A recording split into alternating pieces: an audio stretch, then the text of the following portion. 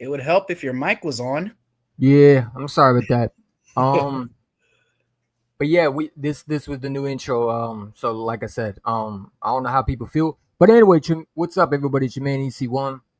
And it's your man, Whereyahidin. How you doing? Don't mind my cat in the background. There's nothing I can do, unfortunately. So you just gotta know it. If he does meow and it does come through, I apologize. There's nothing I can do. But anyway, the Philadelphia Eagles had training camp today. It's almost time for the season. For week 1 versus the Cowboys and versus the Eagles, Lincoln Financial Field, Thursday Night Football, and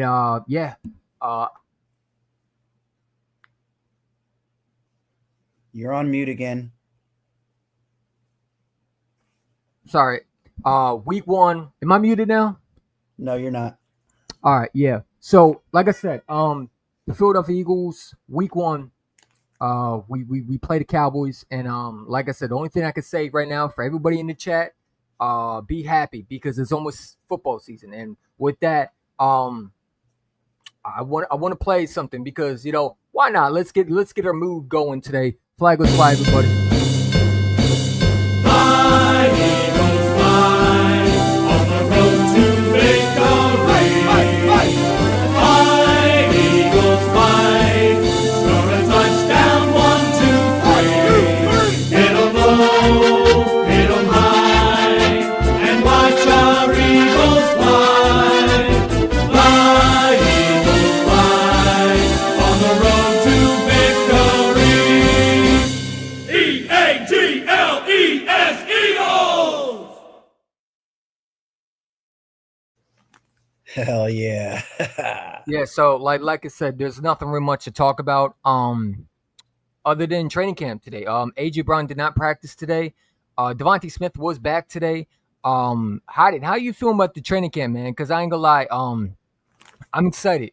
I think this young core that we have is going to do something special. You already got the best quarterback, in my opinion, in the NFL. Whether people want to agree with it or not, it is what it is. We can disagree, agree.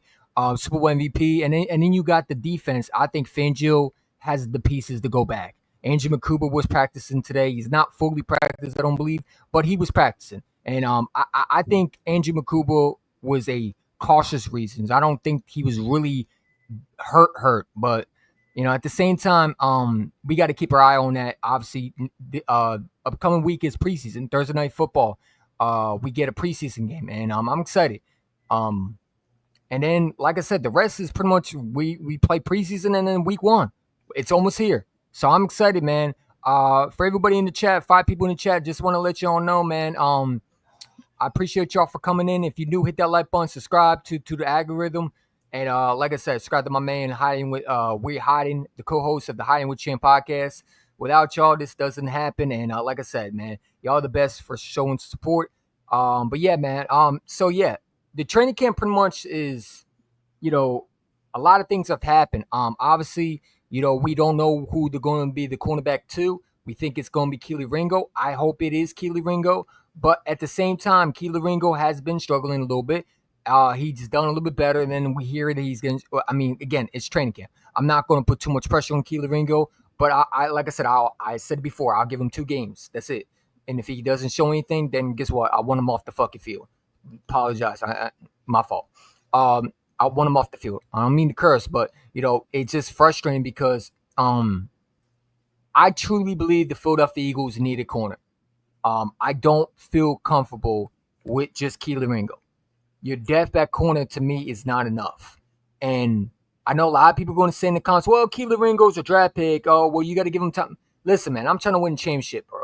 I got no time to sit back and wait for developed players to finally learn how to develop. Either you on this team and you're ready to rock, or you got to go. You got to go. You got to sit on that bench.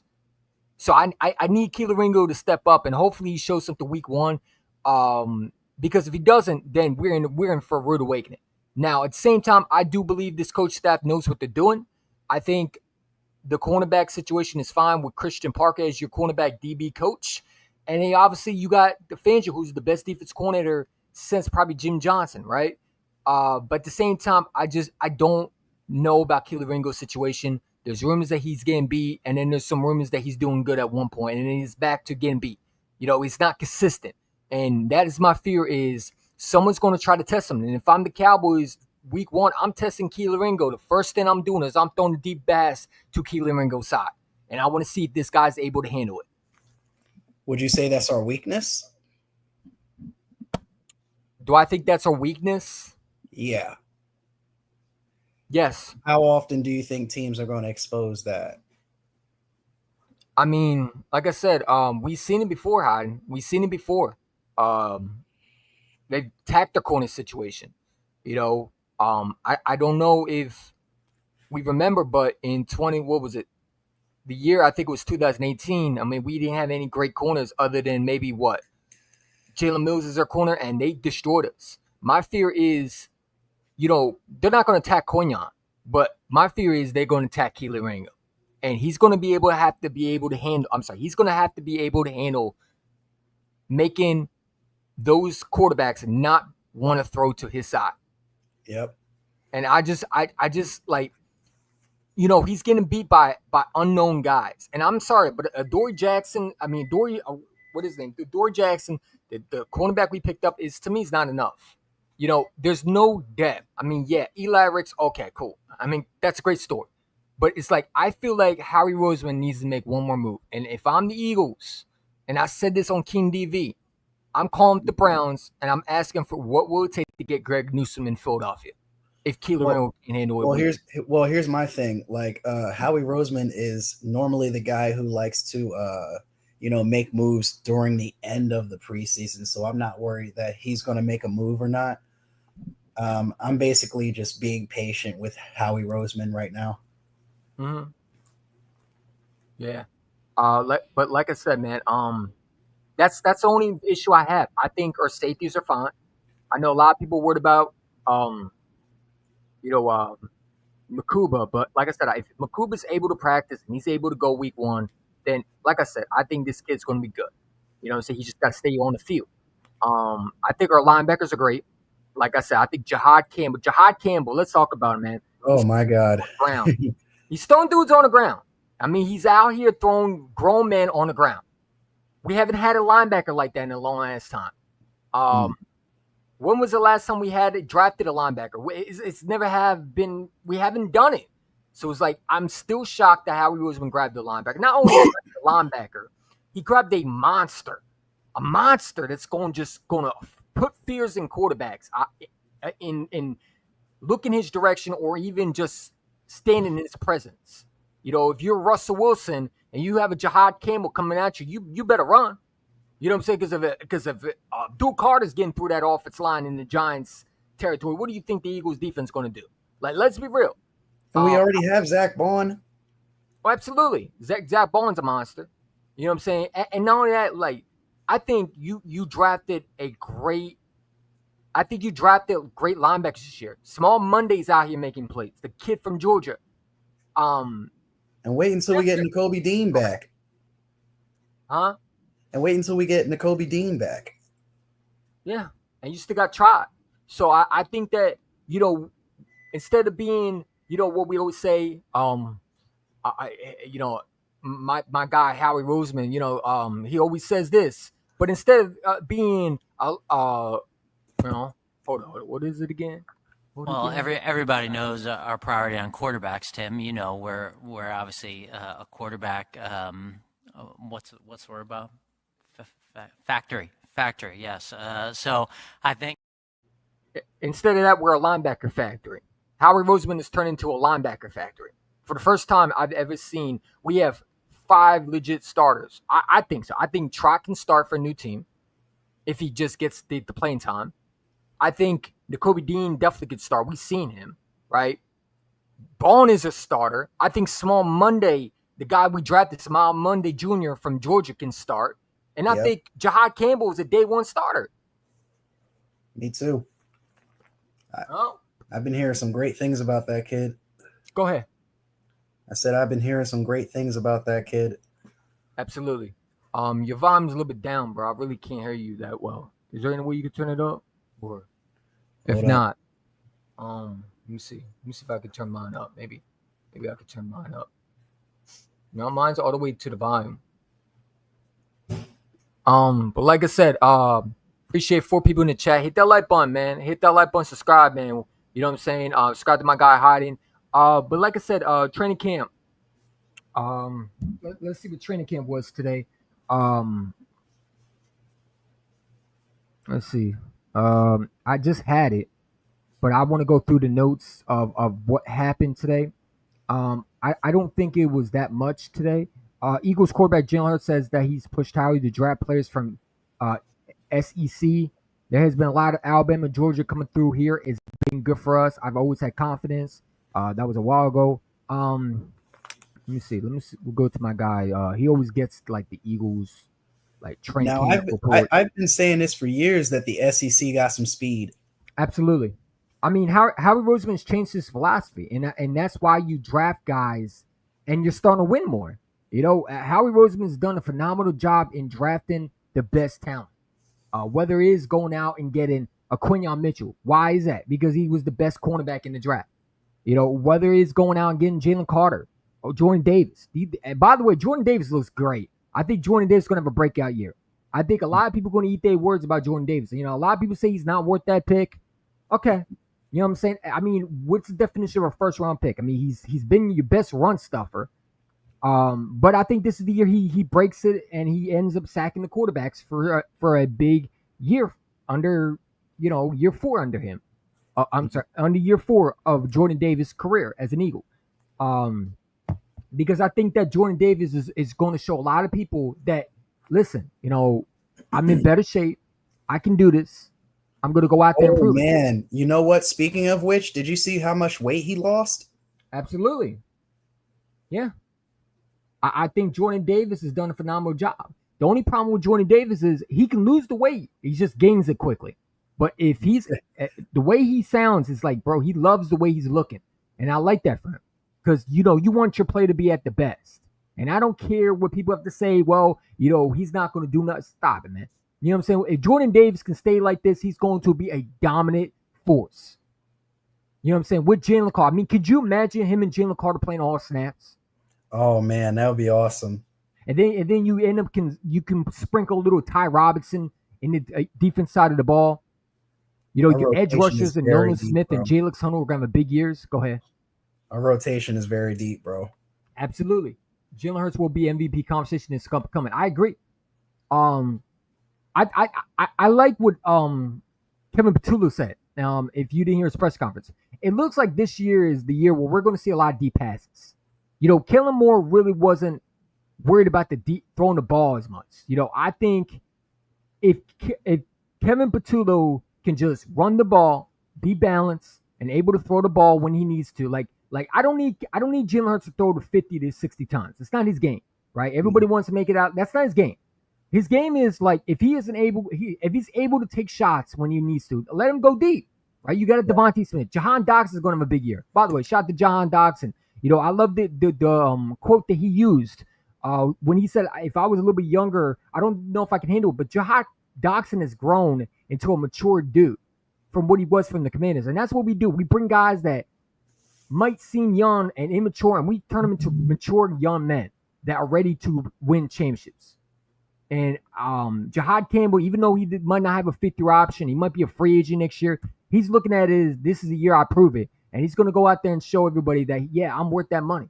And there's going to be teams out there next year that are going to want to pay him, after this season. So shout out to Jahad Doxson. I think Jahad Doxson is going to have a big year. I think that he's going to have a great second year under the Eagles offense. I think he knows what he needs to do. And when we need him to make big plays, we're going to count on him. I think he's going to come up with it.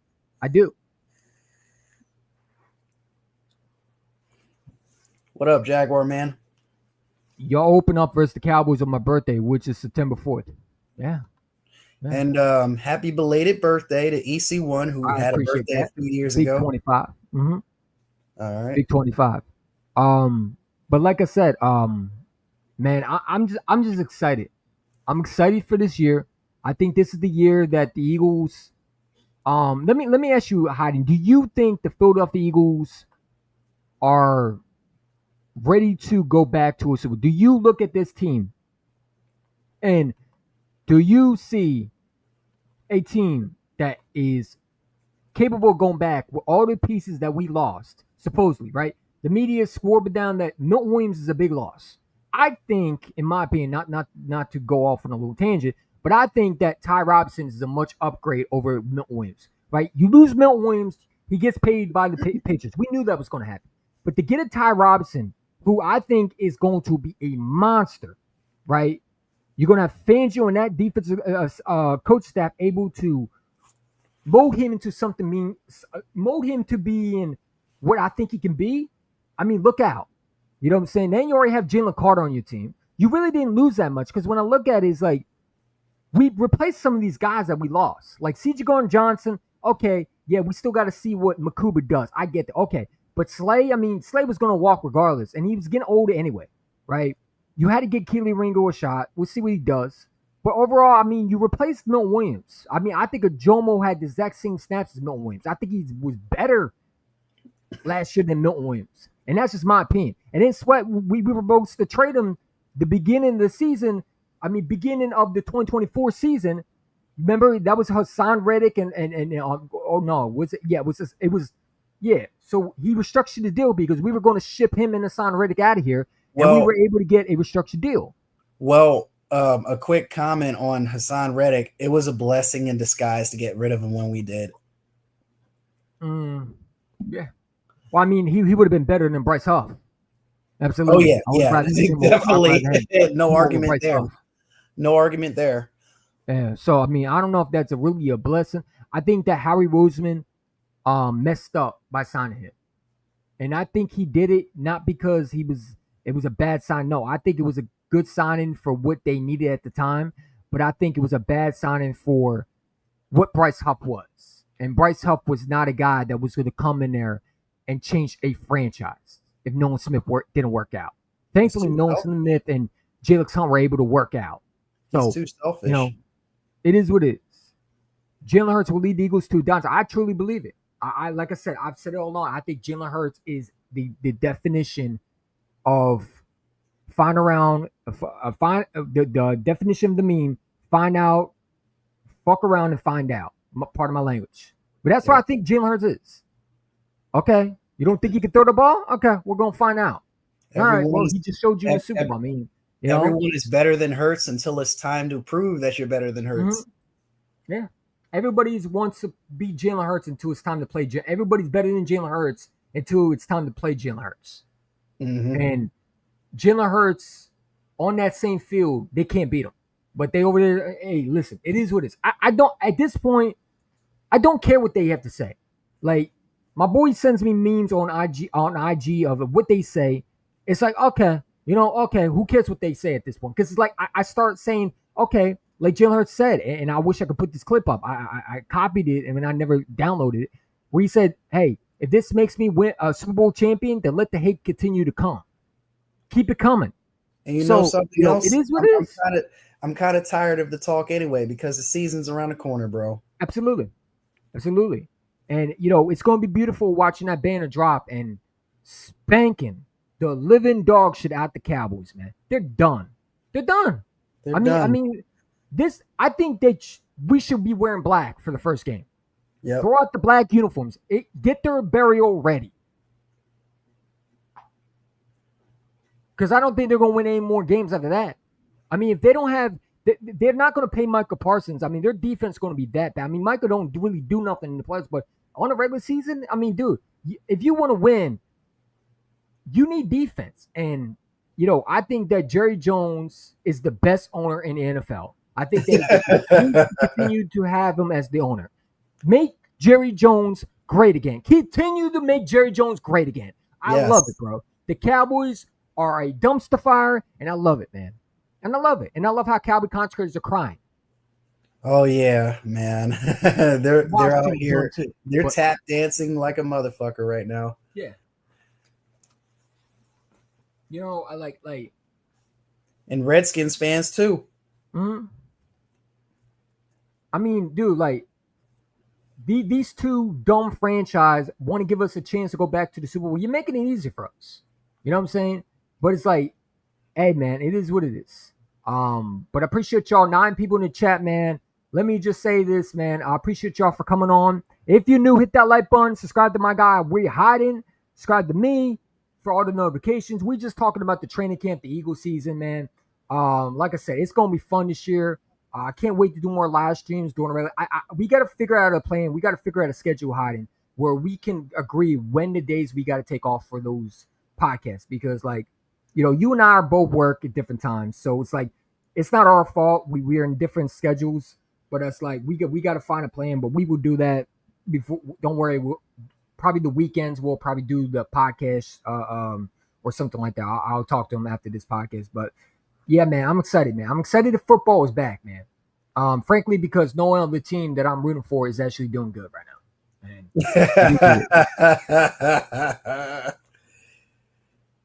And it is what it is, man. Reminder: Peyton Manning says the sky's the limit for Hurts and Brady. Yeah, I mean Peyton Manning. And listen, Peyton Manning is a Hall of Fame quarterback. So I'd rather trust a Hall of Fame quarterback, 2 Hall of Fame quarterbacks over dorks who has a job because they, are friends with someone. Like, you know what I'm saying? Like, I don't care what a dork has to say because he got a job because he knows Nick Ron or he knows Colin Cowherd. I'd rather listen to Peyton Manning and Tom Brady, or I'd rather listen to Kurt Warner, who's won a Super Bowl. It's been a Super Bowl MVP. So if they tell me Jalen Hurts is trash, then I'll believe that. But it's to that, man, I don't care. I don't care what these dorks have to say. I don't. We're going to find out.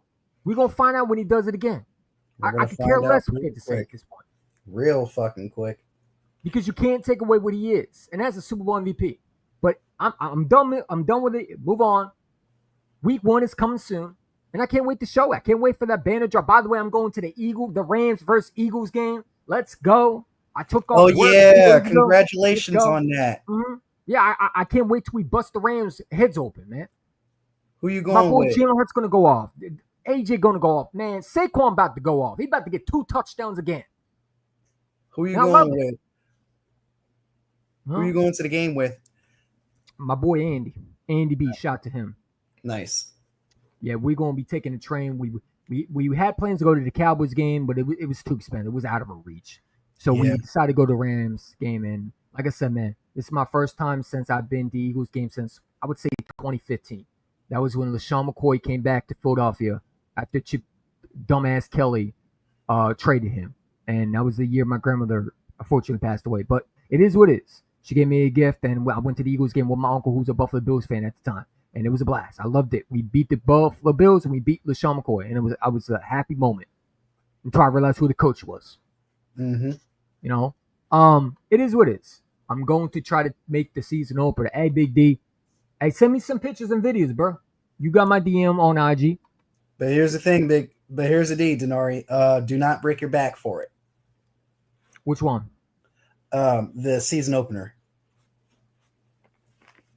Yeah.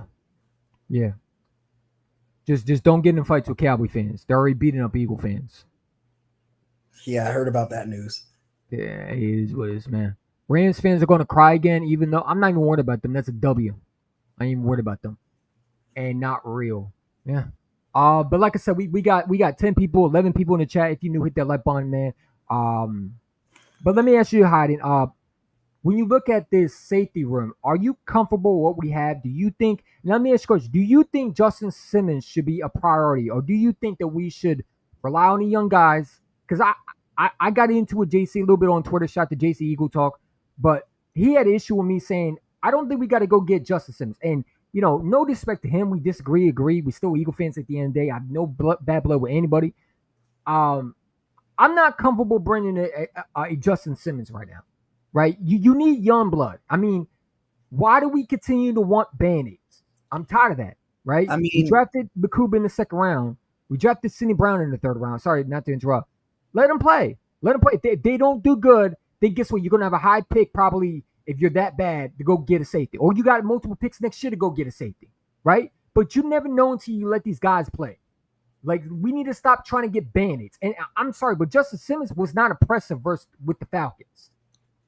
You know what I'm saying? Now, the stats will say that, he was on a bad team and he looked great in man coverage. And maybe he'll do better with Fangio. But it's like, I don't want no Band-Aids.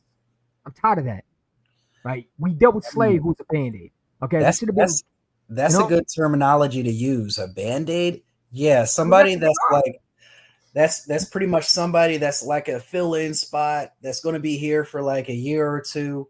Down the road, we need somebody who's going to be here for the futures, like at least 5 years. So yeah, throw that young talent out there, let them get some experience under their feet, and just let it rip. And if it doesn't work out, then we still got more draft picks next year. Like you said, I'm totally agreeing with you here.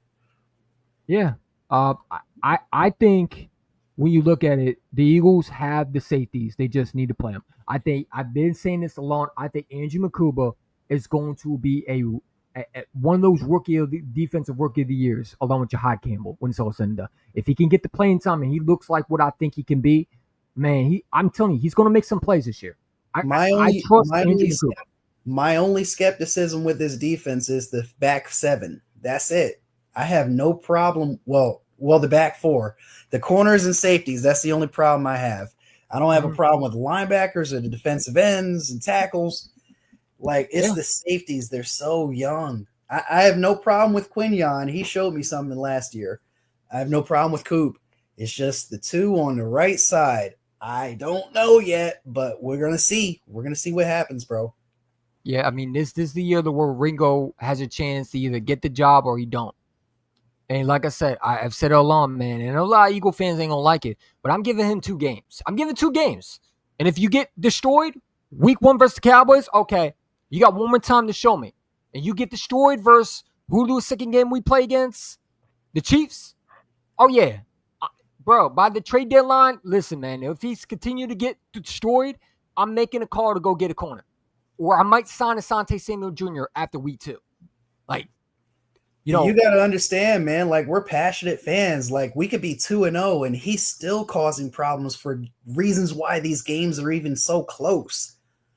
Like, Jesus, like, he's got to get it together the first 2 weeks, like, be immaculate. Like, that's the only weakness that I think we have on the team is that one side of the corners. One of the sides were the cornerback too. And I think that's the weakness. Other than that, I mean, safety is a question mark. Okay, you want to put so safety and corner are probably the weakness. Your linebackers are not weakness. Your offense is not weak. It's going to be interesting what we do at, what is it, right guard? Right tackle? Or is right guard? Yeah, we don't have right tackle over there anymore. Because, like, I really want to see one of those young rookies take that job.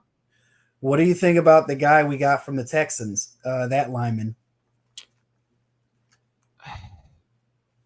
You think he's just a project or a body camp? No.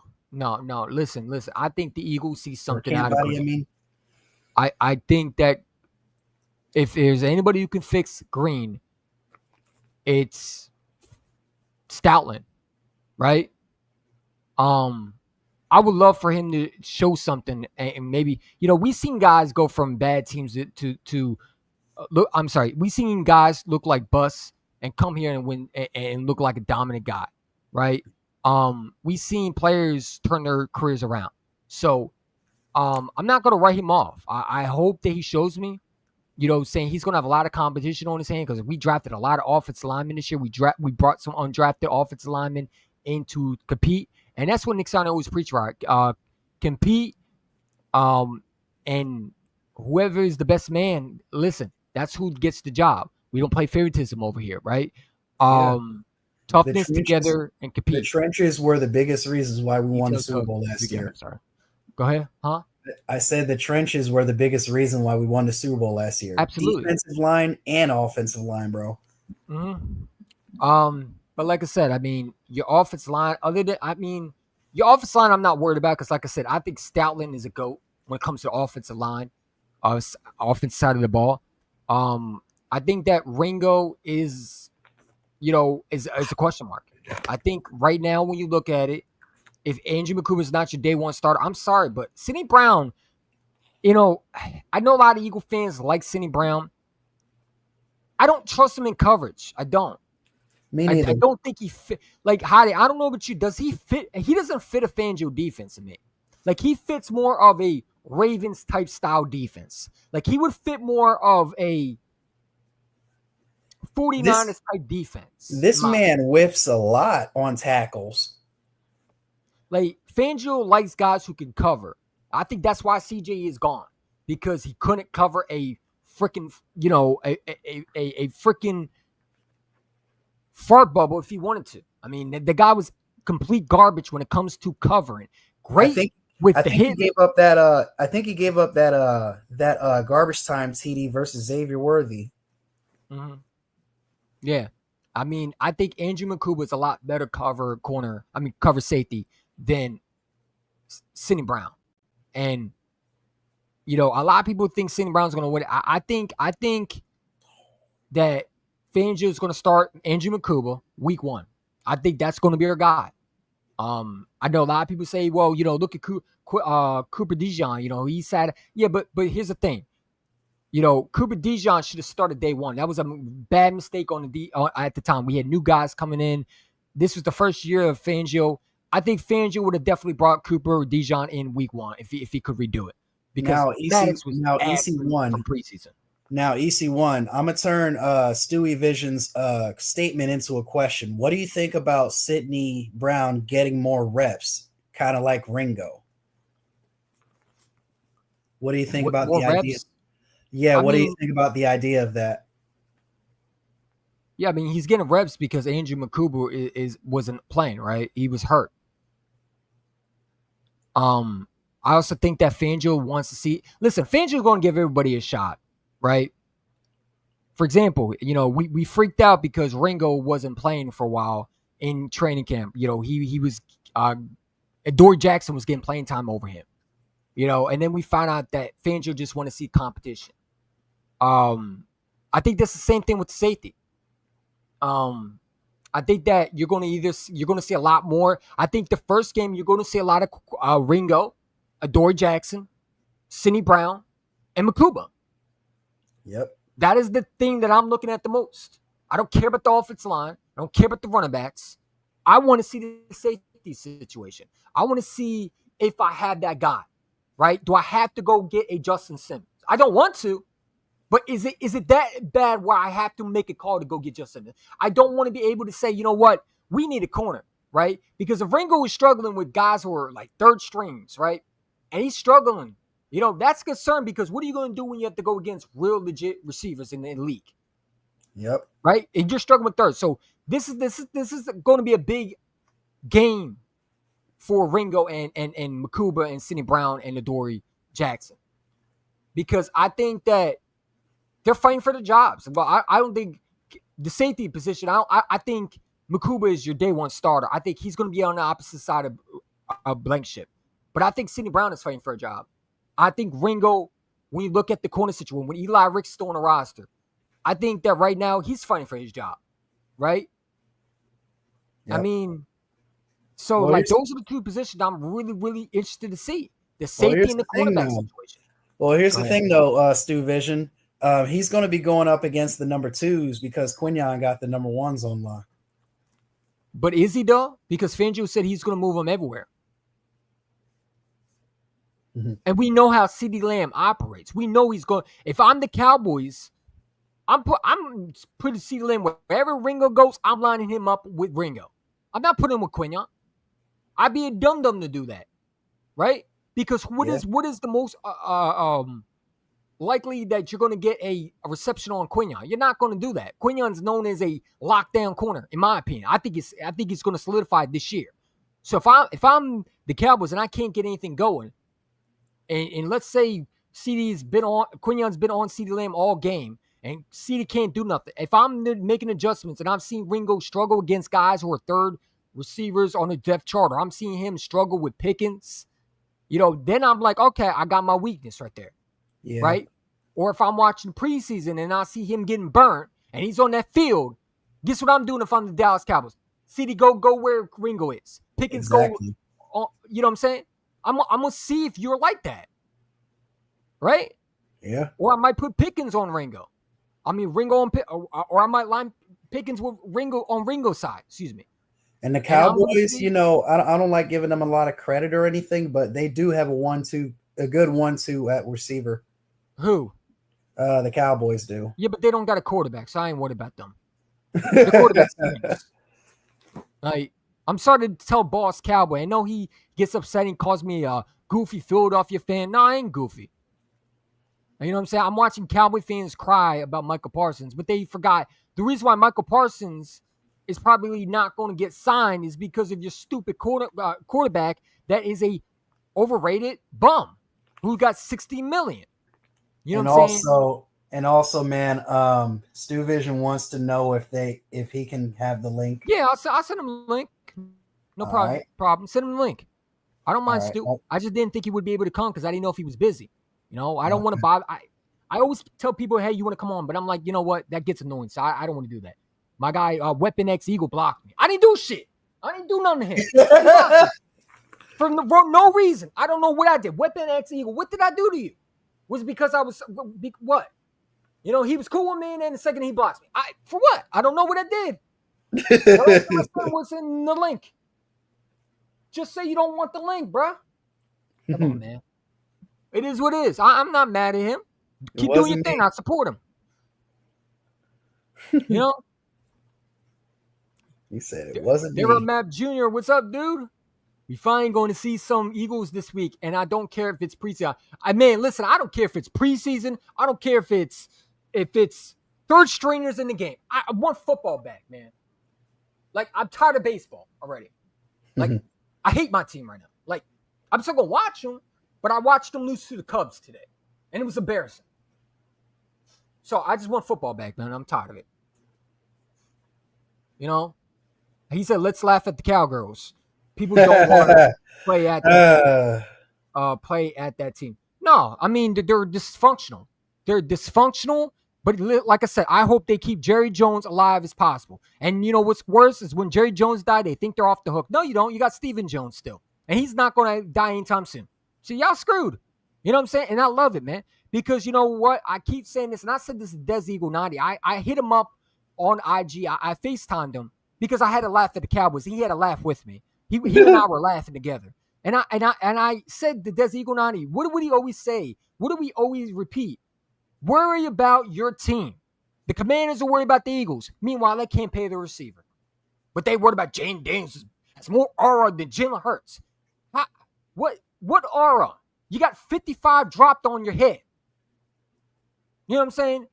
The Cowboy fans are worried about if Jalen Hurts is better than Dak. Well, Shit, Dak don't even have a Super Bowl, so it's not even a question who's a better quarterback. So it's like, y'all were worried about the Eagles so much, and now look at y'all. Ready to get buried week 1 in the goddamn casket. Your season's done. There's no coming back from it. I think the Giants right now have a real chance of being the second place in this division. If I'm the Giants, I'm looking at my chops like, man, we get the Commanders for a week with no Terry McLaurin. Good luck to Deebo Samuel. Someone told me in my comments, I really wish he would come up here because I don't think he will. He told me that Deebo Samuel runs routes. Deebo Samuel, the only thing he runs is to the Dunkin' Donuts to get a donut. He can't run routes. Deebo is not built to be a number 1 receiver. No, he's an absolute joke, man. He's a perfect number 2, and that's fine. Being a number 2 in the league is fine. You know what I'm saying? They're absolute joke, bro. I'm tired of Cowboy fans. I'm really getting tired of these Cowboy consecrators acting like Jerry Jones don't do nothing for you. You know what I'm saying? Like, listen, is Jerry Jones senile? Yes. But it's like, dude, you got a choking quarterback. So it doesn't matter if you sign Michael Parsons. You ain't going no Super Bowl with Dak. So if I'm a Dallas Cowboy fan, just know that you're not going to the NFC Championship game this year. Every year, Dak's your quarterback. Just remind yourself, Dak can't win big games. No, he can't. You know what I'm saying? Meanwhile, Jalen Hurts wins big games. And when Jaden Daniels has Terry McLaurin, which is not going to happen more likely, he's been to the NFC Championship game. He doesn't beat Jalen Hurts. Mm-hmm. You know what I'm saying? But like I said, man, I'm ready for week 1. I'm ready to put the Cowboys in the casket. I'm ready to send them home with an L. I'm ready to go on another winning streak. I'm ready for all of that. Did you send Stu the link?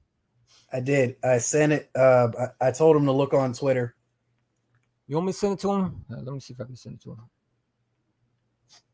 You know what I'm saying? But I don't care about Cowboy fans, man. They're irrelevant to me. The only time I'm talking about them is because my boy DMs me, who's Valix, talking about Michael Parsons. Bro, I don't care about Michael Parsons. I hope you trade him. Why you send me a link about the Cowboys, man? I ain't my team. Like, I don't care where Michael Parsons go. He can go to Jacksonville. I don't care. We were going to beat his ass anyway. I don't got to worry about him. We were going to beat his ass anyway, whether he's a Cowboy or not. Like, we were going to beat his ass anyway. I don't give a shit if he goes to the damn Giants. They're still losing. All these Cowboys fans crying out here like they're about to lose Jesus Christ or something.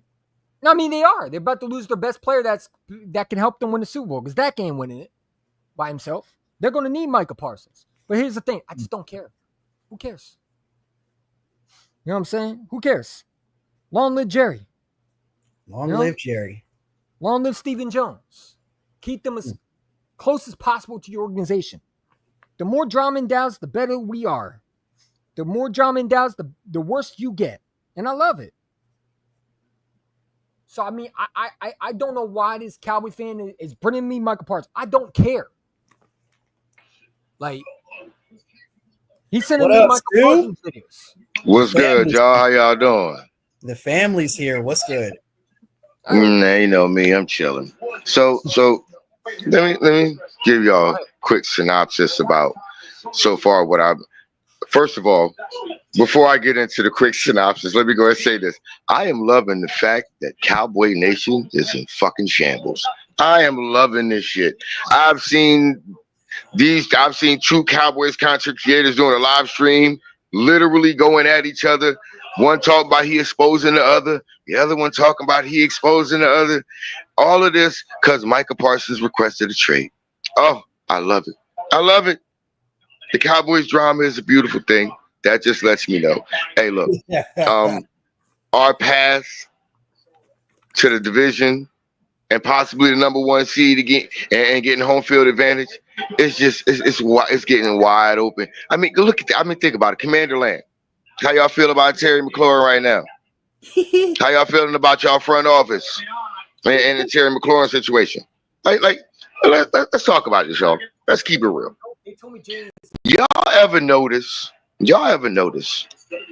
that when it comes to all of us keeping our players intact. We went in the division. First, we ain't like, let's leave the Giants out of this. They're an afterthought in this conversation. The Commanders have been moribund, pathetic, and underachievers since January of 1992. These son of bitches get one winning season, and they think they the shit. Yeah. And Terry, they bring in Debo. Terry said, hold on now. There has to be a clear, definitive number one in this situation. I'm on the last year of my deal. He on the last year of his deal. One of us, between me and this nigga, got to be determined as the number one. Hey, I've been here loyal to the soil since we was the Washington Redskins. Nigga, if my loyalty ain't worth me getting a goddamn contract extension, and you just brought this nigga in. Oh, wait, that's right.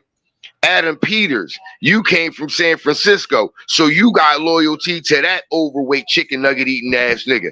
Hey, y'all better goddamn give me my money, or my motherfucking black ass ain't playing. And we all know this. I'm gonna go ahead and tell you this. Debo Samuel, he is not a number one type receiver. I told you that. Hell, he's not even a number two receiver. He is a gadget player. He's a gadget player. He's a gadget player. He's not even the fourth string on our team. Because here's the thing about it. He's the number While four. we sitting here, he's not even a number four receiver in my opinion. Here's why. Go ahead. And this is where I'm gonna segue into my synopsis. As a wide receiver, do you know I really believe Debo Samuel is not better than Terrence Marshall Jr.? Yep. Here's how I can say that. We may sit here and look at Terrence Marshall Jr. since he's been in the NFL, but look at the teams he's been on, the quarterbacks he's played with. Terrence Marshall Jr. ain't no fucking scrub, bro. He was a number one receiver at LSU. Terrence Marshall Jr. is basically what you get with George Pickens. Yep. And that's a guy trying out and competing for our number 3 slot. So when we hear, oh, Ringo, oh, he had good. This is the key that y'all got to look at. Oh, the catch was made on Ringo. But think about this. They said this literally every time about catches made on his coverage. He's right there. Yep. It's AJ. It's Smitty. Like, look, this who they going against every day in practice. Trust me, the more lumps he take against them, I'm sorry, that's the best. To me, that's either the number 2 or the number one or two wide receiver duo in the NFL. If you taking lumps from them every day in camp, I'm sorry, ain't too many wide receivers in the NFL gonna really do nothing with you. So when I hear people say, I hear people say, huh?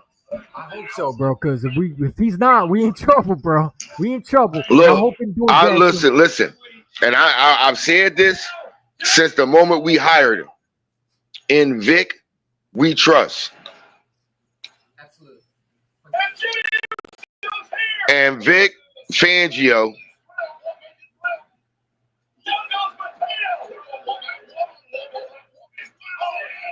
You must be watching. My thing is this: we always say, "I'm sorry, I'm watching SummerSlam too, y'all." But in Vic, we trust, right? Okay with well, in a press conference earlier in the offseason, beginning of training camp, I specifically remember hearing Vic Fangio saying, when it comes to Ringo, all he needs is reps, and it's up to us as coaches to get him the reps. Yep. Okay, cool. Get him the reps.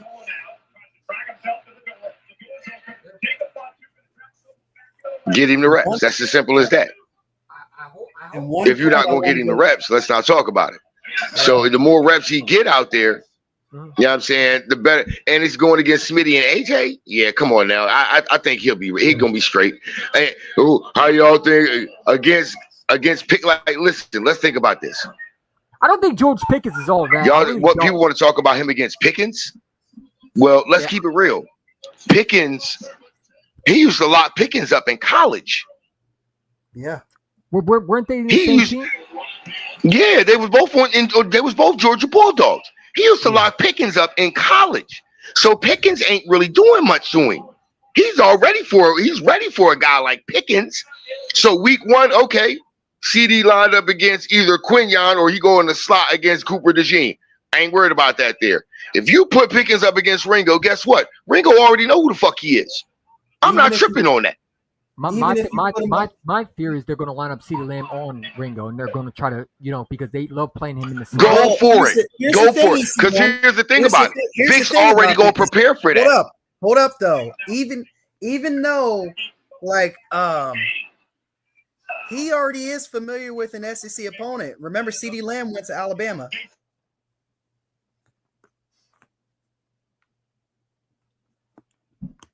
CeeDee Lamb's Oklahoma. Or Oklahoma. I can't believe I said Alabama. No, but there and embarrass myself. I mean, I get it, and I hope he works out. Like I said, I'm rooting for Ringo. Like, but it's like when I see reports in training camp that he's getting beat. All I can go is by what they're saying. I mean, I'm not out there, right? I wish I was, because like I don't know if they're just saying that or they're just saying what they want to say and they're not putting the full context, right? Right? Because we know Elliot Shulperks and all these guys, these dorks with pens. I want to say dorks, but some of them are dorks with pens. Or how you talk about? Oh no, they beyond dorks. They fucking lames with pens. Just be respectful, man. I don't want to call just random people dorks, but it's like I don't know what's out there. Like Stu, you and I, if we were out there, we probably couldn't assess what was really going on, right? We could say, well, he's not that bad. Well, let's see. Look, he's doing good, but we're not out there. So it's like only thing we can go by is what they're saying, and they're saying he's getting beat, and then they're saying he's doing good, and it's who you listen to, honestly.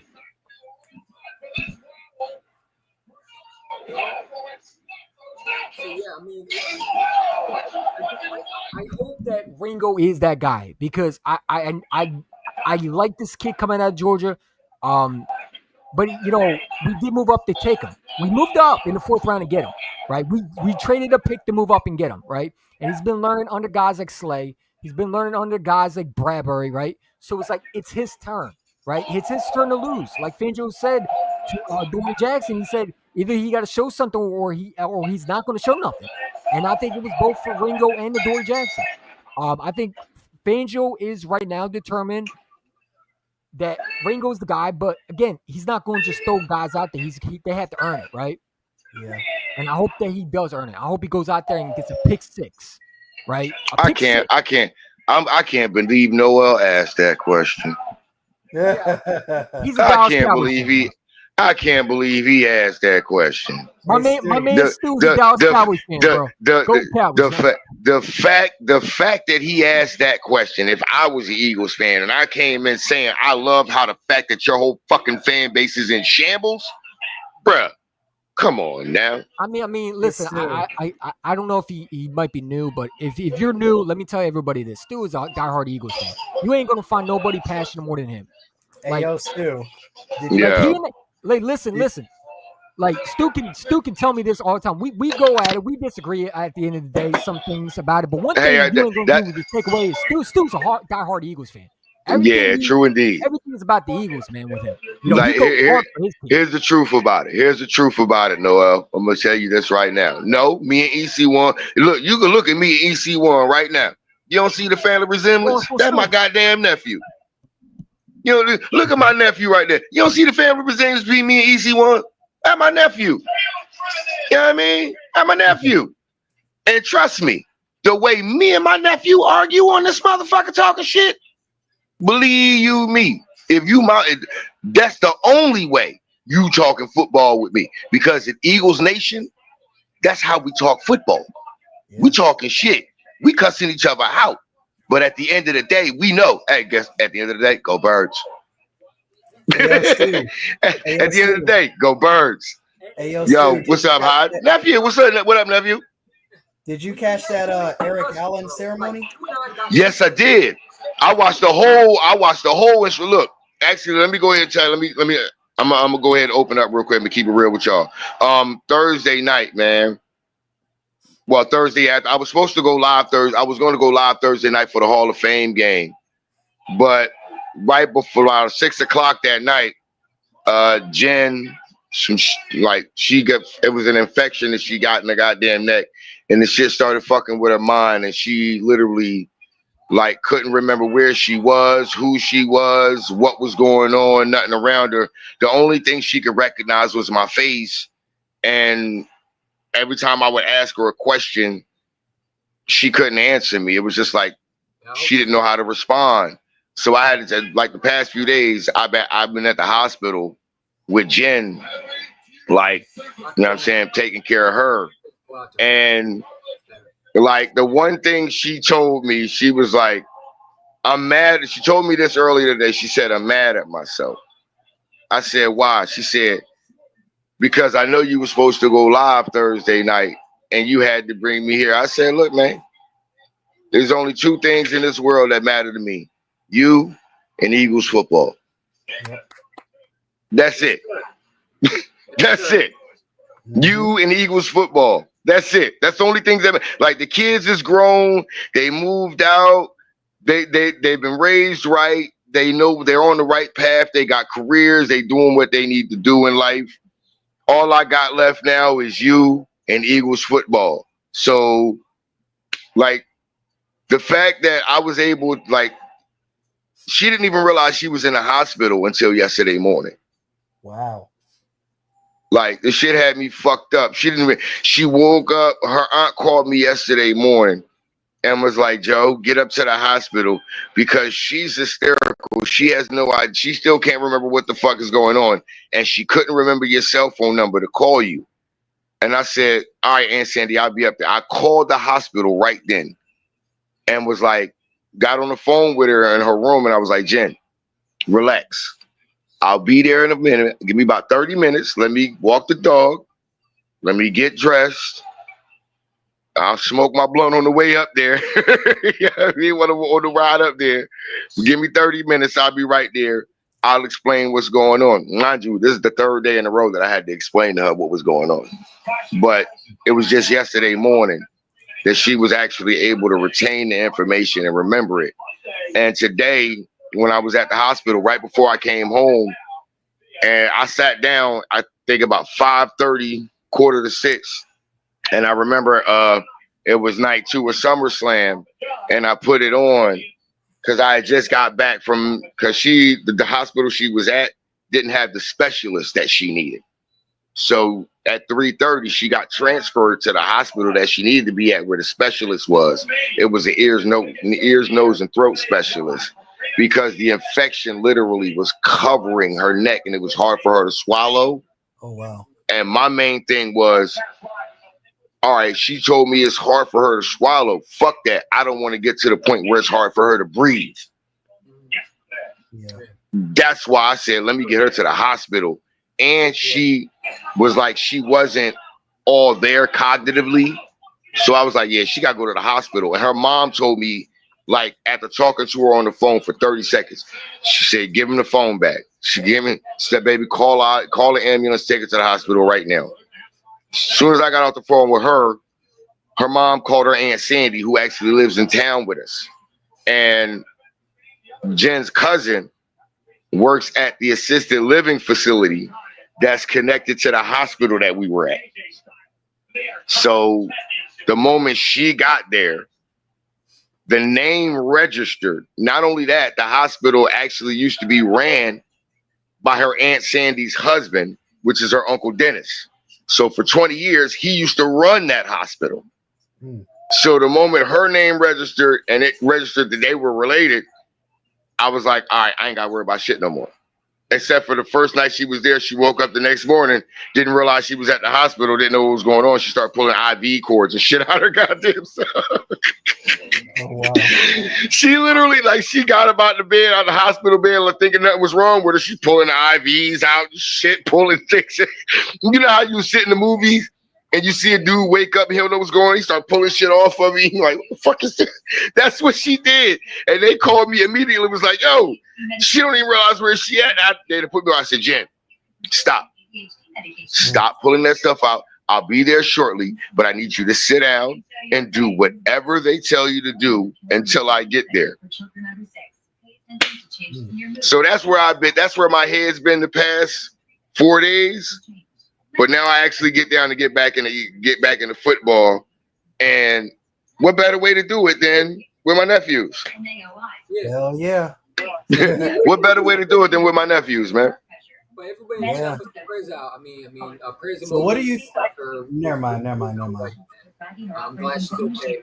You know, we definitely glad she's okay. You know? I appreciate that, y'all. But hey, Philly thing, it's a Philly thing. EC1's still here. He's still here. They still here. They was just giving me the floor to talk about what I've been going through the past couple of days. You know what I mean? Just to get that out so I can let everybody know, hey, look, I've been going through a little something, but it got better starting yesterday and even better today because she's where she needs to be to see the right people. So now I can actually decompress about that because the only two things I have in life is her and Eagles football. So I can get back into Eagles football now that I know she's going to be all right. Yes, sir. And by the way, Noel, I appreciate you calling me Eminem, you know, because he's a great rapper. So, you know, I don't know if that's with the insult. I know a lot of people call me Eminem. They call me Malibu Most Wanted. Hey, it is what it is. I don't even give it. Hey, look, guess what, though? In the black community, Eminem and Malibu Most Wanted, they both cool. Don't be hating. Don't be hating.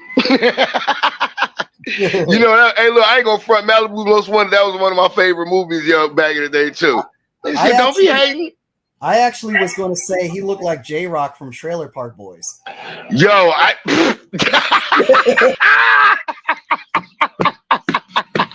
hiding in timeout for that.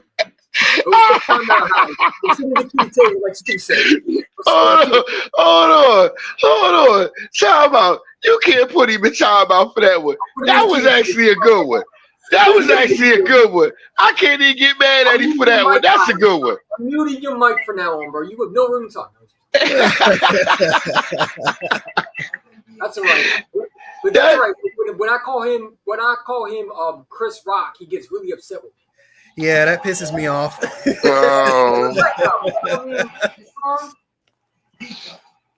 Well, here. Okay. We won't call you Chris Rock. We gonna call you Chris Cotton because you soft, huh?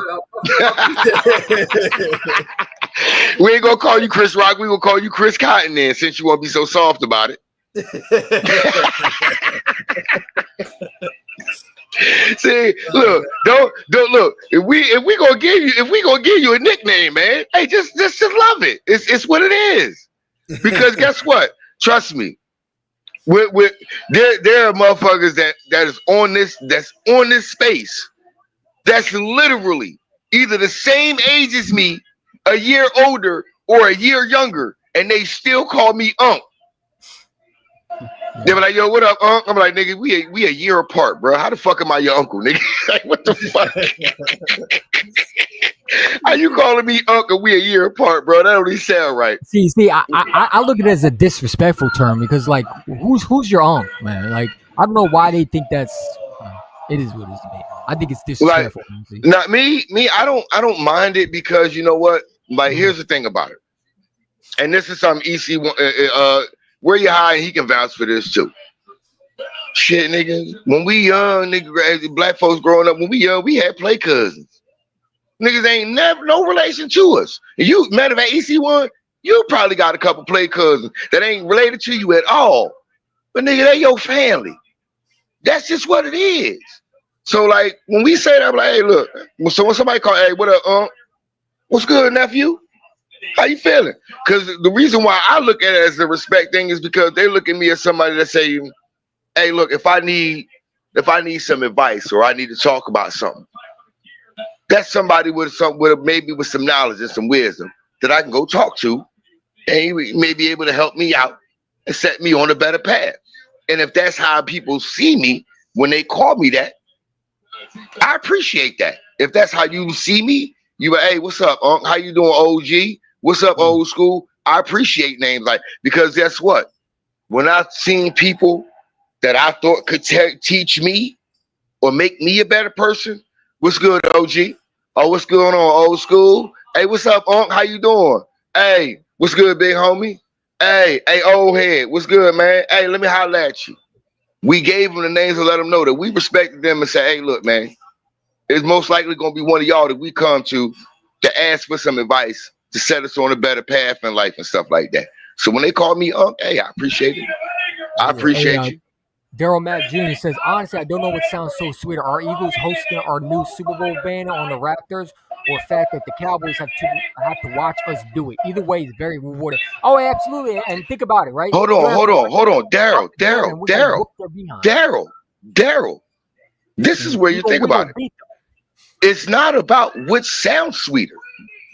It's about you taking one of them. Okay, yeah, we getting a banner drop. Oh, that's so sweet. And then guess what? That division rival that ain't won a championship in 30 fucking years, they gotta watch us drop one. Oh, baby, that's beautiful. Let's go. One makes the other sweeter. It don't matter. We're nothing but petty in Philly. Absolutely. Hey, stay petty so you ain't got to get petty, baby. Let's get it. I'm all about that shit. Hey, Stu. You got stupid motherfuckers like, you got stupid ass people like Johnny Manziel talk about, slap Gilly the Kid. Nigga, where you gonna live? How you gonna make it out of Philly? How you gonna make it out? How you gonna make it out of Philly once you do that? Yeah. He said, this ain't 1940 no more, nigga. Niggas fight back now, Johnny. And people don't understand. Like Gilly is a guy who likes to try to be funny, and a lot of people don't have sense of humor. No, that's the thing about it. Gilly doesn't even try to be funny. This is one thing I know. But I'm gonna keep it real. Gilly's 4 years older than me. I'm 45 years old. Gilly's been the person that you see Gilly be every day, all day on social media. That's who the fuck he is. He's just a goofy ass dude, man. He's a goofy, fun-loving dude, but at the same time, he's one of them niggas that if you try him, that's a bad idea. It is. It's a very bad idea. Because one thing Gilly always was big on was the people around him and the loyalty and love that he showed them. Yep. Gilly has so much love. You can be out of town. You could be out of state. If you see Gilly and you can nigga, I'm a Philly dude. I just was going to, and Gilly, oh shit. Gilly literally will come out his fucking pocket for you. Hey Stu, I'm checking on my live stream right now. It's buffering. Can you YouTube might need to copyright it. I might need to refresh my joint. My bad. No, it's not that. I think YouTube is trying to copyright us because the thing in the background, I think they're going to think that's copyright. So just I got you. My bad. I got you. You know how YouTube is, man. They're petty as hell. Yeah. I got you. They like to mess up the live streams. Like, you got anything better? Yeah. I got you. Wrong. But I'm. Yeah, I got it. Yeah, I got you. I got to turn that down. I ain't even realized my damn TV was that. But damn it, that is a big ass TV though. Hey, Stu, you gotta talk to OG Wade, man. OG Wade thinks that next year we're not gonna have our both for receivers again. He was just on the podcast. Get the fuck out of here. We're not going what? My boy OG Wade, shout out to him, but he has a podcast that he does, and he kind of thinks that we're not going to be able to pay receivers next year. Like, one of them is going to go, and I'm like, all right, chill out. They're under contract until 2028. What are you talking about? My boy OG Wade would be sometimes saying things, man. Yeah. OG Wade, look, how old is I rock with OG Wade, bro, but it's like he I'm gonna keep it real.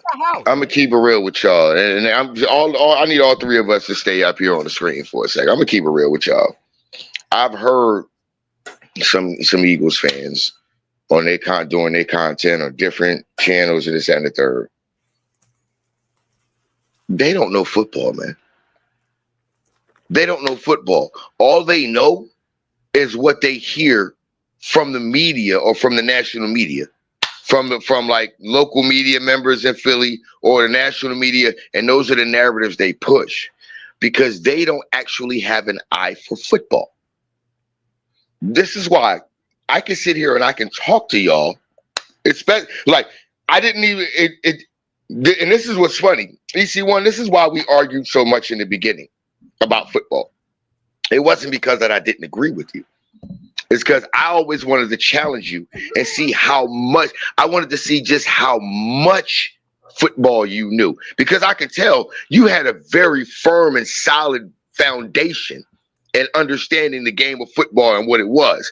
I just wanted to push a little bit just to see, okay, let me see just how much he really, and I was like, oh, and eventually I was like, oh, shit. He got more than a firm and solid foundation. He actually understands what the fuck. And this is what made me say, oh, no, he really understands and he gets the game. Is because, and this is where I say I got to give you credit for this. Brian Johnson, Sean Desai, and Matt Patricia, you called that before I did. I was saying give him a chance, let him get it. You called it to me to say, no, he ain't it. He ain't it. It ain't it. And I wanted to give him a shot, but you saw it early. And that's why I said, I got to give you credit for that, because you saw it early and seen that, this ain't it. Something wrong. And here's the thing about it.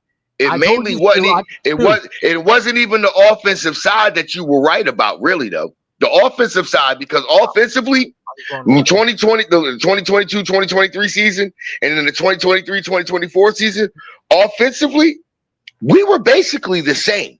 Yeah. Defensively is where you called it out immediately. It was like, no, this ain't it. This ain't it. And I was just like, I mean, yeah, you're right. I was like, yeah, you're right. I told you before, like, I wish we did win a playoff game because I wanted you to be right so bad. I wanted to look like a game. You know what I'm saying? Like, literally, we could have, but our game plan. To do that. You know? Look, we could have won that game, but offensively, our game plan in the beginning of the game was just absolute trash. Mm-hmm. It was. We didn't focus enough on the run. We had no Smitty, no AJ, no Lane Johnson out there. Yeah, we did nothing that we should have did, and I was just like, we could win it, and I wanted us to, but damn, And by the way, shout out to King DV in sports. Him and I are cool again. You know, we squashed the beef because, like I said, I'm glad y'all did. I'm glad y'all did. The fact that we hate each other, I don't hate. It was just the fact that we were just angry at our team. You know, saying this is the point. And look, at the end of the day, at the end of the day, I believe at the end of the day that you and Smitty will squash it too. Yeah. I believe y'all will at the end of the day.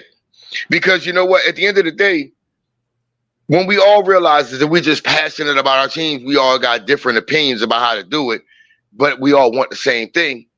Everybody can sit there and be like, you know what? Yeah, I get it.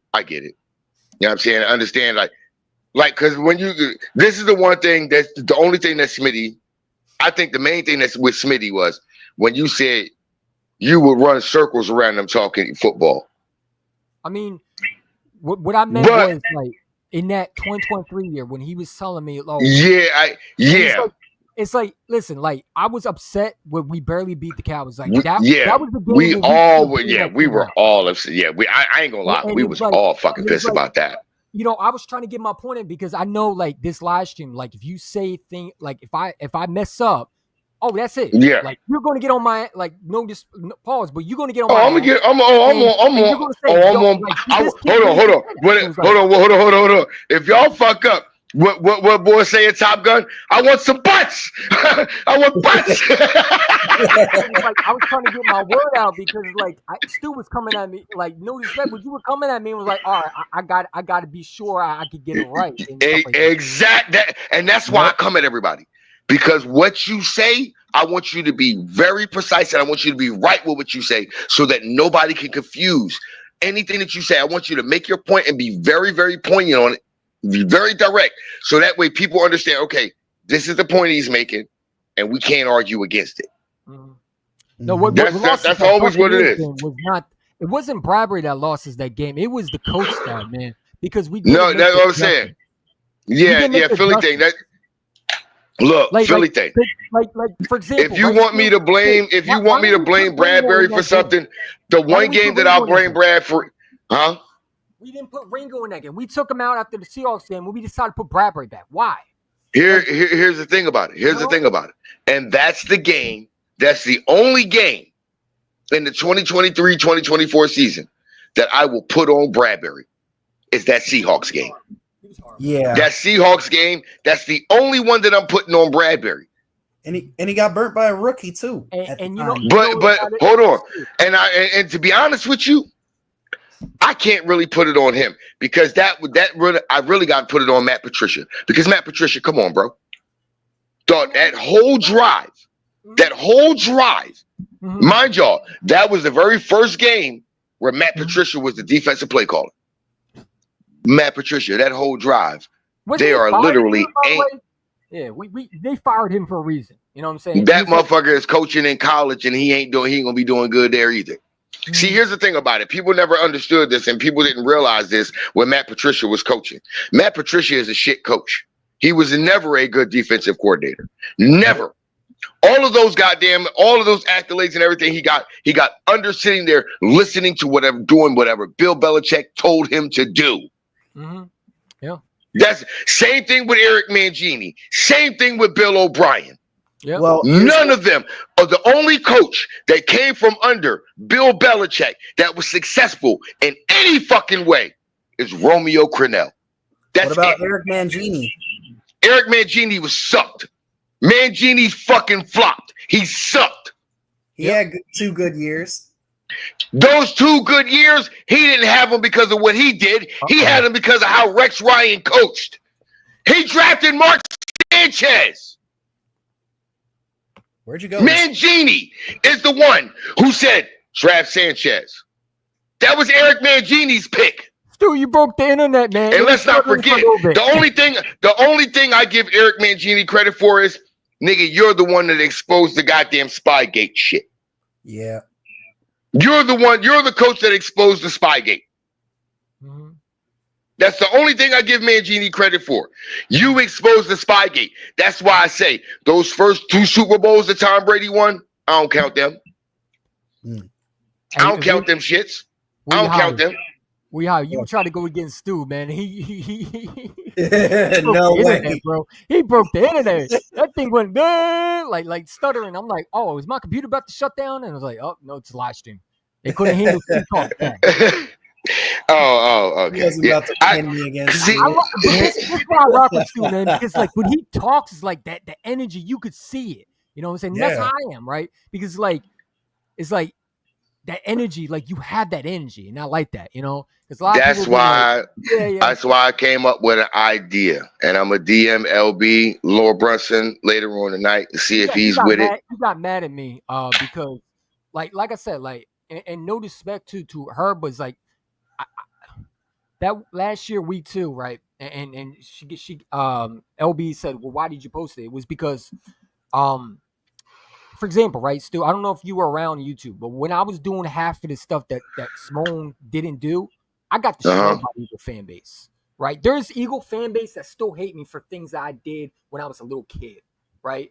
And it's like, and if I did that like a little bit older, like I would have got destroyed. You wouldn't even look at me the right way if I said, you know what, I quit on my team, I'm a free agent. You would say, bro, what?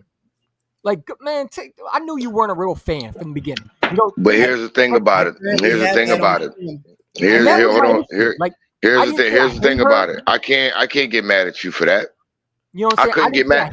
Here's the thing. Here's why I couldn't get mad at you for that. I couldn't get mad at you for that because I have a biological nephew.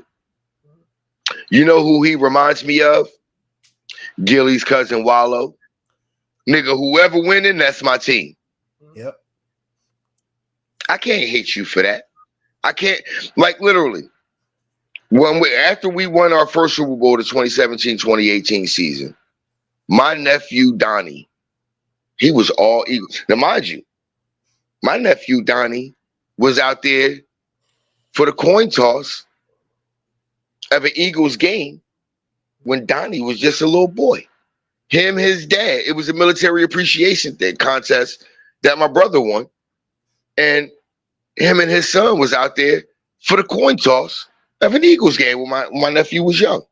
Yeah. That right there alone should have made you an Eagles fan for life. See if hiding under a branch, man. What is that? Is that a blanket?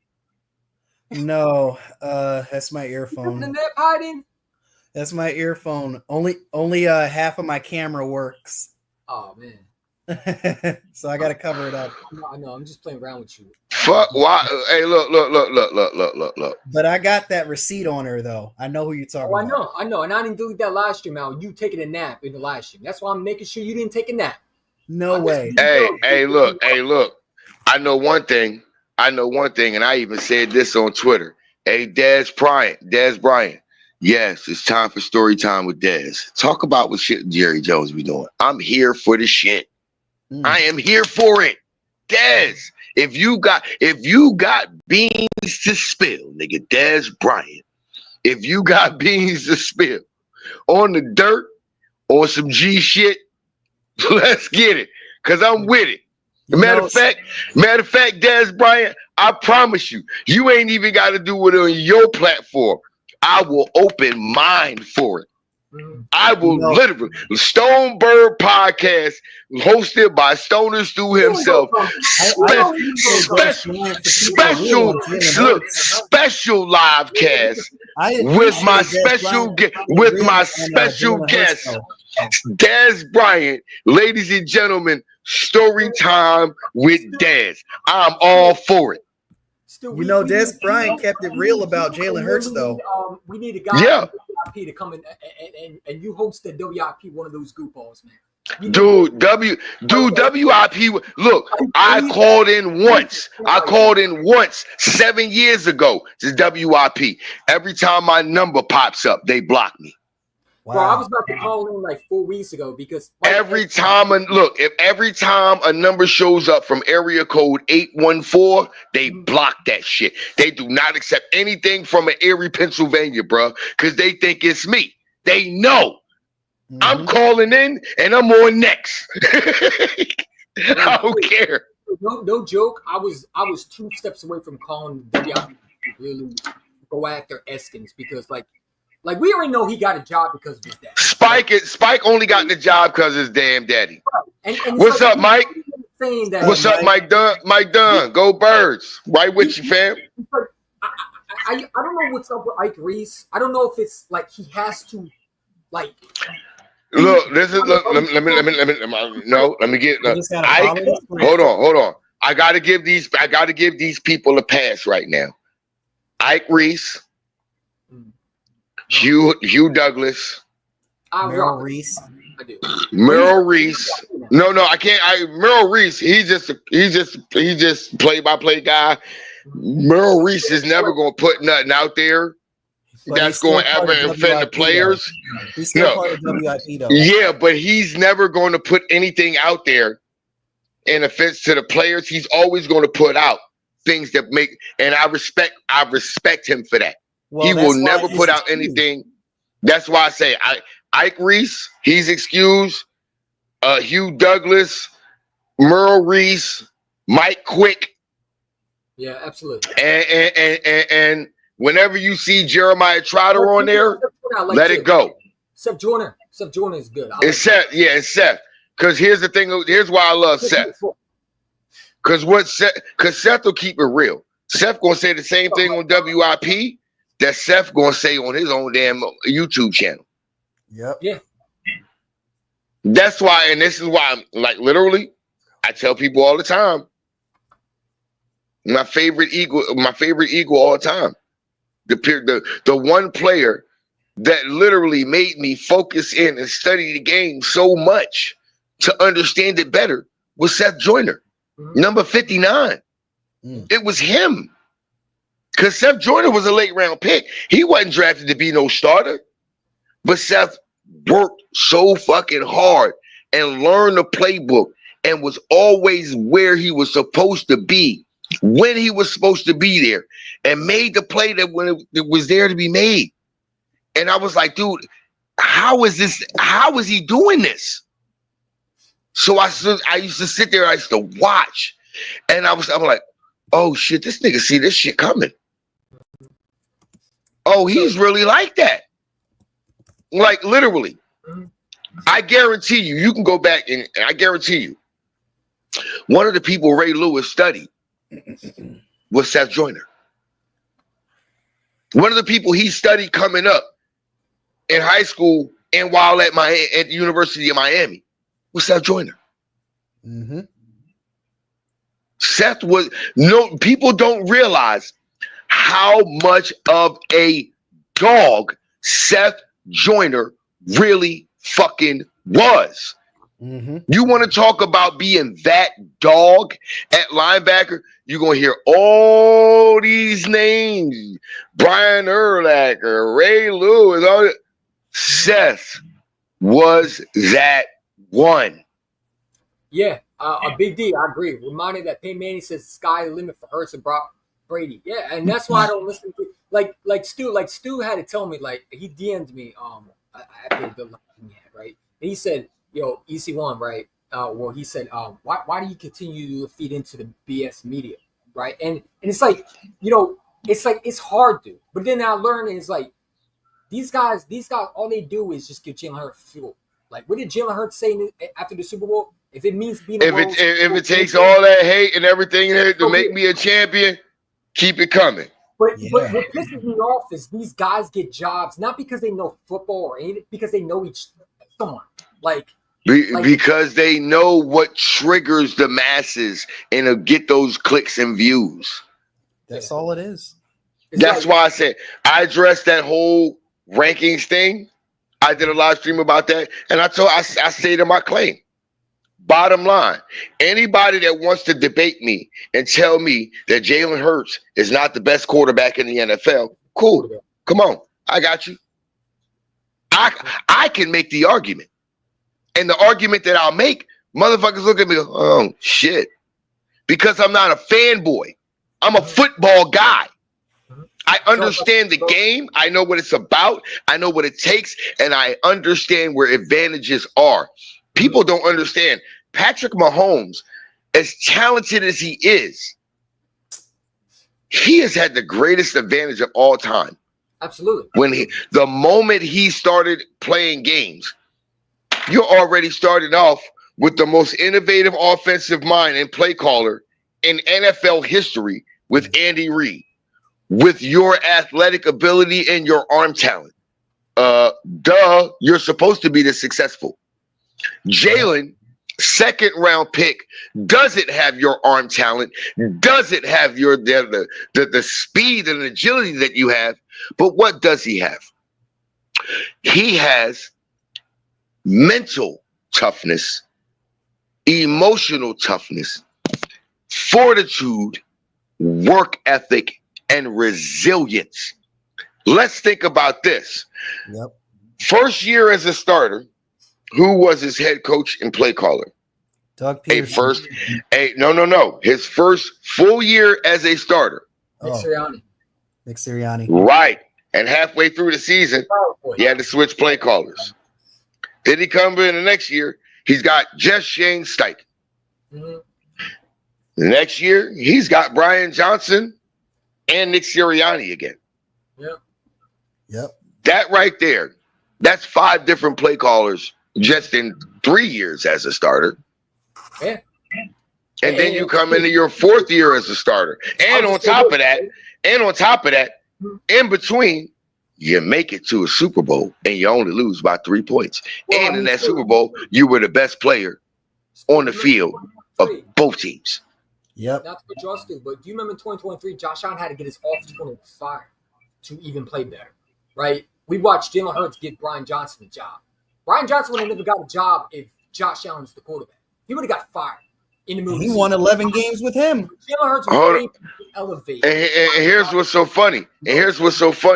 Just saying. They said that Jalen Hurts never played at the same level that he played at in the Super Bowl 57 performance until he got to the NFC Championship game just this past year. I look at them and say, liars. Do you not remember 2023 season?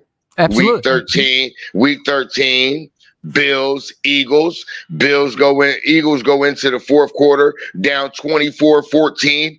How did that game play out? Oh, Stu, Eagles you end up winning that game 30. Bro. Thank you. We were arguing. Thank you. And I told you. I told you. You told me to calm down. Like, Jalen got us. And I'm like, bro. I told you. His quarterback should be like I told you. I say, look, calm down, bro. Fourth quarter, this is where Jalen steps into his own. Jalen got us. We're going to win this fucking game. Fourth quarter and overtime. Did we not see Jalen Hurts step into his own and take us to where we needed to go? And then in overtime, he said, right there at the end, he said, you know what? I ain't risking. We in a rainstorm right now. It's pouring. Look, fuck all this throwing it. Fuck all this doing this. Hey, run up the middle. No. He ain't even running up the middle. He ran it out there to the left side when after the snap, Jason Kelce went out there, took out that edge rusher that was coming in. Boom. What Jalen do? Follow me right. Gone. Yep. Yeah. Gone. Touchdown. Part the season. Touchdown. Game over. That is him playing at that exact same level he played at in Super Bowl 57. Yeah. Because guess what? Super Bowl 57, we down goddamn 8 points. We down 8. Mm-hmm. Yep. Who go down? Not only run the goddamn touchdown again, but look how he physically had to run in the 2-point conversion just to tie it 35-35. That's hard work. Come on, that's playing at that same fucking level. But they said he didn't play at that same level. Like I said, he would have played at the same level if the dude who's not here anymore, the wide receiver who should have caught the ball, didn't drop the ball. We would have sealed the game, and we wouldn't have to worry about our defense. Hold on. Who pointed that out? If Quez Watkins doesn't jump to catch it, he just runs through, catches the pass. That's a walk-in touchdown. We win by 4, not lose by 3. Can I get a witness? Hey, goddamn, stop playing with your boy. Here's something else to credit you for. Remember that time you predicted when Jahan Dotson was going to be Jahan Dotson? I said it. Big, look for a big play to either score or set up a score from Jahan Dotson early in the fucking game in the either in the NFC Championship or the Super Bowl. Look for it. He ain't been a factor like that all season long. He ain't got the touchdown pass to that Green Bay playoff game in the wild card round. Cool. But the chemistry there. Dotson's going to have a bigger year this year. Oh, he about to have a big year this year. Because I kept pointing it out. He only got here 8 days before the beginning of the season last year. Now we get a full. He didn't have exactly. He got a full off season with everybody. So he know. It's just like my man Jacob Fatu say, get in where you fit in. I mean. And this year, oh, he gonna get in where he fit in. Absolutely. I mean. Because when you listen to like the offense corner, what's his name, Kevin Patullo, like I think this is the year where they're gonna ask Jalen Hurts when he needs to take those deep shots. Where I think Kellen. Not only that, not it's not even about the deep shots. It's not even about the deep shots. I think Kevin Patullo has found a way, because you got to think he's been here since the beginning, since Nick Sirianni and them first got here. I think Kevin Patullo is going to find a way. Because remember, how long has it been since we seen the running back screens? We ain't seen that shit since Miles Sanders' rookie year. That's the last time we seen running back screens.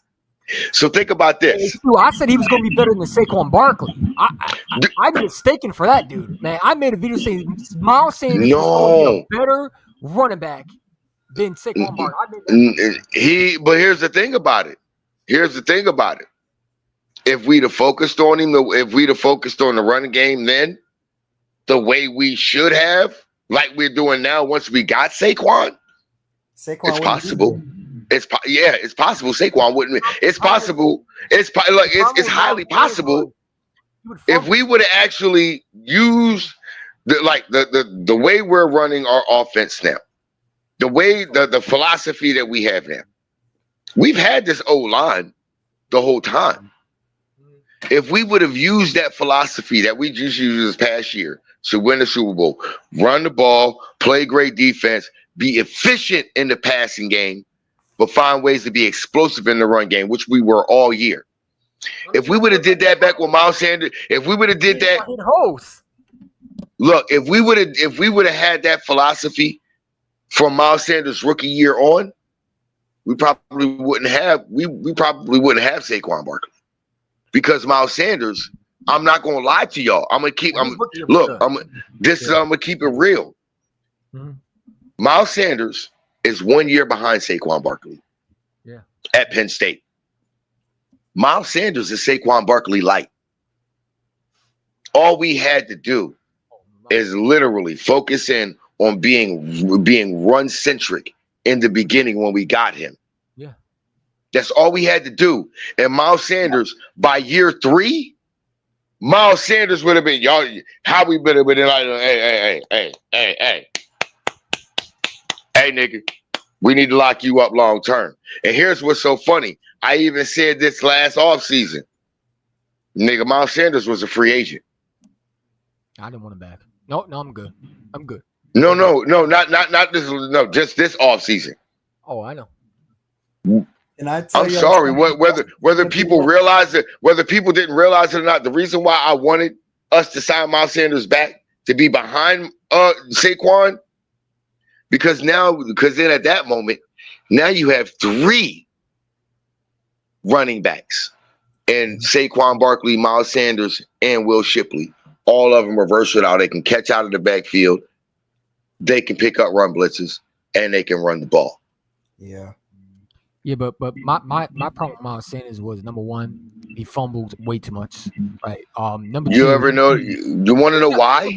But because we did not run the ball enough for him to actually get used to carrying the ball. Like, we didn't do that until his final year. You could agree. When Saquon hits holes, he doesn't wait. He goes.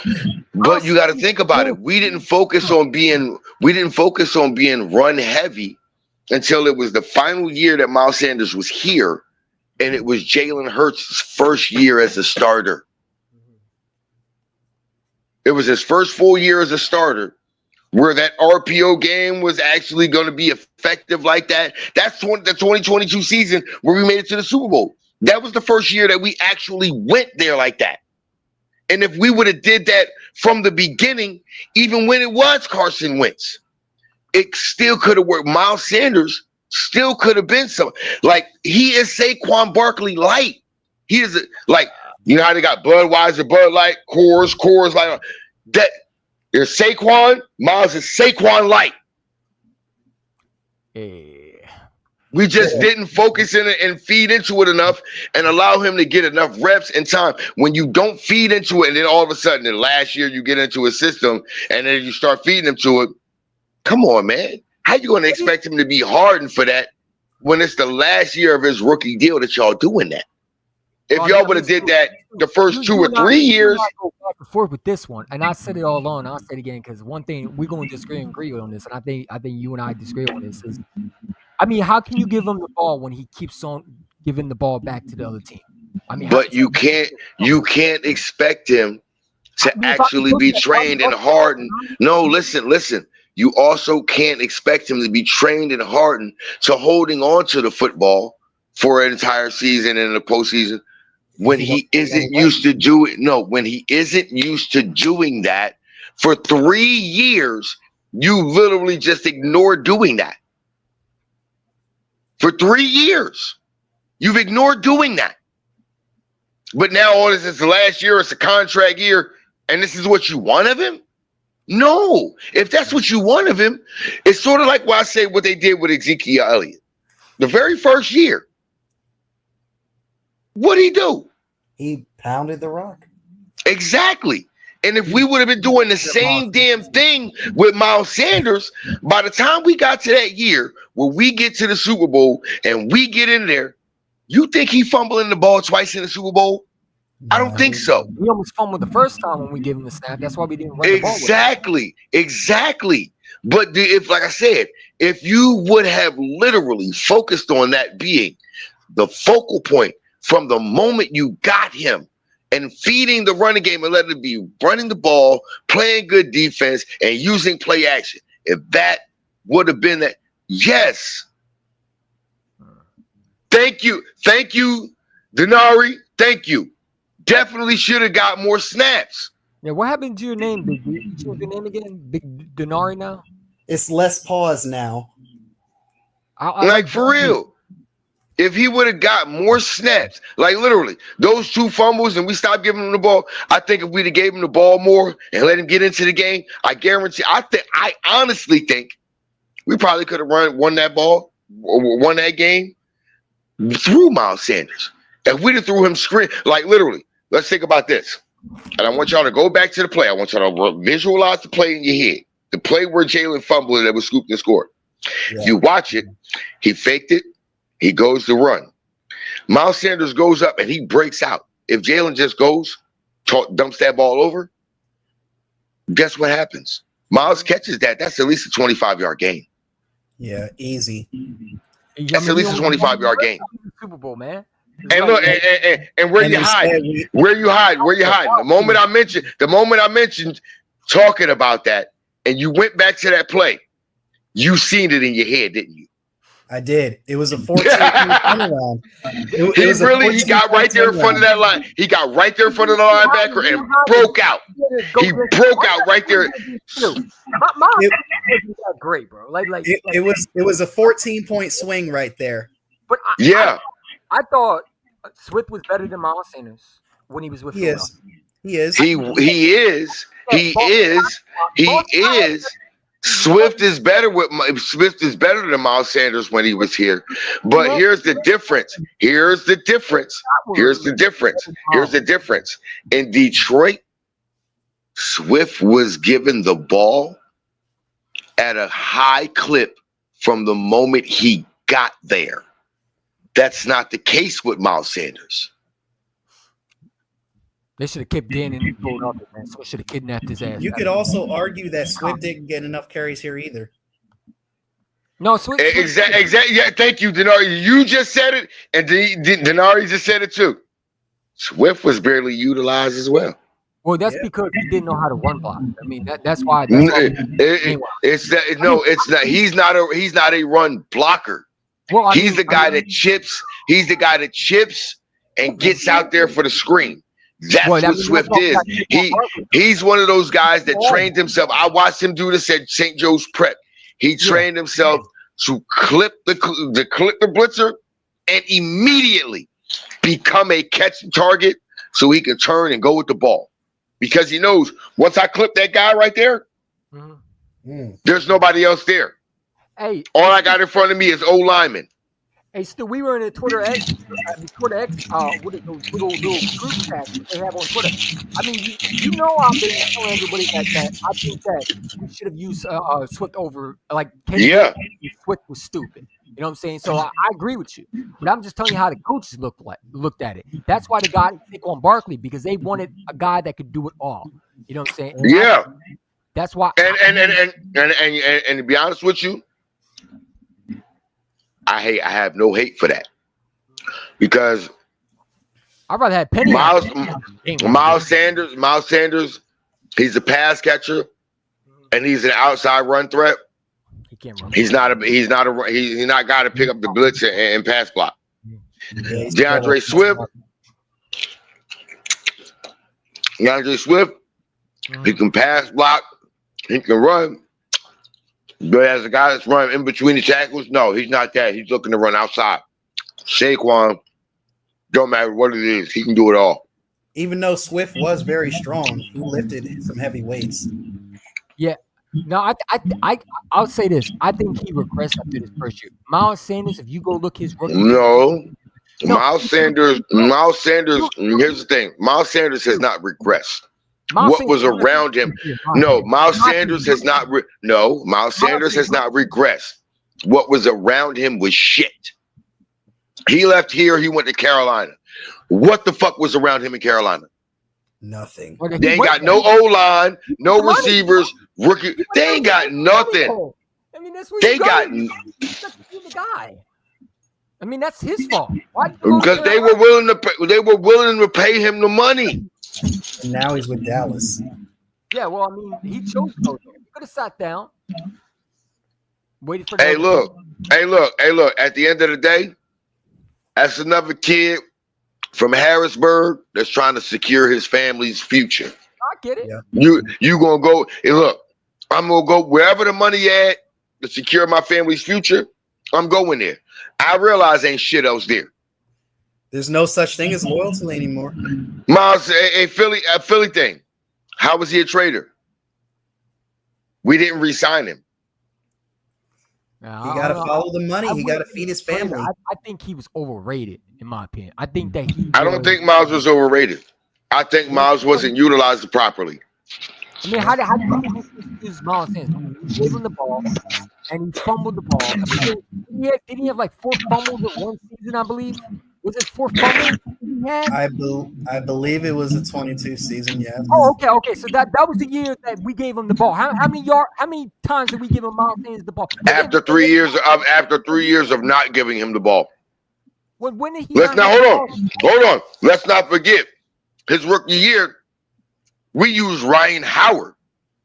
Remember that? Yep. Hold on. You forgetting that EC1. You forget the EC1. But yeah, let's not forget about the EC1. We use Ryan Howard. Ryan Howard. And Ryan Matthews. No, Ryan Howard. One we got from the goddamn Bears. You mean and we also had Boston Scott too. It wasn't Ryan Howard. It was the running back. Jordan Howard. Jordan Howard. You said Ryan Howard. Ryan Howard, Jordan Howard, Jordan Matthews, Ryan Matthews, they all suck. That's the Phillies, bro. Jordan Howard had potential. He just couldn't stay healthy. He was a monster. No. Ryan Matthews is that's the Phillies one. Ryan 16. Ryan Howard is the Phillies. My bad. Yeah. But yeah, Jordan Howard. He's a monster. That's when we had him. And he was our first string right. We got him from the Bears. And then all of a sudden he had a pinched nerve for 8 fucking weeks. Dude, I was so excited when we got him. I was like, man, they're giving us a Pro Bowl running back? Come on, bro. Stop, man. I'm saying, but that's who we had at the beginning of the season and wasn't using Miles Sanders. Remember, Miles Sanders came in and his first play, his first big run was against the Buffalo Bills for an 88-yard touchdown run. Behind a Jordan Howard block. We're gonna cut that still. Ryan Howard is going to Philadelphia Eagles with the running back. He should have been one. He should have been a running back, big ass motherfucker. Mm-hmm. Can I tell Ryan Howard, Jordan Howard? I don't give a damn. Can I tell y'all something new and fresh? What's up? For Jalen Hurts to utilize that back shoulder pass. If y'all remember that back shoulder pass he threw down the right sideline to AJ Brown, that was a beauty in the Super Bowl. Look for him to utilize that a little bit more this season. Oh yeah, he gonna use that. And you know what else he gonna use more? That was the first Super Bowl? No, the second one. No, just the next one. No. That back shoulder throw where he got it and AJ got his 1 foot down and he got his whole foot down on one, and then he got just the top of it and then jumped up so that way it would be the second foot down in bounds. That was it. That was an AJ Brown? No, that was AJ Brown. It was AJ Brown. Yeah. Which one? We took it to Buffalo. Hold on. Remember we got the one where he got the deep one down the field. It was pass interference. And then there was that one down that same side. There was one down that same side where he had to turn and catch a back shoulder joint, and he backed up 2 steps. He got 1 foot down, and then he got that 1 foot there, and they tried to say no, he was out of bounds. He was out of bounds, but it was a third down conversion on a 3rd and 7. It was in the second quarter. Yep, in the second quarter, it was a 3rd and 7, and it was right before. It was before we got the unnecessary roughness penalty with Dallas Goedert's pass, where he took a shot to the head of that area from a defender. That was a shot in the head, bro. That was a good call. Like, Yeah, a lot of they people tried to say. Everybody say that. Everybody was like that wasn't helmet to helmet. No, it wasn't helmet to helmet. It was a hit of the defenseless receiver to the head or neck area. That's what the unnecessary roughness call was for. That A.J. Brown call was BS because people push off of him. You know, that one should have never been called. No, I don't agree with the call, but I get why they called it because the first time he got him, he just stiffed arm like flat-handed straight to the face. But the second time he went to do it, his hands and like his top 2 fingers, it caught the edge of his face mask and just they shoved it back like that. So it looked like it was like that's why they called it a pass interference, because it looked like a face mask penalty at the same time. I don't agree with it. I don't agree with it because I agree that it was inadvertent contact, but I understand why they called it. Yeah. I think Now, granted, I was live that day. You can go back and watch my live stream reaction to it, and I called it bullshit because I didn't agree. Like I said, I don't agree with the call. But once I watched it and I looked at the slow-mo, I understand where it came from. Yeah, initial reactions are different. I didn't agree. And even still to this day, I don't agree. But I understand, you know what I'm saying, where it came from. You just got to see things a couple times. Instant reactions are different. Yeah. Like right there during the game. How about that rule that they made where they're going to have like the AI link chain now? Now we're not going to have chains, man. And I'm going to go ahead and let y'all know this. I'm going to do it because I did it all last season, and I'm going to do it all this season. If y'all available, if y'all ain't at work or whatever, I'm off. I'm taking off. On Sundays, this was like literally, I'm live Sunday night. It's all day Sunday for the games. Yep. Monday night for the game. I do my Wednesday night weekly picks, and then I'm streaming Thursday night games. I sit here live and I post my link in the chat. So whoever's in the chat, whatever, they can come in and join in. We can sit here and just bullshit around talking while we watching the games. Whatever game we watching. So if y'all available, hey, all season long, come in with your boy. You know, we come in, and mind you, Big Simple, Ready Red, I got all kinds of people from all the fans of all teams that come in and talk shit in the chat. I don't care, because that's what I want it to be. If I'm watching the game, I don't want to hear from a main event. You just fucking lost. Go away. He's shaking his head at Ready Red. Oh no. Me and Ready Red, like literally, I swear to God, me and Ready Red, and I ain't gonna lie, I say this all the time, and I mean this to death, man. I swear to God, I go to my grave believing this. Me and Ready Red are the type of motherfuckers that literally y'all can see us in a motherfucking goddamn at the birthday party, at the barbecue, at the goddamn family reunion, at the bar, whatever. And we gonna be the motherfuckers that make you think we getting ready to fight. We gonna make you think we getting ready to fight. Nah, man. The reason why we talk like that, because the first motherfucker that walk up there, first Eagles fan, I don't give a fuck Eagles fan, but you walk up to Ready Red and say some shit out of pocket, I'm gonna slap the shit out you. That's my bro. That's my bro. And Ready Red already said the same thing about me. Hey, look, Stu, that's my dog, man. Like, for real, like, we will be the drunk uncles at the party that's always arguing over there, but we ain't ever gonna do shit. We just talking shit to each other. That's me and Ready Red. That's my dog. No matter what, we gonna talk shit to each other all day long. But that's my dog, man. I ain't gonna lie. That's my dude. Him. I ain't gonna lie. My man, Dub's family, Big Simple, Skins fan all day. I got my other homeboy Santiago. You know what I'm saying? And the one that always come in that we all just show love to, actually it's two of them that we just show love to because they ain't never about no drama, is my little nephew DJ. He a Commanders fan and Awesomeness Sports. I don't really know because that's like sis, man. Me and Awesome, me and Awesomeness, man. Like, yo, we can't understand that we understand who each other are. We just want to be who we are and not be judged for being who we are. That's Whereyahidin's girlfriend. Shout out to him. Hey, that's my little sis right there. I got nothing but love for her, yo. I got nothing but love for Awesomeness Sports. That's my sis right there. Yeah. Like she good. Like people understand. She gonna talk her shit because she a Commanders fan. But deep down, she good peoples, yo. Yeah. She good peoples. So and I got people that live down there by where she at. So and then like she first of all, I got family that's autistic. Mm-hmm. You know what I mean? I got family that's autistic.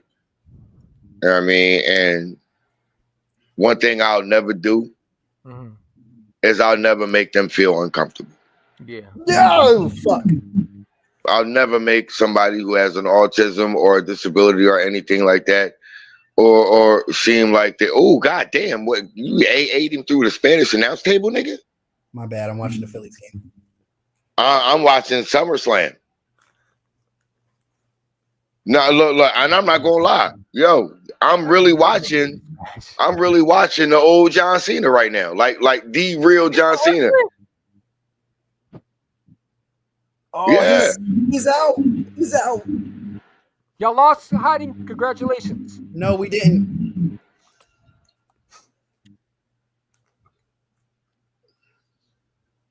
Oh. Hey, look, damn all that. I ain't never going. If you say the Phillies lost, I'm mad. They're up 2-0 in the top of the ninth. Thank you, Hyden. That's what I need to hear. That's what I need to hear. Hey! I need my man Duran to get in there. I need to hear my. He's in there. Oh, is he in there? Yeah, he's in there now. All right, what I'm talking about. A super AA from one announce table through the from the regular announce table through the Spanish announce table. Fuck, John Cena, you going back old school with it? All right, okay, let's get it. Who's he versing?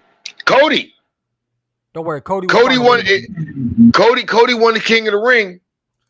My man So this is it. Won it yesterday. Yeah, but Seth.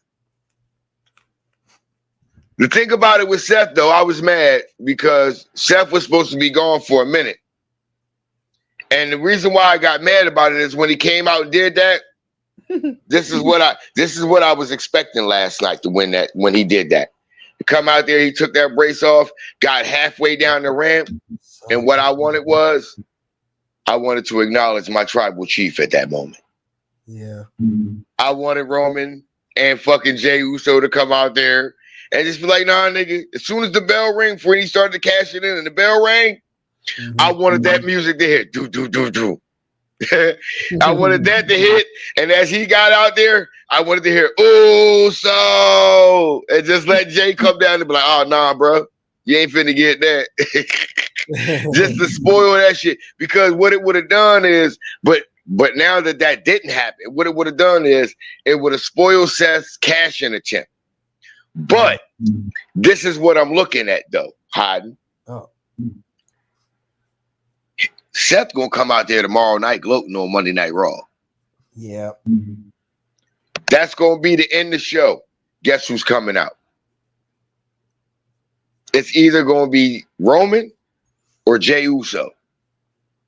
Yeah. But back on the topic of football, what do you expect from this Eagles-Bengals game coming up this weekend? I don't give a shit about it. Yeah. You wanna know? I don't give a shit about it. I don't give two shits about it. Wake up! You want to know? Here's why I don't give two shits about it. Because for one thing, hold on, Stu.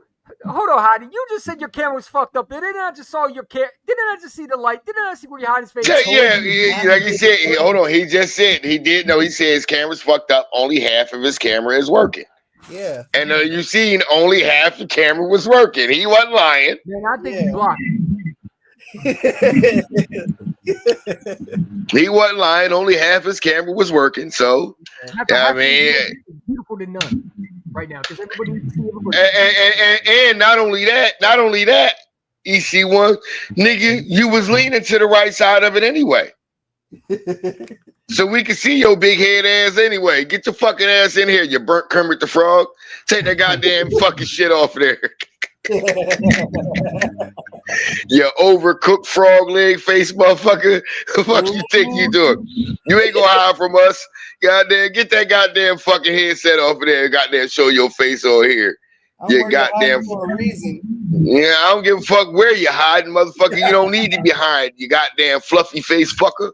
Get your ass on the goddamn screen. Look, if you think my ass ain't gonna talk shit, fuck you. I'm gonna talk shit and clown, goddamn. We gonna have a good time tonight. Hell yeah. Cause like I said, man, the past few days, man, my brain been somewhere else, and I get to finally get to kick it with everybody and let and decompress about bullshit. So I'm in a good space right now. Hey Stu, speaking of someone to laugh at, look at this comment right here, man. Oh God, this guy. My quarterback.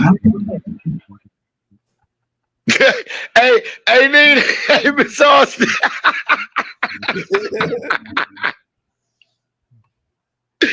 Yo, Nina said Bert Kermit the Frog.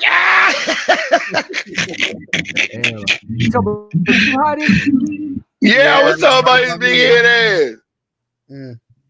Goddamn overcooked frog leg ass motherfucker. Get your ass on the screen, you goddamn big head motherfucker.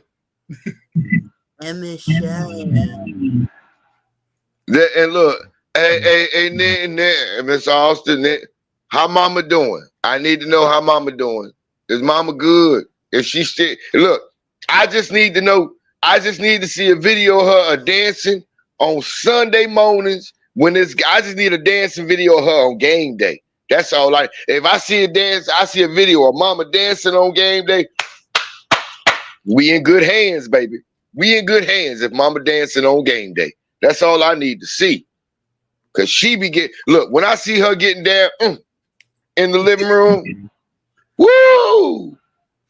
Yeah, that's all I need to know. Hey, mama doing good, baby. The Phillies won. That was all. Was all that excitement. That's the reason why I got excited. Was the easy one? I'm getting excited. I'm getting excited because I can't wait for the Commanders to have a meltdown. And look at them, right? Oh, look! All four teams. Commander, look, the whole division having a meltdown. Because I'm gonna go ahead and tell you right now, Paxton Lynch. You got Jackson Dart like a mobile Brad Johnson, or as I was saying, that he. Oh, birthday to her. Oh yes, sir. Her birthday this Saturday. Oh yes, indeed. I can't. Oh Lord, 92. God is good all the time. Amen. And all the time, God is good. Lord have mercy. Thank you, Jesus. I love to hear that right there. I love that. I love to hear that. When you got look, this is why I say I love to hear it. I don't usually block people. I don't usually block people, but I'm blocking. He's just at this point.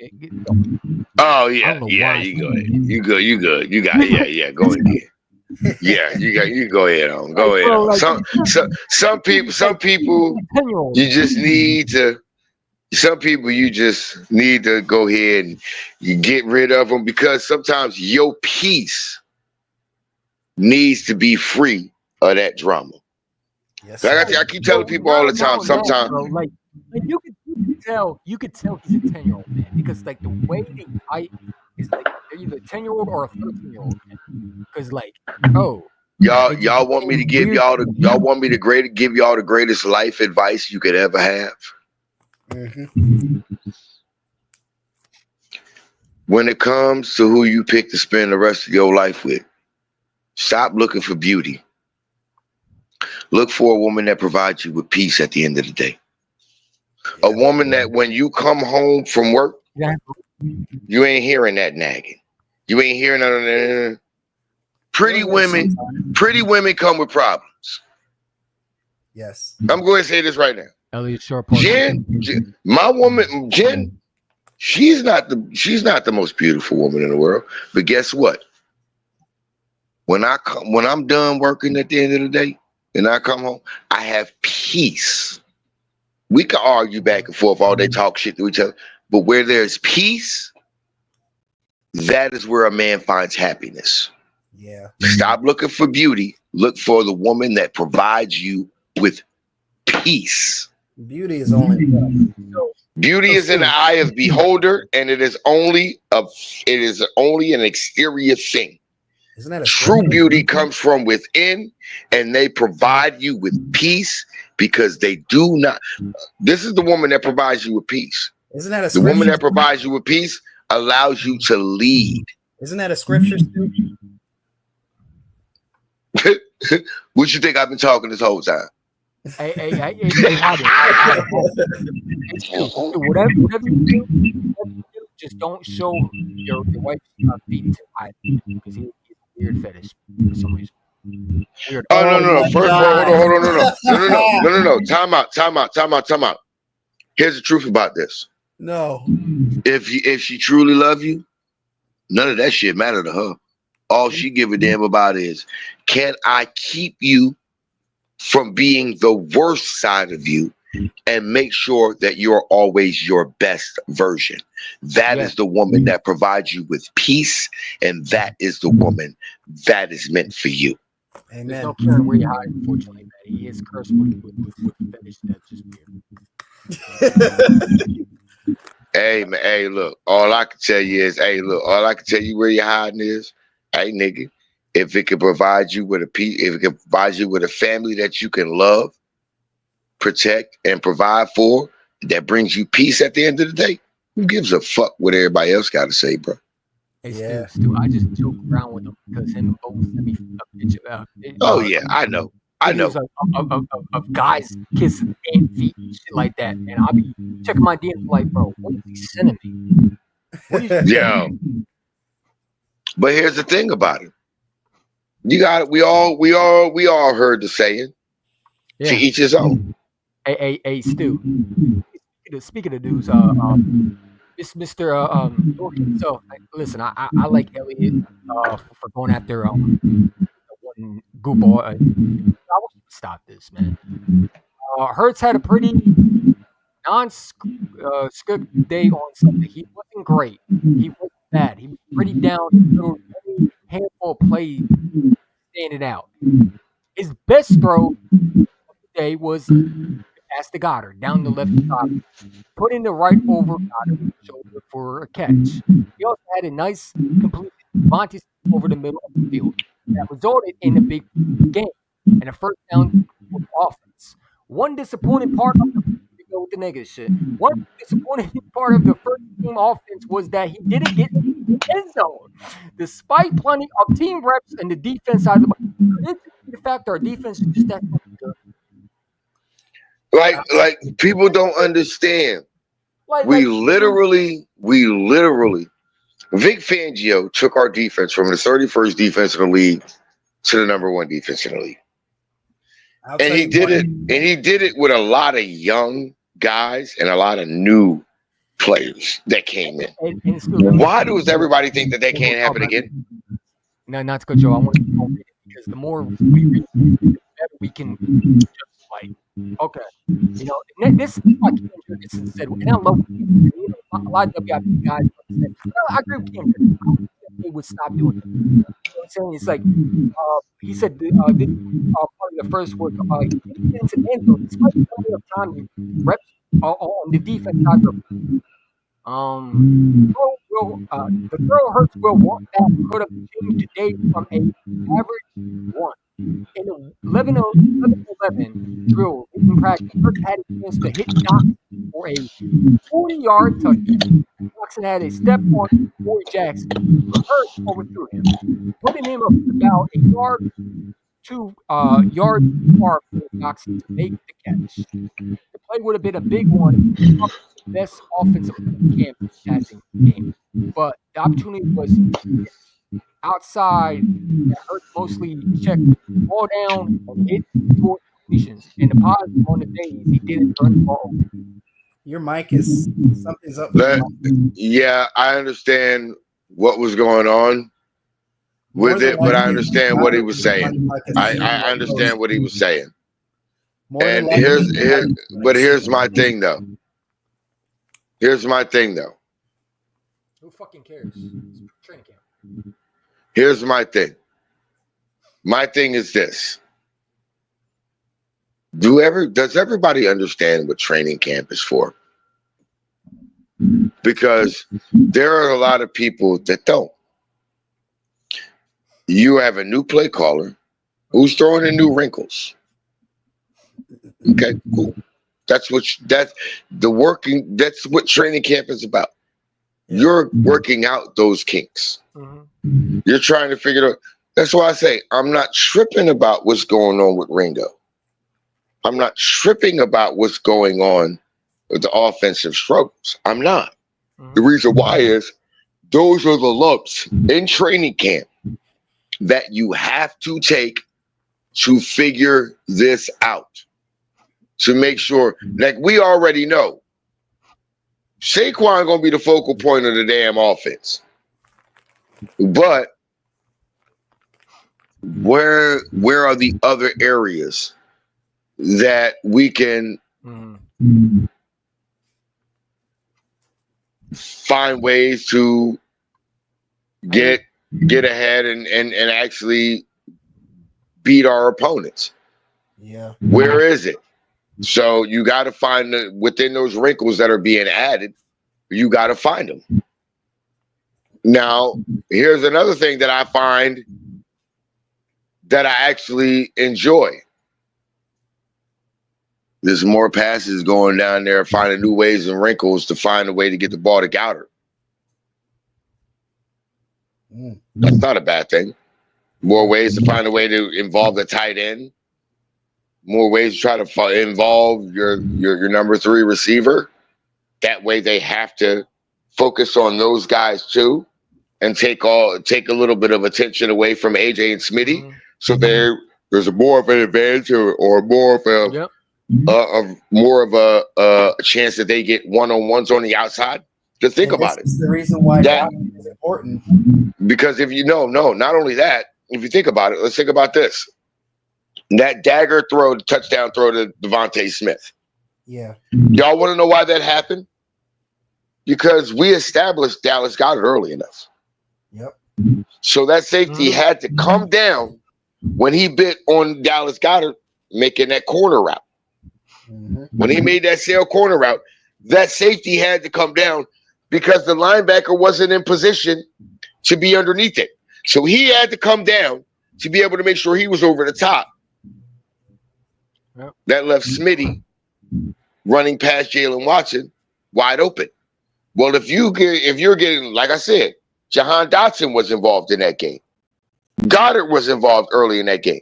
Those two being involved early in that game and letting you know you have to worry about those two guys too was the reason why AJ and Smitty was able to be as effective as they were. And Jalen had those open rush lanes when he decided to take off. Yep. So when people say, oh, Jalen has this, guess what? You're trying to take away from what he's done because of the fact that he's a part of a competent organization that understands to put talent around him. Here's the thing about, look at the team around him. Guess what? Every team in the NFL had the opportunity to either draft these players or trade for these players to put them around their quarterback and on their team. Did they do that? No. Philadelphia did.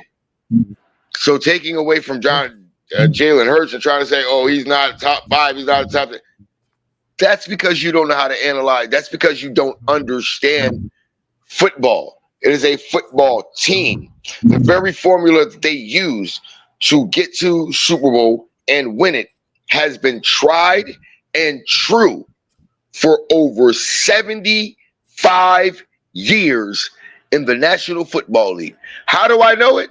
Hell, I watched as a teenager. I watched the Dallas Cowboys use that very same formula with Troy Aikman, Emmitt Smith, Michael Irvin, Alvin Harper, fucking Jay Novacek, Daryl Moose Johnson, and a top 2 defense in the league win Super Bowls 3 out of 4 fucking years. Yep. Y'all want to try to tell me Jalen Hurts ain't a top 5 quarterback? Cool. Y'all said the same thing about Troy Aikman when he was in the league playing against his contemporaries. Yep. Who was more decorated? Just throwing that the fuck out there. But they never talk about how the fact that Joe Burrow, when he made it to the Super Bowl in 2021, he had T. Higgins, Jamar Chase, Tyler Boyd, Eifert, Mixon, and a top 5 defense. And he ain't get it done. Yep. They ain't talking about how Josh Allen sat there. He had Stephon Diggs, Dave Davis, Dawson Knox, a run game, a top 5 defense, and a top O-line. Still couldn't get it done. Ooh, they don't want to talk about.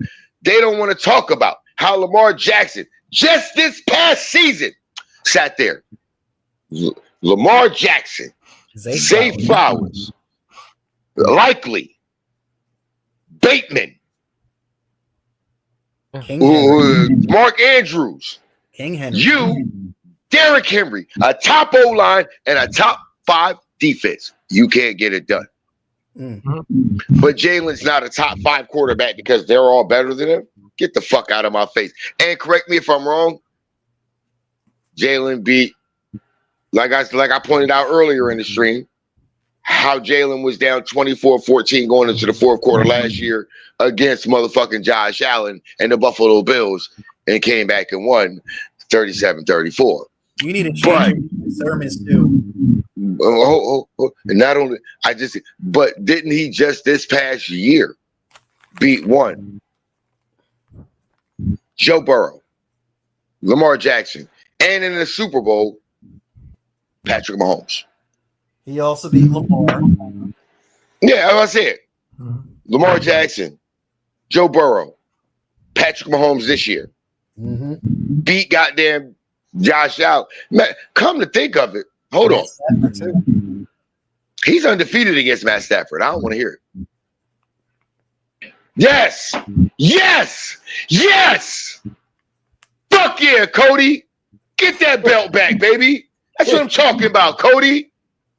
Cody Rhodes. Cody Rhodes. I don't care what nobody say. I fuck with Cody Rhodes because I fuck with Dustin Rhodes because I fuck with Dusty Rhodes. And if you don't know about the American Dream, Dusty Rhodes in the WWE universe, I'm sorry, don't talk to me. Ain't no sense of us having a conversation. We can't have a conversation. If you don't know about the great American Dream, Dusty Rhodes, please don't address me at all. I don't even want to talk to you. I really don't. Because, like I said, what is his name? The American Dream. Yeah, they don't even remember that intro. YouTube just copyright us, man, by the way. Just for Stu singing. I'm just playing. I'm taking it. Like I went, like literally, when I did that, when that intro right there, people don't understand. That's back in 1992.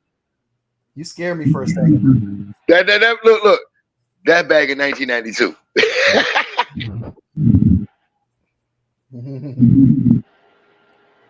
Hey. I'm watching all these people on Oh, just and you know what? And this is nothing but love. I gotta respect this. I gotta respect it. Manziel. Oh, look at speaking of a Cowboy fan. One thing I know about there has been no home, zero Dax lane.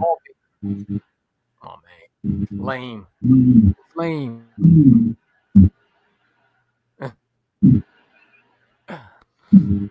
You just gotta love fans, man. The delusional is starting to come through. You know what I'm saying? Just coming through the pores. Hey, Stu, I should have sent you the link. Yeah. There was that called Dak Prescott, an overachieving bum, and I sent it to Boston Cowboys. Is that Hey, it's a Philly thing. It's a Philly thing. It's a Philly thing. You got to understand, bro. Everywhere, doesn't matter what realm you're in, it's a cutthroat business. It's a cutthroat business. See, me, I'm always be the same dude. I'm not throwing shots. Like, I can argue with people all day long. But the truth of the matter is this. Without other opinions, without other ideas and other people's mindset, this doesn't work. It doesn't. That's why I'll never take shots at anybody, and I'll never try to put anybody in a light that they don't belong in. Because guess what? At the end of the day, every one of us walking this fucking planet is trying to find our way to make it. Everybody, we trying to find our way to make it. We trying to find our own lane, and we trying to find a way to make it to where nobody can tell us how we're doing what we do. We're trying to do it our own way. Everybody's trying to do that. So I can't hate on nobody, and I'll never throw shots at nobody. But you got to understand, either way you look at it, it's a business that's cutthroat. No matter what, we all trying to make it, and everybody wants to be the next big thing. Everybody does. The way I look at it though is, can you be the next big thing while you bring everybody with you instead of tearing everybody down? Yep. Can you do that? And that's my thing.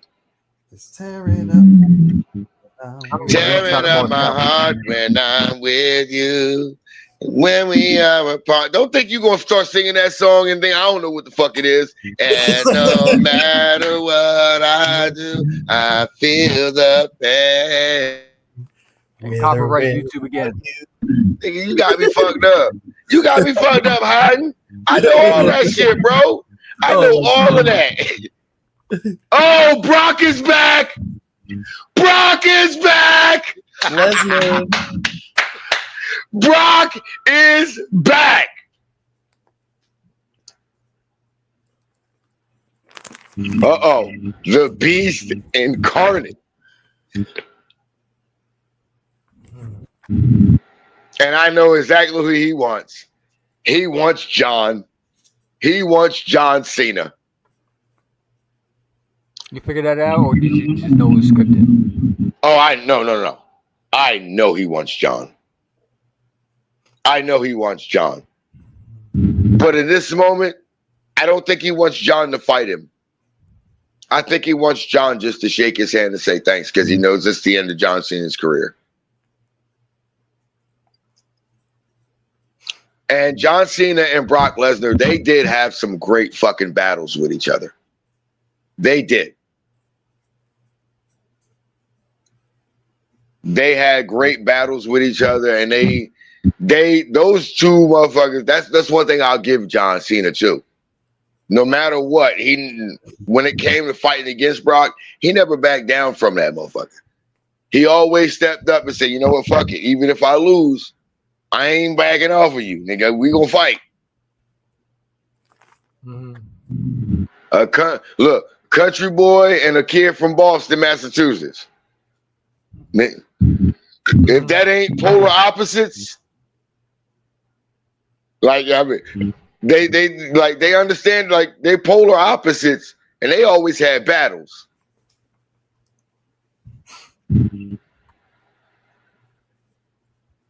Yeah. Yeah, and I love it. Like, okay, Brock, what you gonna do, Brock? What you gonna do? You gonna jump up in there? Is you gonna fight him, or is you gonna say, "I appreciate you"? I'm still mad at him for ending the Undertaker's undefeated streak. I'm not. It had to end. It had to. Somebody had to do it.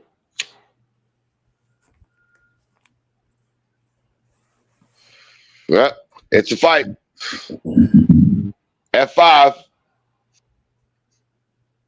Yep. But this is what I don't like about Brock. Nigga, why you gonna come out after this nigga just went through a goddamn street fight with Cody Rhodes and lost the goddamn title to do that? Nigga, why you gonna do that? Mm-hmm. Like, nigga, that's soft as shit. If you was gonna do that shit, you could have came out tomorrow night, nigga fresh as or Friday night, nigga fresh as a daisy, everything, no match, no nothing, and y'all get it in.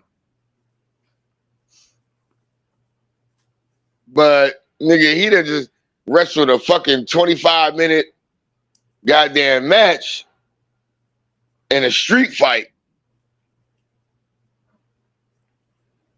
And that's what I've never respected him. That's why I've never had a very high level of respect for Brock Lesnar. Cause nigga, you wait until niggas, they done went through all this goddamn. Yeah, now I'm gonna go out there and pick the bones. Like, you bitch ass nigga, fuck out of here. Like, what the fuck wrong with you, you clown? Like, there's people like you that make me mad. The motherfuckers like you that make me not like wrestling, nigga. Like, fuck out of here. You gonna wait till a motherfucker dead tired, by the goddamn shit his goddamn guts out, but you want to goddamn come out and want to fucking fight somebody. Like, you bitch ass motherfucker. Hey, Stu. Yeah. Hey, Stu. Hey, Stu, read this one. I think this is very cool. What is that? Hold on. Do you see it? Hold on. It's a little blurry. You see a little bit? Hold on. Eagle, hold on. You know, see Kevin Petullo enjoys the mystery of calling plays. Oh, yeah. And he said that his problems solved. Like, it makes him a better office corner. Hey, you know what? No, hold on. I love Fangio. I ain't gonna lie. I love Fangio, but what Kevin Petullo's doing, I like it. It's a learning curve. I like it. That's what I'm saying. I like it. I like it. This is just iron sharpening. Yeah. That's all. I like it. I think it's going to be the best office corner. I like it for the simple fact that if offensively, you really never know what the defense is going to throw at you. Mm-hmm. You're going to have to adjust on the fly anyway. Yeah. Oh, I love this shit. I love that. You're going to have to adjust on the fly anyway because the defense can throw anything the fuck at you. And you don't even know what the fuck it is. But this goes back to what we were saying the early short part. Maybe that's why Jalen was struggling because Fangio puts quarterbacks through hell. You know what I'm saying? Hey, and hold on. This will make me laugh about it. Like, bro, Jalen's struggling. Cool. Did we not just watch the Super Bowl? Patrick Mahomes struggled against Fangio. And he's supposed to be the best we've ever seen in the league. He just struggled. He looked like he was a high school quarterback. On the grandest stage of them all, a place where he's been at 5 times and won 3 of them. Mm-hmm. But Jalen not supposed to struggle again? Come on, man. That's why I say motherfuckers is overreacting to goofy shit. Yep. like I said, I want to hear what I got nothing but has. like I said, like I got for sure. like I I've said, been like out here practicing in the media. yeah, like I said, I got nothing but love. Like LB, that's my bro, man. I love LB, but I think he overreacting a little So bit. he just trying. I think he's Yeah, overreacting a little I bit. think he's confronting you. Still, were you in that live stream when you told LB that, hey, why are we talking about who can't win and who can't win? LB said, you don't have to worry about it. Yeah, I'm going to talk about it because I'm a podcast. Was that funny to you? yeah. I figured that because, like, I saw you in the comments. But I felt the same Yeah. way with LB a little bit. I still were coming from too. Yeah, I know. That's what I'm saying. I get where he's coming from. I get where he's coming from, and I understand. Like, because I ain't gonna front. LB is somebody. He's just as passionate about this shit as I am. Like, Absolutely. he is so fucking serious about this shit. Like, LB's not that much younger than me. He's been studying this shit for a long time. So, like, a lot of times I listen to him and he'll say some shit that he'll say some shit sometimes where I'm like, oh shit, damn, little bro, I didn't even think of that. Damn, you got a point there. So I got to sit back. And I say, that's my dog. I love him to death. That's my bro. So sometimes I think, like I said, it part of the idea that I'm coming up with, man, and this is what I want to do. See, there's very few of us that talk with the knowledge base and the confidence that we speak with.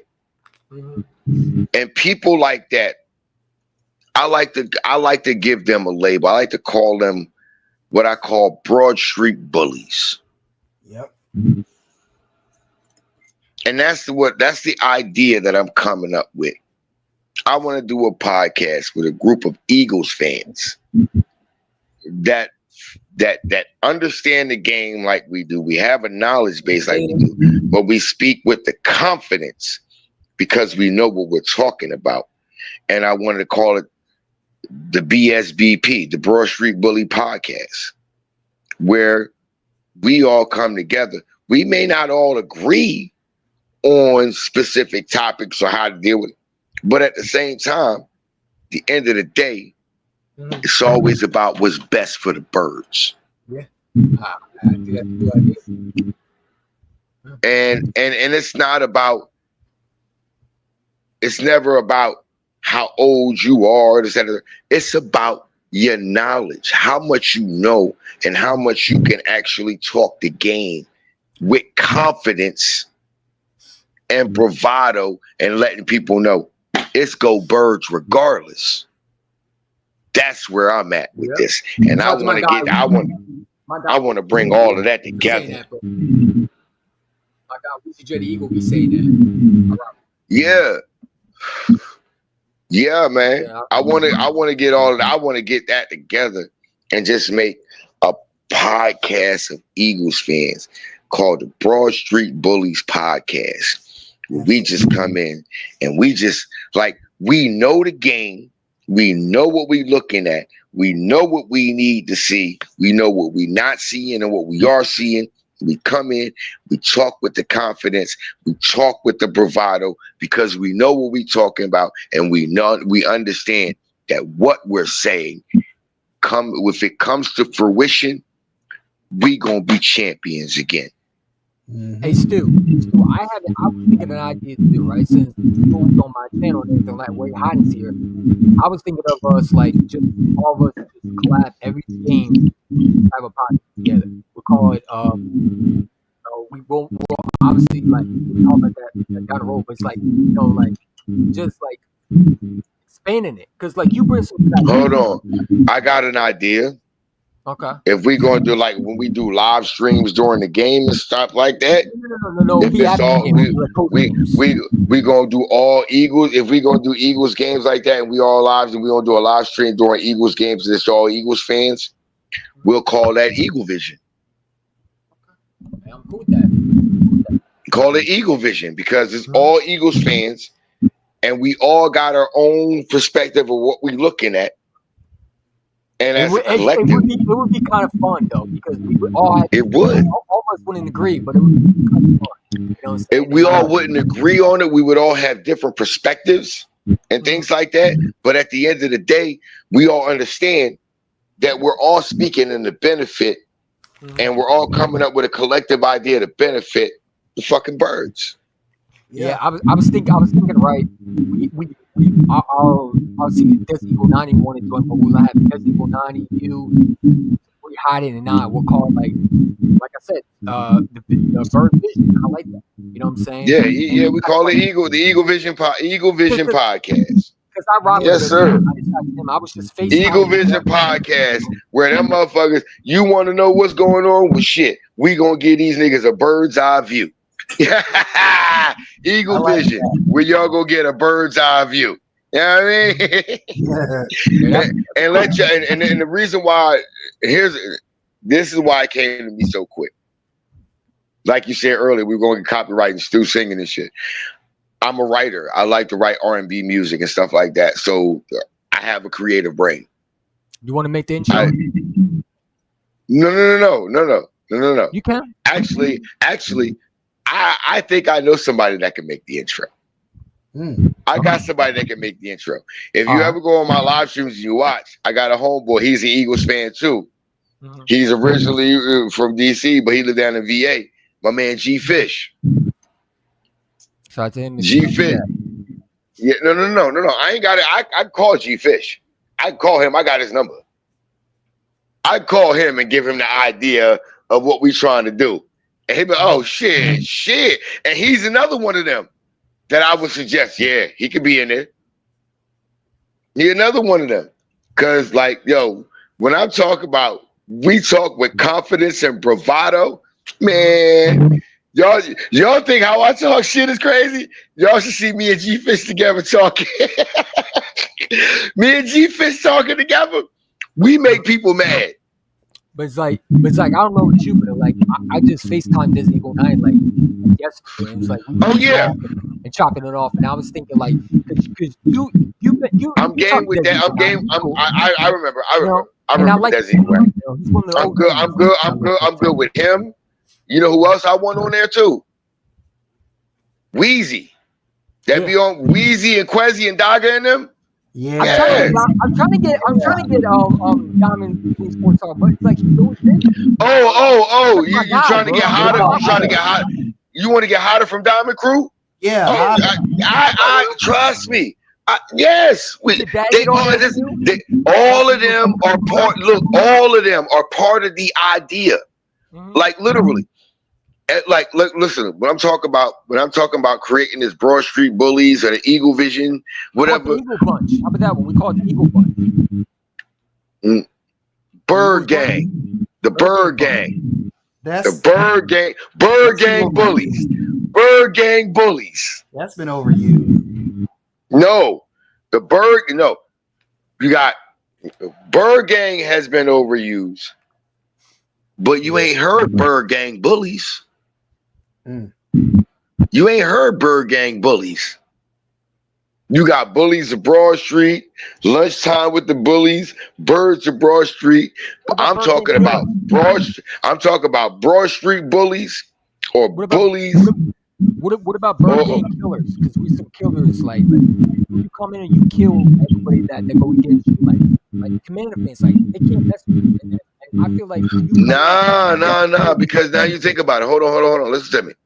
You said Bird Gang Killers. Yeah. But we are the Bird Gang. Yeah. So if they kill us, they trying to come kill us. We get a bad message. Bird Gang Killers. That sound like the ops. No, but that's the thing about it. If we put it out there, say Bird Gang Killers, that sound like the ops coming to motherfucking shoot at us. That's why I said that's why I said Bird Gang Bullies. Cause we the Bird Gang and we the bullies of this shit. Okay.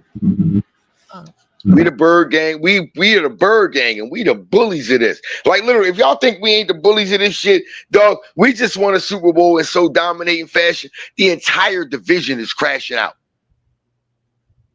Terry McLaurin requesting a trade. Michael don't want to play for the Cowboys no more. Goddamn Cowboys fans is going at each other's throat, doing live streams, talking shit about each other. We got the NFL world crashing out right now. Yeah. We are the bullies of this shit. Yeah, we sure. are. We are the bullies of this shit. Yeah. And they didn't even want to recognize it for over 52 years. They didn't want to realize it. We won our Super Bowl. Then guess what? 5 years later, we won another one just to force them to understand what was going on, and now the whole world crashing the fuck out because they realized, hold on, these niggas could be the new dynasty. Yep. They realized that, oh shit, these niggas, they just won one against the 2-time Super Bowl champions that was going for a 3-feet, and they dominated these niggas and made them look like they was a high school team that didn't belong on the field. Well, And that whole, and basically the whole team still intact damn near. Yeah. they put out all of the narrative just to Like, cover up. I feel like if we like emerge into like a clap, I don't think anyone can fuck with putting up a podcast. I don't. I feel like we will be the best podcast on this channel. That's how I feel. It's no time anyway. Like there's some great Here's what's so funny. It's like we bring a different perspective. Here's what's so funny. I didn't even tell y'all about. And I didn't even tell y'all about the people that I said about the people that I'm thinking about inviting in to make it so much greater. How would y'all think about bringing in Philly 500, Philly Mike, Laura Brunson, what's the other one? Joey Shakes. I haven't had. That's what I'm saying. Like literally, these are the people that I'm mentioning. Philly Fresh, the General. Oh, yeah. You know what I'm saying? Steve Hyder from Gay City Sports. People that know the game, not just on a fan level, but X's and O's level, that speak with the same confidence and bravado that we talk with. Like literally, and Jaden, you 100% correct. Because any dynasty that ever came up in the Eagles' goddamn presence, guess what? Shut them down. They're going in to win, yeah. Shut them down. Shut them down. Yeah. Eagles stopped 2-3. The Patriots and Chiefs.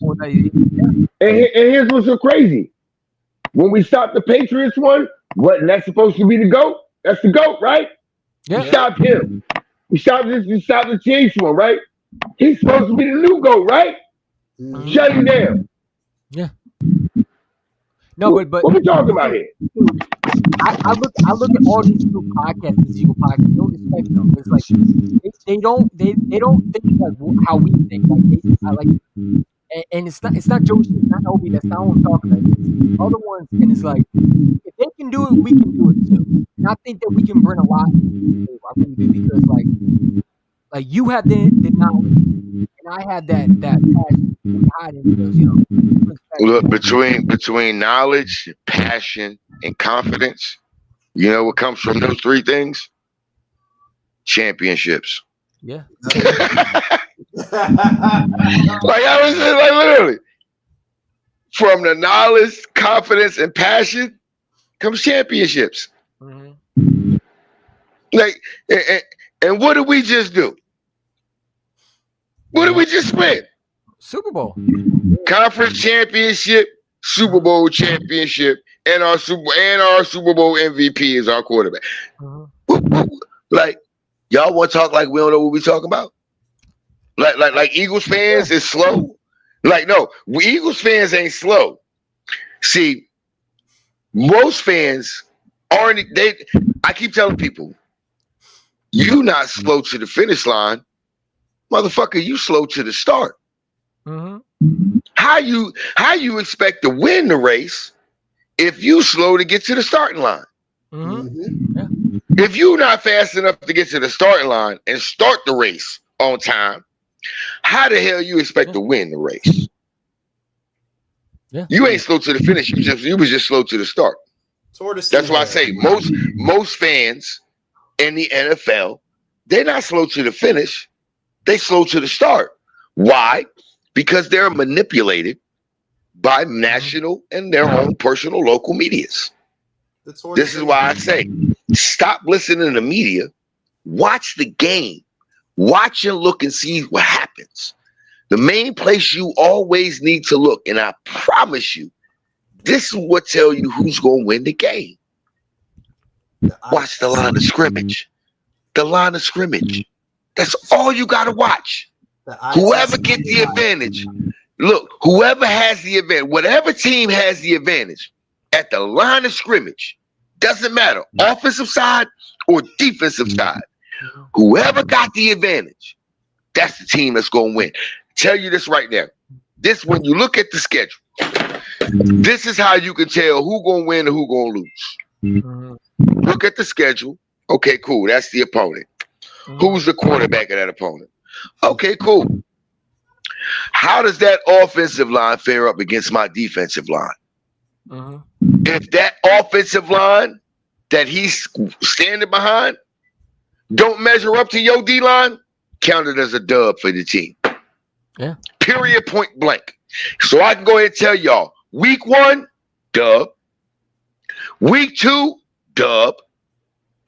Week 3, iffy, dub. Week 4, dub. Week 5, dub. Yep. Week 6, dub. Look, I promise you like this. Before our bye week, we may lose one game. We may lose one. I think we'll lose to Tampa Bay. No, we ain't losing to Tampa Bay. If AJ and Smitty and Lane Johnson are healthy, we're not losing. Yeah. Because think about it. That 2023 season, go back to the early season matchup. AJ, Smitty, Lane Johnson on the field. Go back and look at that matchup. Yep. We drugged the shit out of them. That's why I say AJ, Smitty, Lane Johnson on the field. Hell, we can even be without one of the two, either AJ or Smitty. Terrence Marshall will fill in. And we still got Jahan Dotson too. Yeah. We'll be all right if we lose one. Yeah, I agree. We have not lost to the Tampa Bay Buccaneers with AJ Brown on the field. We have not lost to them when we have had a number 1 receiver and a competent number 2 on the field. Which is why I don't understand. Big signing fish work, and they should have been hired. And it's like, I think that they hired the side because they ran out of time. Remember, they inexplicably messed us up because he was supposed to stay. It's like, no, I ain't going nowhere. Then he goes. That's why Fangio went to Miami. EC1, they hiding. You know what I'm about to do? I'm about to pass the Cavassier. This shit make a nigga wanna jump. I'm about to pass the Cavassier. Yeah. And I truly believe we had AJ Brown in that. It, like literally, if we would have had just AJ in that game, in that 2023 playoff game against the Bucks, we win. Yep. That's why everybody and this is another thing you keep hearing from the media. And I want y'all to really think about that. I want y'all to truly understand what I'm getting ready to break down to y'all. They keep saying, or if it wasn't for inclement weather, the Rams would have beat us in the playoffs last year. No, the fuck they wouldn't. Nope. Because everybody seems to forget. Does everybody forget about the touchdown pass to AJ Brown dropped because of the fucking snow and shit? Yeah. AJ Brown had multiple critical drops. Smitty had a drop. Goddard had a drop. That game would not have been close. Saquon dropped one too. Exactly. That game would not have been close. They would have got their ass whipped. So everybody that wants to buy into that narrative, oh, the Rams almost beat y'all. Okay, go ahead. Be stupid. Go ahead. Be dumb. Be smart. Say something stupid. Because that's usually what football fans do. They think they're smart and they say something stupid. Yeah. But then this is why I say, most people in today's society that watch the game of football are not football people. They're fanboys. Like Boss Cowboy. Like, Boss know he's a fanboy. Boss, look, and I'm if Boss watching now, Boss know he's a fanboy. Yeah. He knows he is. I rock with Boss, but I'm never gonna live him down. I rock with him too, but he know he's a fanboy. He's not a football guy. Yeah. He's not a football guy. Boss ain't gonna like that. Here's the funny thing about it. Half of the Dallas Cowboy fan base ain't football guys. They're not. They're all fanboys. Most of them have been grandfathered in to the Cowboys fan base by somebody else older in their family telling them, "Oh, this is who we root for." They swore it down. They watched it. They only check the box scores. Half of these motherfuckers that are Cowboys fans now wasn't even born the last time the Cowboys won a Super Bowl. But yet they want to sit there and brag about the Cowboys. We got 5 Super Bowls. Bitch, how many of them did you see? How many of them were you alive for? If you can't say you were, a matter of fact, fuck you being alive for them. How many of them were you old enough to understand what was going on? Because if you wasn't old enough to understand what was going on, shut the fuck up and sit at the kids' table. It's over there. Matter of fact, it's over there, guys. It's over there in the back right corner, facing the window, where you can look outside and see all the pretty birds and the ducks swimming in the pond. It's called the kids' table. Go sit the fuck over there. Yeah, name the starting lineups for those championships. I can name them. I can name them for all 3 of them 4. I can name them for all 3 of them 4. But I want a Dallas Cowboys fan to challenge me. I get the point on preseason, like, yeah, if you might think that, but I think they had they were. Our defense was on that field. Like, and listen, I hate to do this, and I hate the Sean aside, and you know I hated that defense, but our defense was on the field. We couldn't score. You want to know why? No, but Sean Desai wasn't the reason why our defense stayed on the field.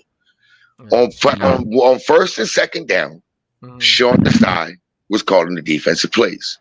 Yeah. From the very first beginning of the season, we had the worst third down defense in the league. That's true. Guess who was calling plays on third down on defense? 2 dummies? No, Matt Patricia. Matt Patricia was the only one calling plays on third down all year long. Wasn't he a co-coordinator? Like yeah. And here's the thing, and this is what people didn't understand, is Sean Desai ran a scheme similar to Vic Fangio's. 5 defense, but he had 5 down linemen. Yeah. He ran, like, literally, he tried to keep it the way that Jonathan Gannon had it the year before. So on first and second down, you would see 5 down linemen. Third down, you would see they would take Jordan Davis off the field, and there would be 4 down linemen. Because Matt Patricia ran a different scheme. So you are all year long, you got defensive players on first and second down running a defenses from one scheme, but on third down, it's a completely different scheme that they are getting the play call from. How consistent do you think they were going to be? When you're literally sitting there all year long, you have to remember 2 systems every game on defense. You're not going to be. That's why the moment they gave the reins to Matt Patricia to call defense, you notice Slay said, "Yeah, I'm gonna go ahead and this little surgery on my knee real quick and get my knee drained," and took those couple weeks off because he already knew. He was just in Matt Patricia's defense when he was in Detroit. He knew that defense was shit. Nobody pays attention. Matt Patricia, right after we won the Super Bowl in 2017, 2018, Matt Patricia became the head coach of the Detroit Lions. Anybody want to go back and look at what their defensive rank was? Why do you think goddamn Slate won it out? 1, the defense was trash. 2, he was verbally disrespected by Matt Patricia. He never. And he how never you can't verbally disrespect a top 5 corner in the league, and your defensive scheme that you're implementing is absolute shit. They were never cool. Yeah. That's why when he came on and they said, like literally before they even hired him, they said they had to have a conversation with Slay to make sure it was okay.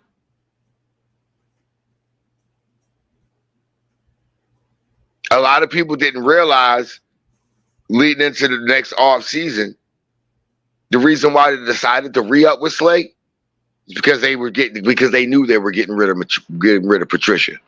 Right. And they knew Slay was capable of playing in that system with Fangio, because the Fangio's type system was what Rich Gannon ran. Yeah. Okay, cool. I can, in that system, he's good enough to where we can win a championship. We did that. Now he's in his getting ready to be close to his mid-30s. Hey, bro, we ain't gonna pay you that money. That's on the contract. We gotta let you go. And it ain't guaranteed, so it ain't no dead cap hit. So, hey, we're gonna let you go do what you're gonna do, find where you could be to finish out your career. We can't pay you that price at this age, knowing we got these young bucks that we can goddamn get right. That'll last us a little longer. And it's gonna be less cost effective. That's why I keep asking, why is everybody thinking we would trade Nolan, put Nolan Smith in a trade to get Michael Parsons? Are you retarded? Nolan Smith ain't going to cost the Eagles as much as Michael Parsons. Hold on. That's another thing. Like my guy Joe Castro, I rock with him. Bro, you over there talking about what you do? No, I would not trade no Nolan Smith. No, absolutely not. EC1. I saw P31 bring this up too.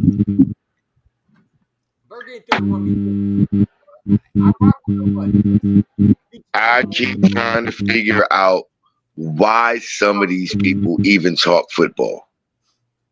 But Bergen 31 Look, but see, that's the thing about it. If y'all really pay attention to it, all these niggas do is bring up the same goofy shit that national media niggas bring up. Okay, cool. Bring it up to me. I'll shoot it the fuck down. But Skelton, that's not true though. He's not a Eagle fan. He's a Cowboys fan. He hates Philadelphia. There was Skeleton. There was reports after the draft that if we drafted him, he would have refused to come to Philadelphia. He doesn't like Philadelphia. Yeah, him and his pops and them, they all grew up in Harrisburg being goddamn Cowboys fans. And here's the thing about it. He will refuse, but let's keep it real. Would we want him anyway? First of all, his brother goofy as shit. Why the fuck we want a clown nigga like him? Why the fuck would we want Terrence Parsons Jr. as somebody? He doesn't even have a little peasy head young bull. Little dappy peasy head young bull. He ain't relevant. Dude, here's what's so funny.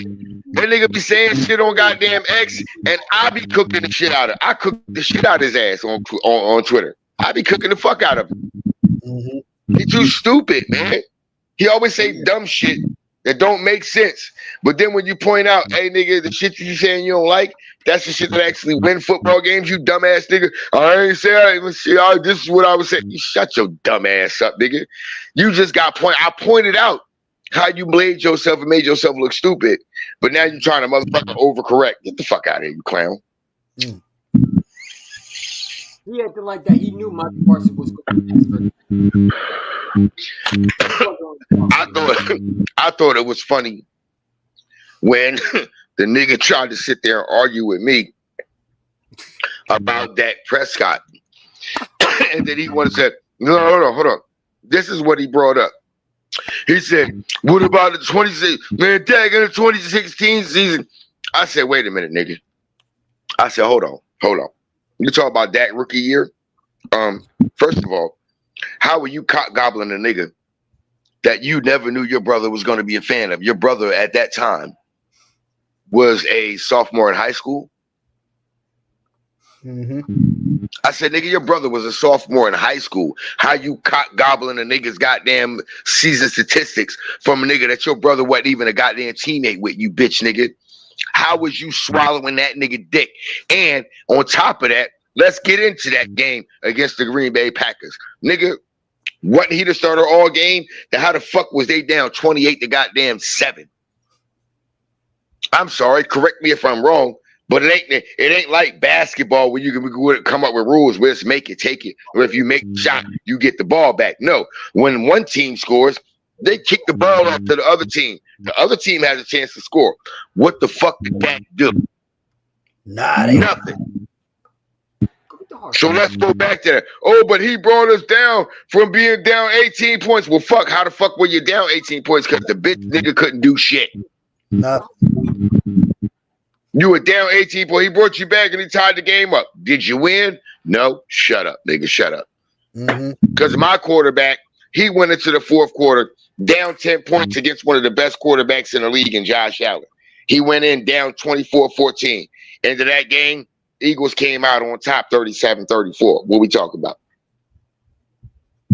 Yeah. Dak loses. We know how to beat 7 seeds. Dak loses. Yeah, exactly. We know how to be 7 seeds, 6 seeds, 5 seeds. I don't give a fuck it is. If they come to the link, we're going to lock them in the clink. Oh, that rhymes. Bars. If they come to the link, we locking them in the clink. That's all it is. We're 5-0 since 2019. Playoff You games come to the link during the postseason, and you gonna cry, and we gonna give you that reason. I promise you that. We won 5 consecutive at the link in playoffs. I had the would go no respect to that. Like, it's like, bro, like Dak Prescott is not where he goes. Not doing Brock Purdy. It would be the choke. I'm saying, like, I don't think Dak. I just don't. I think that he gets average games against bad teams. He beats all these little bad teams. I love mentioning how he was, MVP. Look, this is when everybody tries to make the argument Dak versus Jalen Hurts. This is all you got to say. This is all you got to say to end that argument. Dak was drafted in what round? He was drafted in the 4th round. Jalen was drafted when? The 2nd round. Okay, that's all I need to talk about. Because, sir, there's a difference between a 2nd round pick and a 4th round pick. Yeah. There's a difference. Dak was drafted in what round? Well, he's a 4th round pick. Jalen was drafted in what round? 2nd round. Okay, enough said. I don't need to talk about it no more. Hold on. Matter of fact, here's another proof of it. Dak been in the league going into year 10. Jalen going into year 6. Jalen's a Super Bowl champion and an MVP. He's been to 2 Super Bowls. What about that? Dak ain't been past the divisional round ever in his career. Never. Jalen's got 6 playoff wins. Dak has 2. Dak has the same amount of postseason wins as Jaden Daniels. Jaden Daniels only played 1 year. Yeah.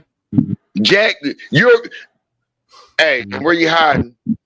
You could have said that. What? Brock Purdy, Mr. Irrelevant, has more playoff wins than Dak Prescott. Last pick in the draft. Yeah, Jaden. Y'all should put up that Hurts has been 4 less years than Dak. And he had one is Super Bowl MVP. That just shows you. Because, like, what did they say about great quarterback? What are the things that we always say about quarterbacks? When the pressure is there, can you overcome the pressure? That can't. Listen. This is the unspoken rule about quarterbacks. It's funny as hell. And this is why I knew this. The only reason why I know this is in high school, I was literally my third string quarterback. Starting running back, slot receiver, third string quarterback. You know what my coach told me when my first quarterbacks, the two quarterbacks in front of me got hurt? And I had to go in the game at quarterback. He looked at me, he said, this is the unspoken rule about being a quarterback at any level. You don't always have to be the reason why your team wins, but you most certainly cannot be the reason why your team loses. Absolutely. You don't have to be the reason that your team wins, but you can't be the reason that they lose. That's all I'm asking you. Don't be the reason why we lose. And I looked at myself, okay, I got you, coach. I got you. I started 3 games. I started 3 games in high school as a quarterback. I'm still 3-0. I don't give a fuck. I'm 3-0. Now, if Jalen was in the AFC Bowl, Jalen only beat everyone. The only one he's not beaten yet, which he will this year, is Justin Herbert. After that, oh yeah, he get ready to smoke Justin Herbert. And the only reason why he ain't beat Justin Herbert is because the defense that year couldn't get off the field. Because he went down to school, tied it up. All we needed was the defense to get a stop. Yeah. That's all he needed. Defense get a stop. He would have won that game. And her linebackers was what? Who was her linebackers again? The guy we signed from the Vikings? Kaiser White? No, Kaiser White no. We had CJ Edwards. No, it wasn't even. Edward was gone. It was the other boy that was next to him. It was the white boy. No, it wasn't the white. Yeah, actually it was. The Vikings linebacker. It was a white dude. It was the one we called the little white snake. Yeah. Fucking Nathan Gary. No, Nate Gary was one. Nigel Bradham. That was the other one. Nigel Bradham. No. Nigel Bradham. That was his last year. That was his last year. I thought it was that Vikings linebacker. No, the Vikings player we got was the safety. We got the safety from them. Because the safety came down, he knocked out one of our goddamn corners when he went to go hit somebody. What's his name? Oh my god! I thought he was gonna be something good. I thought he was too, because he was good in Mike Zimmer's defense. I was like, oh man, we can get him in here, get him to vibe in this defense, bro. He'd be nice. Alex Singleton was a linebacker. Yeah, Singleton. Okay. Joe Bradley and Patrick Johnson. Alex Singleton. Oh yeah, we had Jacoby Stevens. Yeah, Jacoby. Oh my God, Jacoby. That motherfucker. I thought it was gonna be a dog, man. White Snake. Made a lot of tackles though. Who? White Snake. Yeah, Nate Gary. Stop, man. No, hey, you know what? Hold on. I'm sorry. I gotta give somebody credit. I gotta give Alex Singleton a little more credit. I liked him better than I like Nate Gary. I'm sorry. I did. Is that saying That's much, understandable. It's not saying much, no. It's not saying much, but Singleton was better than Gary. At least, especially if you think about it, especially with his coverage ability, Singleton was better than Gary. Gary was just all out of sorts everywhere. Gary. I don't even play football. Nathan Gary was just all out of sorts. He was just nowhere to be. He was just no good. I wanted to go to Philadelphia and drag Nathan Gary myself off the field. Remember when they put him on Chase Claypool? Yeah. I screamed at the TV. I said, what is this dumb coach doing? Why the hell is Bro, that shit, like, yo, But hold on, skeleton. You got to think about that. You say the only reason we lost to the Chargers in 2021 is because we had sorry defensive coordinator Jonathan Gannon. But you have to understand that was his first year as a defensive coordinator. Look if you look at us and look at what we did the very next year under Jonathan Gannon as a defense, we did pretty damn good until we got to the Super Bowl and he got distracted because of the goddamn Cardinals, because that's where we were playing at in Arizona. And the Cardinals got to him during the goddamn last week when he should have been prepping. The Cardinals goddamn did that. DC1 was begging for linebackers. Oh shit! Hey, we was off, nigga. Hold on. Where you hiding? Nigga, back then we was all begging for linebackers. Bro, I wanted to draft a linebacker. I wanted to draft my guy Christian Harris. Hold on, stop. Oh, here we go. What the fuck? Where the fuck? Why are you here? No. Whoever's in control of this, can I leave that comment up there? But can y'all bring me up? Can you bring me up on the solo for a second? I really want to ask this. Commander 16. I'm guessing Commander 16 means you're probably 16 years old. Well, he just young Commander 16. Commander 16. Let me ask you this question. Is there nobody from your own community that's live right now? No, they're not live. There's nothing. No. Dude, they're not live, bro. They have nothing to talk about. They're seasons old. Is there no one there that can comfort you to let you know that, hey, look, it's okay. Scary Terry may leave, but we still got Chicken Nugget Debo. You have no one else. You have no one else or nothing else in your life to bring you comfort that you want to come in here where Eagles fans is flying, birds flying high. Yeah, you know, where Eagles fans is just flying high and gliding around, getting the bird's eye view of everybody else crashing out because they realize the Eagles are built to last for a little while. Is there no one else that can distract you from your misery? Because one thing you're not going to do, let me go ahead and tell you right now. Clowns like you in Commanders Nation, you are never going to stop the joy. I really want you never going to stop this joy. Bro, it's offensive to call yourself a Commander. Like, just change your name. Change your name to the Graveyard. Get done. Hold on. Commander 16. Debo the same dude. Debo's actually never killed us. In 2023, Debo wasn't killing us. Debo actually never killed us.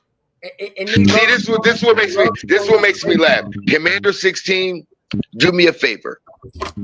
You're a fanboy. You're some young little fanboy who really doesn't understand the game of football and knows what it's about. Oh, Debo saying dude to kill you. Guess what?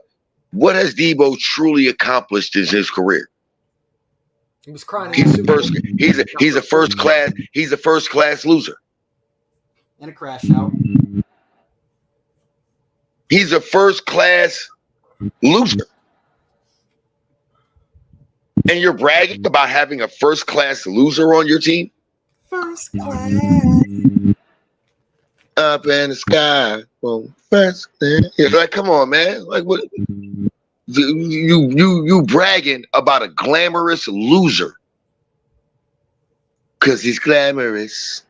Flousy. He's a glamorous loser. But see, that's what you're bragging about. You're bragging about acquiring a glamorous loser who speaks with the bravado of no one. But this is what makes me angry. That game against the Philadelphia Eagles, that game, we had Brock Purdy on ropes. Into the second and third quarter, I don't know what decided to do. I know it wasn't the side. I told you it wasn't the side. Who was it? Because on first and second down, the plays that the side would listen. On first and second down, the plays that the side was calling on defense were working.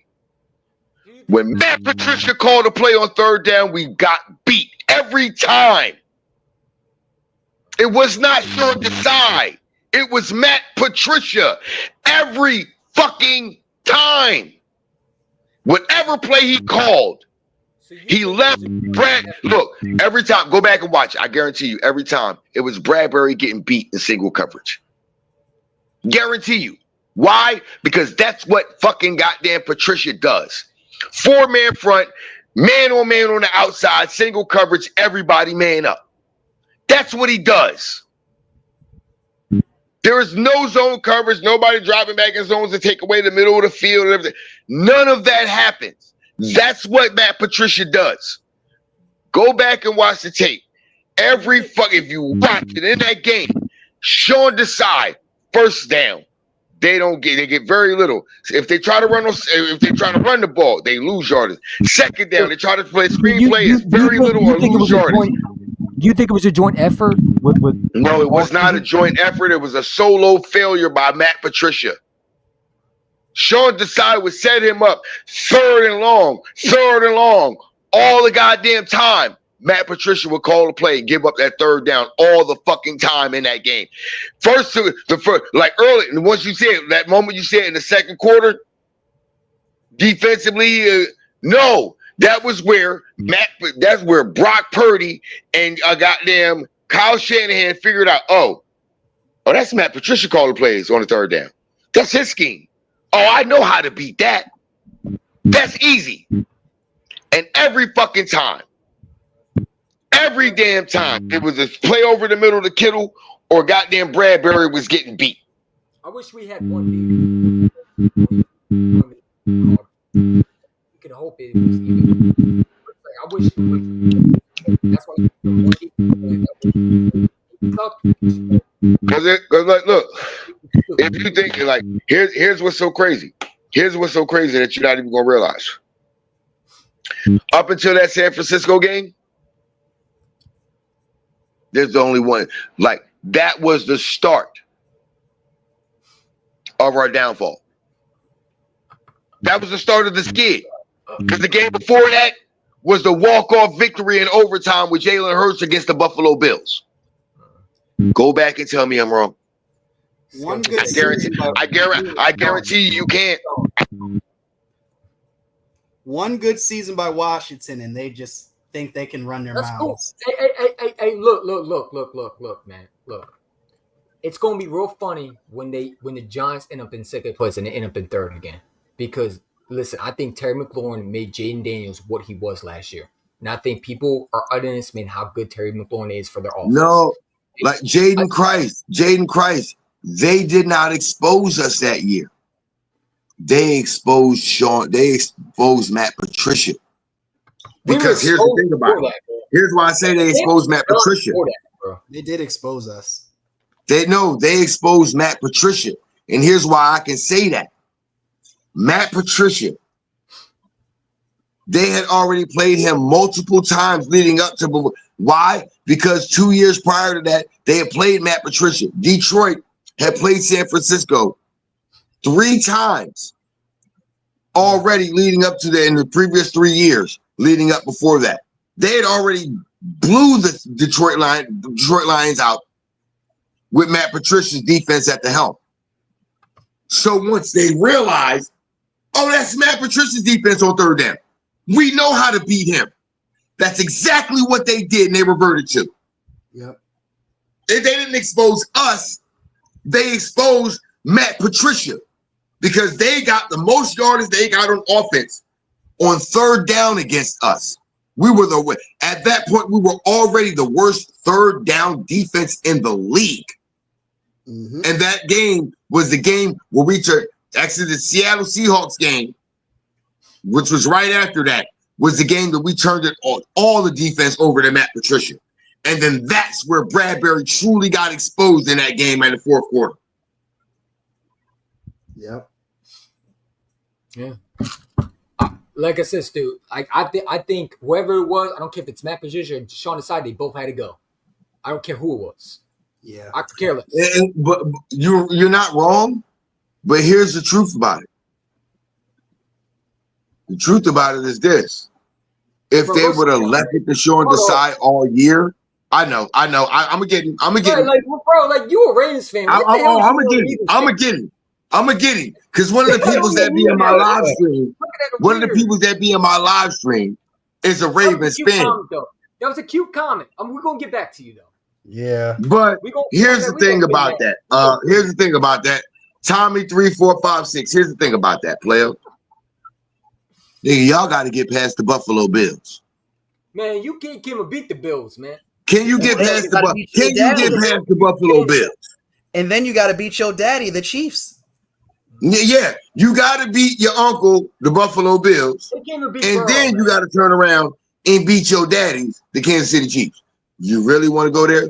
And correct me if I'm wrong. Didn't we just whoop y'all ass last year? I just want to know why Raven fans on this channel, bro. Didn't we just beat the Ravens and hold them to basically 12 points for the majority of the game last year? Yeah. So do me a favor, Tommy 3456. Before you come in here talking your shit with us, make sure you got a claw to stand on. Because we already snatched off one of your goddamn claws, and we snatched your beak off too. Damn. Keep coming here talking shit, and we'll clip your fucking wings. We the lords of the sky. I'll say this: are the lords of the sky. That Baltimore Ravens offense that year when they had Odell Beckham Jr. and all those guys, Jalen goes to the Super Bowl and beats Mahomes. Hold on, Tommy. You said Lamar had your team. He wins the Super Bowl. Lamar had that team before Jalen had it, and he still lost. Shut the fuck up. Exactly. Well, I mean, we could do that too. I think Jalen takes that Baltimore Ravens team. Hey, Tommy, go find yourself a kicker. Now go find yourself a quarterback, bro, because I don't think Lamar will ever win a Super Bowl for y'all. Right, because the real shit here, find yourself a quarterback that can make the right decisions in critical moments. That's what you do. Until you can do that, go sit at the kids' table. It's in the back right corner of the room, and it's facing the window. You can look outside, see all the pretty birds, see the fish swimming around in the pond, the little koi fish and everything. You see them all right there. Go sit over there. This is for adults right here. Mm-hmm. Actually, you know what? You might, at this time of night, you might want to actually ask your mom and dad if you actually have time to be using your iPad or you supposed to be in bed. You got curfew, sir. You supposed to be asking your parents if you supposed to be up this late. I can tell by the name, Tommy 3456. That's so juvenile right there. You had to use sequential numbers. Tommy Pickles. Tommy Little Pickle. Yeah, your baby MJF. Your baby MJF. Hey, Little Pickle. Pickle, wickle. Little Pickle Tommy, huh? Lamar had a better defense. He would have won. Bro, he had come a better on, defense. man. Like, I don't understand why these dudes come to live stream where I'm at and think they're gonna get away with saying goofy shit like that.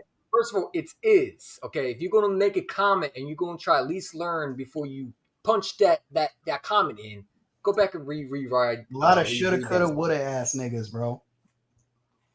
Hey, look, But we I just realized something that's gonna be a detriment to my evening. I need to go grab some more blunts. I am out of Rillos to roll blunts with, and if I ain't got more to roll, if I ain't gonna roll up, oh wait a minute, no I don't, no nigga, I got a bowl, I got 2 bowls in the ball. Hold on, I got 2 bowls in the ball, and I got some papers right here. I'm good. Nah, I ain't gotta go nowhere. Yes. I'm good. That's I'm trouble, good. Yeah, I'm good. I'm good. Raven fans remind me of Cowboy fans, bro. Y'all do the same thing like Cowboy fans. Y'all make excuse for your quarterback, bro. And if he's such a top 5 quarterback, then why don't you hold them accountable? Yeah. Like Bills fans, hold Josh Allen. I keep saying it, bro. But y'all think he's better than Jalen. Okay, then why does he need all this stuff that Jalen's supposed to needs? Like, y'all make no sense. Y'all keep saying Lamar needs this. Lamar had Derrick Henry and couldn't even win a bowl. Couldn't even get there. Hold on. Here's a question, though. I want to ask this. This is what I want to ask. This is a crazy question. Crazy question. And I'll put you on camera. How do you go from AFC Championship game back to where you were before and you came and finished?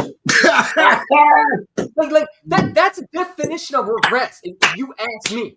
How do you go from AFC Championship game to making progress to going backwards and came and beat the same quarterback? Like I'm sorry, like that I want to know, how does that happen? Loser behavior. But you're over there acting in movies rather than work on your. Come on, man. If we had this, all right. I'm gonna ask this question. I just want to know, Stu, how does he go from AFC Championship game back to where he was and lose the exact same situation that he was before? How do you advance and go backwards? Cause them niggas ain't built like that. No. I'm sorry, I forgot. It's the tight end's fault. Yeah, everybody's fault but little Lamar. You know, our tight end didn't catch the ball, bro. Here's a question. Here's a question that I'm gonna ask, and this is gonna put it all in perspective. No, they'll still find a way. If all of these quarterbacks are so much better than Jalen Hurts, why do they need what he has on offense or on defense? Yeah. Why do they need that? If they're so much better, they're more elite, they're better throwers of the football. I heard all year, Jalen only throws the ball this many times. Football because you're over there arguing. Sorry, Stu, not to cut you off, but you're arguing that he's better. How's he better when he's regressed? Hold on. Let me get it. Just don't. Matter of fact, Tommy, you're saying you don't know football, but you have not answered my question. You have not answered my question. Did Lamar Jackson not have a top 5 defense?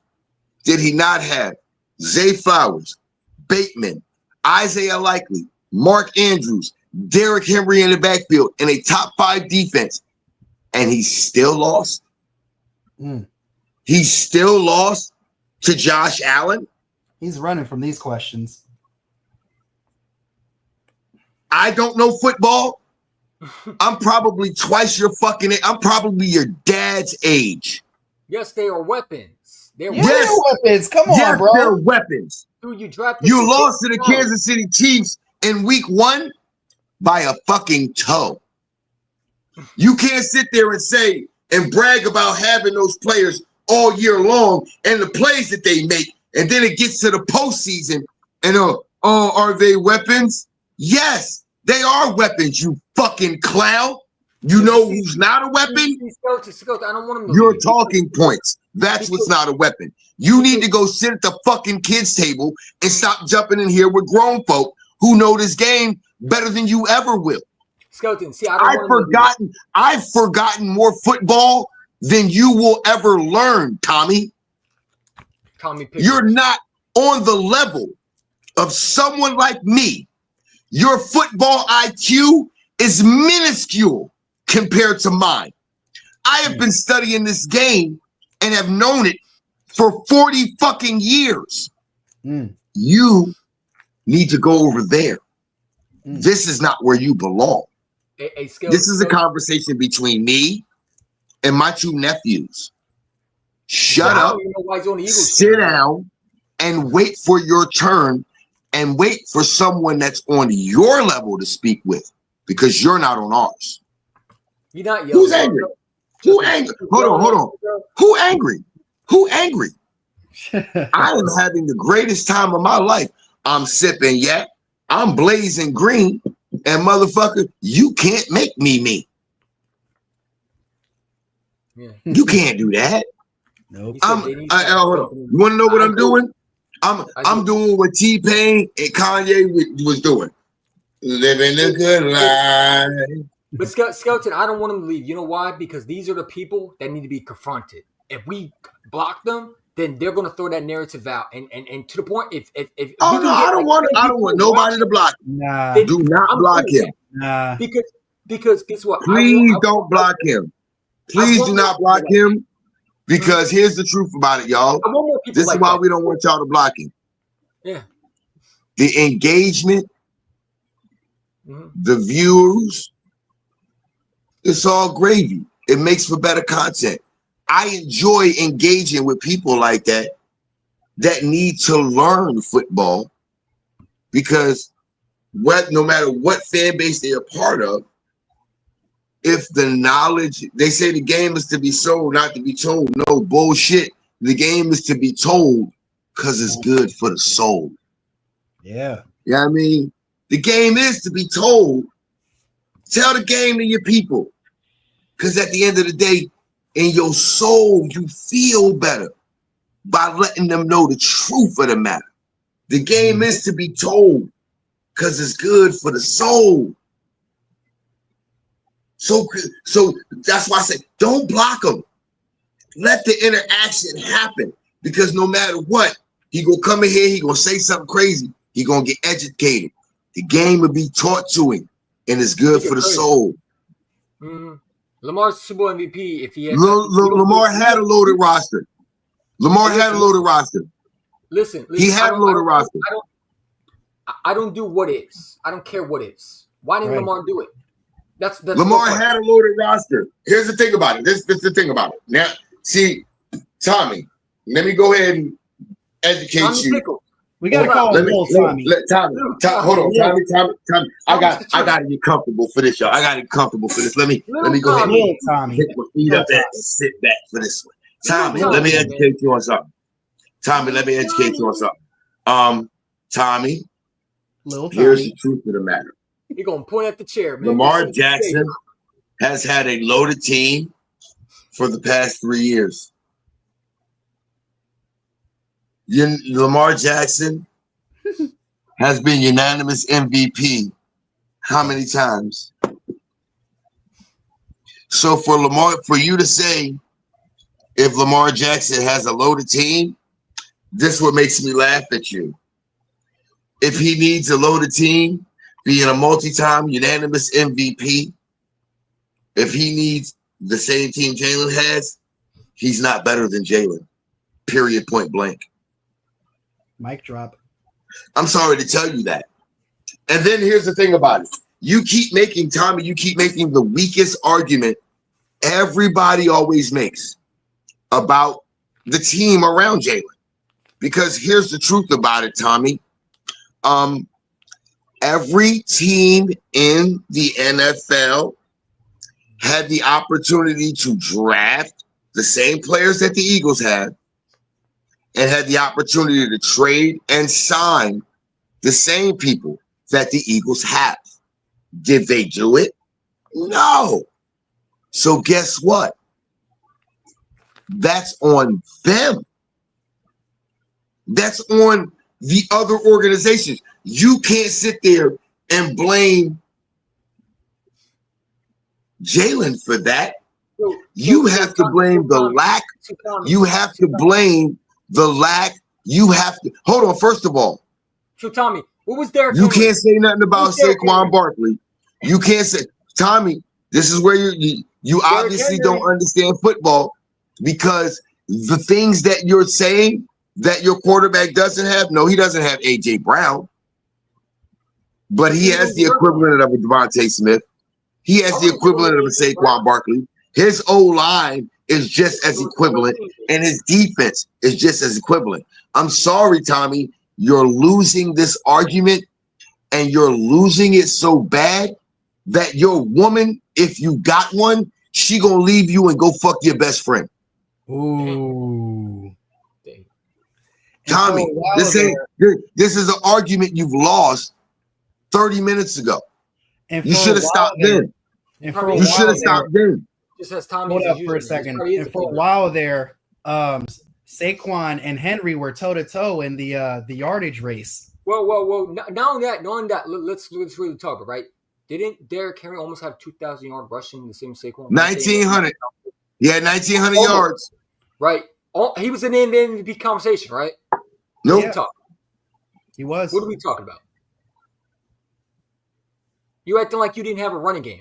They swore it down. If Lamar had a running game, he would go to Super Bowl. Why didn't you go to the Super Bowl? Because according to y'all needed a running game. Cool. They gave you Derrick Henry, right? Then before it was like you needed receivers. They go and draft Zay Flowers. They go and draft Likely, right? Or I'm not Likely, Bateman, right? Those are number ones and second round picks. Like here's what makes me laugh.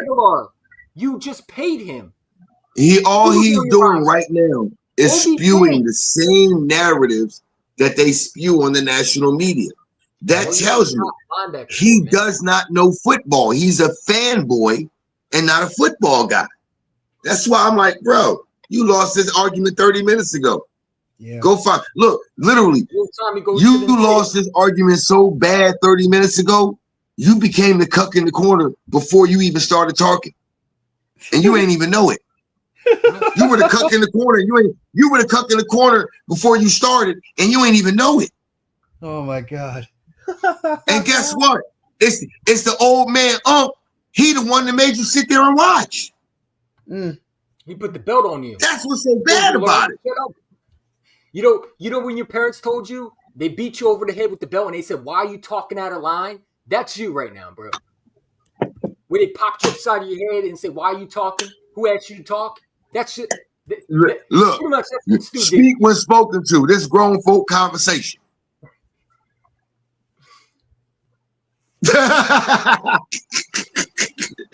Yes, Hyden. That's exactly what he is. Before he even made comment one, he was already in the corner. Hey, you stay over there. You watch this. This get ready to be fun for you. And look how much of my bottle I still got left. So you know I'm not drunk. I'm not even being mean. I'm just trying to be funny right now. I'm not even trying to be mean. I'm being funny. I'm just being funny with it.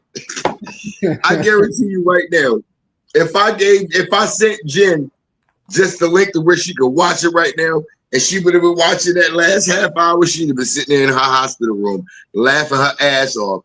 And the nurses would have been like, "Is everything okay?" She would have made them sit there and say, "Watch Joe. Just watch Joe. He get ready to say something funny." Then she did this shit before I was on a live stream. I can't remember who I was on with. No matter of fact, it was when my man Joe Castro was doing it on the Jan Act, and I jumped on with him. And she was in the hospital back then, and she was sitting there, and then she was sitting there watching it on her laptop, and had like 4 or 5 of the nurses watching that shit with her. I go into the hospital the next morning. All these motherfuckers sitting there just laughing and be like, "Yo, you need to calm down with some of the shit you saying. It was too funny." I'm like, "What are y'all talking about?" I go in the room. She said, "Joe, baby." She said, "They was watching you on the live stream last night." I said, "Oh shit." I said, "Damn, that's fucked up." She said, "Nah, that shit was funny." She said, "You had them laughing in here at least till 6:30 in the morning, because they was laughing about shit you said all night." I said, "Oh man, that's fucked up." And that's where like my first 15 subscribers to my channel, that's where it came from. It came from nurses that work at the fucking local hospital down here, yo. If you make Lamar a drop back passer, a pocket passer, he is going to lose. You know what's so funny? Is quarterbacks like Lamar, Jalen, Michael Vick, Justin Fields, Caleb Williams, they're not meant to be drop back passers. Yeah. They're not meant to be. They're meant to be dual efficient passers but they help create explosion in the run game. Yep.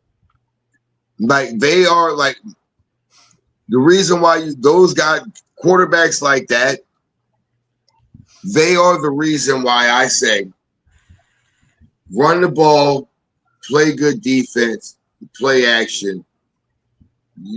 Championships is always a possibility, because if you have a quarterback who can efficiently throw the football, you don't have to have an elite quarterback to win championships. You don't. What people didn't realize was Troy Aikman was not an elite quarterback. He wasn't. But in his era, you win 3 championships in 4 years. He's actually rated as probably one of the best quarterbacks of his era. Mm-hmm. But he was not one of the elite quarterbacks then. You had guys like Joe Montana, Steve Young, John Elway, Dan Marino, Warren Moon, Jim Kelly. Those were the guys that they said those elite quarterbacks. But 9 times out of 10, 3 out of 4 years, it was Troy Aikman and the Dallas Cowboys. Why? Yep. They ran the ball, they used play action, and they played great defense. And the front office too. Yeah. No, it wasn't the front office. It was Jimmy Johnson. The moment they got rid of Jimmy Johnson and Jerry Jones took over being all the glitz and glam, they ain't win a Super Bowl shit. Right? Once that Jimmy Johnson team got separated, remember, they won that one Super Bowl with Barry Switzer, but that was Jimmy Johnson's team. Yeah, it was. I was about to say that. They won that one last Super Bowl, and they haven't won since. Because it's all about the glitz and the glamour and the show and being a part of, we're America's team and the star. And it's all about headlines and promotion. It's not about winning on the football field anymore. That's why I haven't won shit in 30 years. Barry Switzer.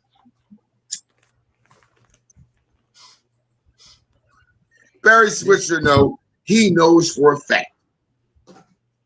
He was just that guy. Oh, I got glory because I took over, because he fired Jimmy, because Jerry wants all the shine. He's arguably the worst coach that's ever won a Super Bowl. He won because they had Troy Aikman and they had Jimmy Johnson's team before they officially collapsed. That's the only reason why he took Jimmy Johnson's team. I mean, anybody could do that. This will make me laugh though. This will make me laugh though. Michael Irvin, he will talk about how great Jimmy Johnson was as a coach, as a man, as a leader, but then turn around in the same breath and talk about how Jerry Jones was the center point. No, the fuck he wasn't. That man's the same dude was smoking crack, right? Why? Oh, yeah. Why? Because Jerry's still giving you money? No, because he paid for his crack when he was little. He paid for his bail. He paid for his crack. They found in the hotel. No, hold on. I'm not gonna lie. I'm gonna keep it real. Because and this is something I'm gonna keep it real. I've known people down.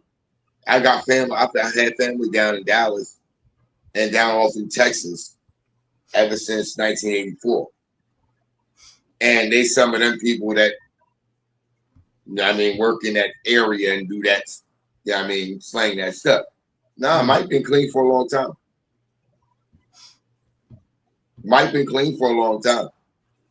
I doubt it. No, I don't. I said I doubt it. I don't. Mike's been clean for a long time.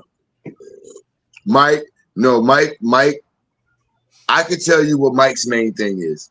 Mike is a caffeine junkie now. Michael Irvin is a caffeine junkie. That motherfucker will take 5-hour energies, drink coffee and everything. Mike don't do that shit no more though.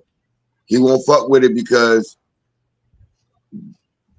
he believes that earlier in his career, when he was doing that, that's what made him fragile enough to where when he took that hit against us in Philly, that's what made him fragile enough to where he could never play football again. Yeah. And he said, you know what, that was taken from me. And that's when I realized, he said, you know what, I could never go back to that. He said, I'd already left it behind, but I knew I could never go back to that because I realized that made me a weaker man. So I got as who I am, the people that I know, my family, and all the people I know in that area that, Mike he ain't been doing that, man. That ain't his thing no more. That ain't been his thing for well over 15 years, man. Well over 15, 20 years. That ain't been his thing, man. Mm-hmm. He just, like, the main thing that, like, he loves more than anything now, that he understands that he loves more than anything, and he lost it, is he loves the game more than anything. And he felt as though he lost it because of what he was doing early in his career. Yeah. When you feel that way psychologically and emotionally as somebody who's helped people recover from addiction, it's going to take a hell of a lot to make you go back to that. Not when you have that type of mindset and that type of focus, and when you feel that way about certain shit. That's traumatic. It's going to take a hell of a lot. It's going to take some devastating shit to make you even think about going back that way. Yeah. So that's why I can say, I never met him. I don't spend time around him. But from the people that I know, my family members and the people that's down there in Dallas and in Texas area and shit that deal with type of shit like that, nah, man, that ain't who he is no more. Yeah. And trust me, it's a lot of people down there for a fact that lost out on a lot of money over the years. They lost out on a lot of money over the years. Mm-hmm. But nah, that ain't who he is no more. So I ain't even gonna put that. I ain't even gonna put that name on him. Back in the day, we could have said that shit. We could have called him Cokehead Mike. Can't call him that now. And that's just me being honest and me being respectful of the man he became after, you know what I'm saying, everything he'd been through.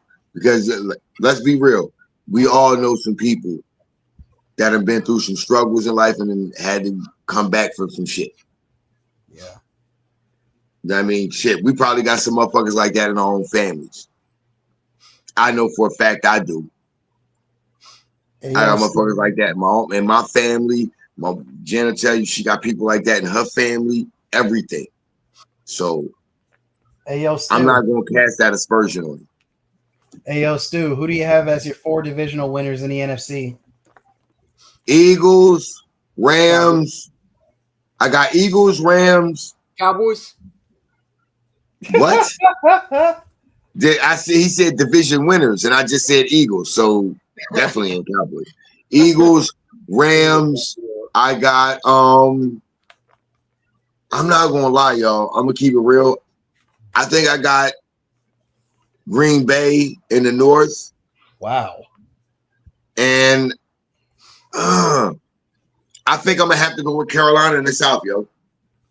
Carolina's a shocking pick. I got them. I don't think I'm gonna go with Carolina in the South, and because you know what, if you watched them last year, and close to it, like that the last 8 games, if you watch them, there was some promise with them boys. Like, let's keep it real. They gave us a tough time last year. Yeah. If it wasn't for that drop by Leggett, we might have lost that game. They gave the Chiefs a scare. They gave Tampa a scare. They gave a lot. So that's what I'm saying. I think with what they did this offseason, I think, you know what, they might, because they literally they was 1 game out of winning the division. I think this year they could probably pull it off. We'll put it all to what? The Super Bowl? Don't get me wrong. I still think the Buccaneers is contenders. But I just think the Carolina Panthers, man, I think they got I think they got the horses to pull it off this year. All right, it's a Philly thing. I got you. We agree on the first two. The last two, we differ. It's okay. It's all good. Not everybody agrees on the same, but yeah, you know what? Like I said, I'm not sleeping on the Bucks. I'm not going to say that they can't win a division. I just think the Carolina Panthers. I think they can pull it off this year. I think they can, because there was a lot of close games last year that they lost, and I think some of them this year. I think they'll win some of them this time. I have them sneaking into the playoffs as a wild card team. I still got Tampa Bay winning that division. Oh no, I know. Hold on. I never said that I didn't have Tampa Bay in the postseason. I didn't say that. Oh, you got them as wild card? I still think both teams can be in the postseason. Whichever one wins the division, I still think the other one can sneak in as a wild card. Yeah. But I just think, and maybe it's because, full disclosure, being born Jacksonville, North Carolina, maybe the Carolina love, maybe that's why I'm feeling that way. But just from what I watched and I seen from them leading into the end of the year, and what I seen them do over the offseason, I just think maybe they can find a way to put it together to win at least maybe 2 or 3 of those close games that they lost last year. That can get them over the hump. Mm-hmm. Boss is so that's what I'm saying. Well, hold on. Fuck that. Boss said he wanted Who are y'all for division? Who are y'all for division winners in the NFC? Okay, so I'm gonna have to say Eagles, Rams. I'm gonna have to say Lions too. But I'm going to say the Buccaneers too. I agree with the Philly thing right there. But as far as wild card, I'm going to have to say the Panthers. I'm going to have to say Washington. Washington what? In wild card? Yeah. They're not going to wild card, bro. They're missing the playoffs if they don't Terry. I didn't know we was naming the wild card team, because if we was going with the wild cards, I got a couple wild card teams. I think the Cowboys might make the wild card. They know they'll lose right away. Nah, they're going 6-10, 6-11. Nope. I got the Giants as a wild card team. Ooh, that's a shocker. You the little Giants again? I got the Giants as a wild card team. I'm sorry, y'all, but I'm with LB. I think Giants win week 1 against the Commanders. Okay. I think Giants win week 1 against the Commanders. I have them starting off 2-0. They're going to beat the Giants. Yeah, they're gonna beat the Cowboys too. I think you know what? Depending on what I see week 1, I might go with you with that too. Cause I'm sorry, yo. That's not Daniel Jones under center. Yeah. That's Russ. It's Russ. He's so I got, cause like I said, I got my wild card teams are in the NFC. Or like I said, I got the Giants. I got the Niners. They're gonna miss the playoffs. And this is the shocker for y'all. The Vikings? The Chicago Bears. No. I got the Chicago Bears sneaking in as the number 7 seed. Oh no. Their offense going to look. They're not ready. And I'm telling, hold on. I'm telling y'all, if I'm right about this, this would be, look, if I'm right, if I'm not right about anything else, if I'm right about the Bears getting in as the number 7 seed, that's all I'm giving a fuck about. If I'm right about the Bears sneaking in at the 7 seed, I really think the Bears can pull that off. I really think the Bears can. Because I'm sorry, y'all. Let's keep it real. Hold on. Let's keep it real. Look at that. Nigga, they really shouldn't have lost to the Commanders last year on that Hail Mary bullshit. Yeah, that was some bullshit, bro. Let's keep it real. And the Lions too, and the Packers. There was a bunch of games they should have won. Exactly. That's what I'm saying. I don't think, like I said, there was too many one-score games, the close games last year that they won. And there were too many close games last year that the Bears lost. Mm-hmm. I think that flips.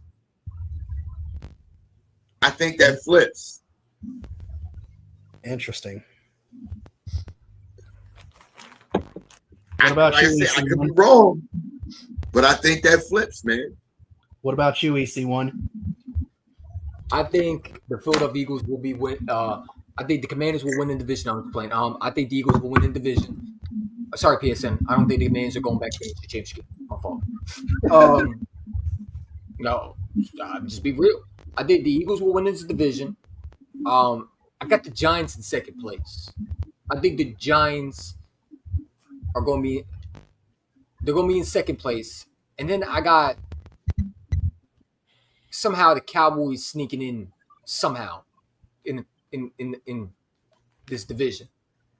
Just to have three teams in this playoff race, right? Last year we had three teams, right? We had the Eagles and the Commanders. I think this is the year they'll have.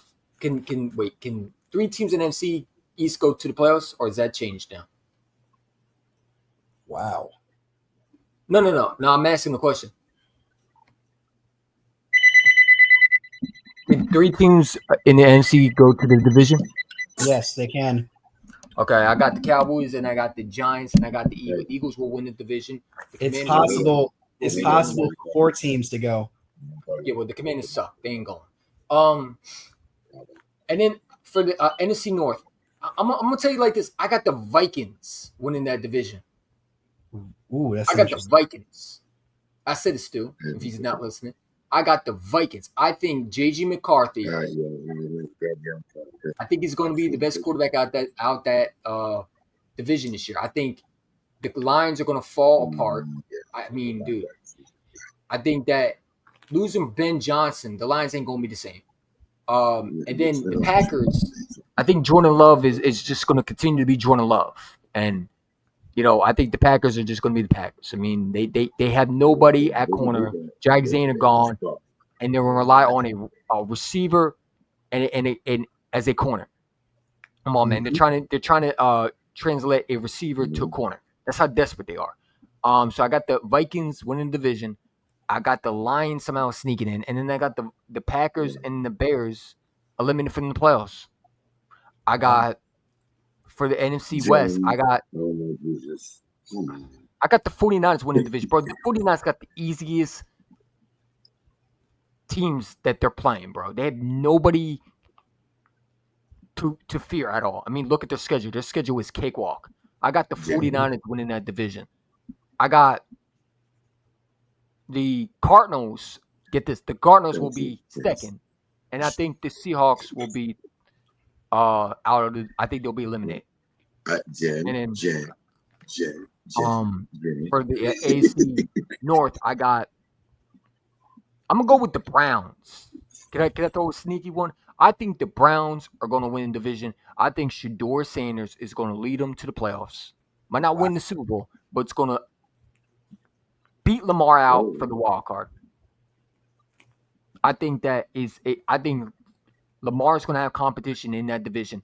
And I think Shedeur, I know a lot of people ain't going to like this. People are going to say, East one, you stupid. Now, I think Shedeur Sanders is going to show everybody that he was a good pick. So, I think the Browns, if Shedeur Sanders is the starter they want, I think he takes the Browns, and I think he outplays Lamar and beats them. And I think the Chargers missed the playoffs, and I think Jags missed the playoffs. They have nobody.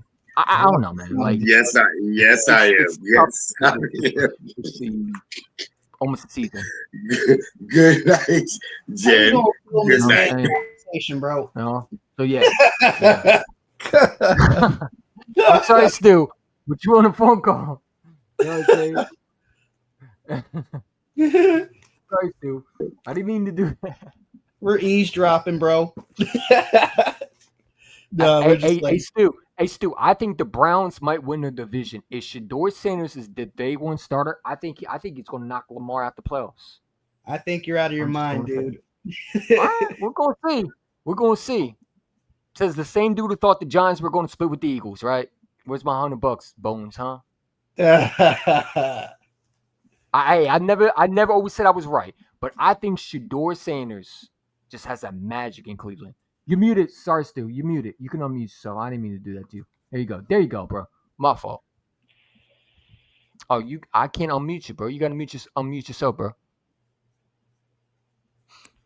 There we go. All right. I don't know why Jen decided to call me and talk to me about what she decided to talk to me about. I'm gonna leave that there because the fact that she calling me and talking to me about what she did, that just fucked me up because she ain't did that shit in forever. But anyway, AFC winners, Bills,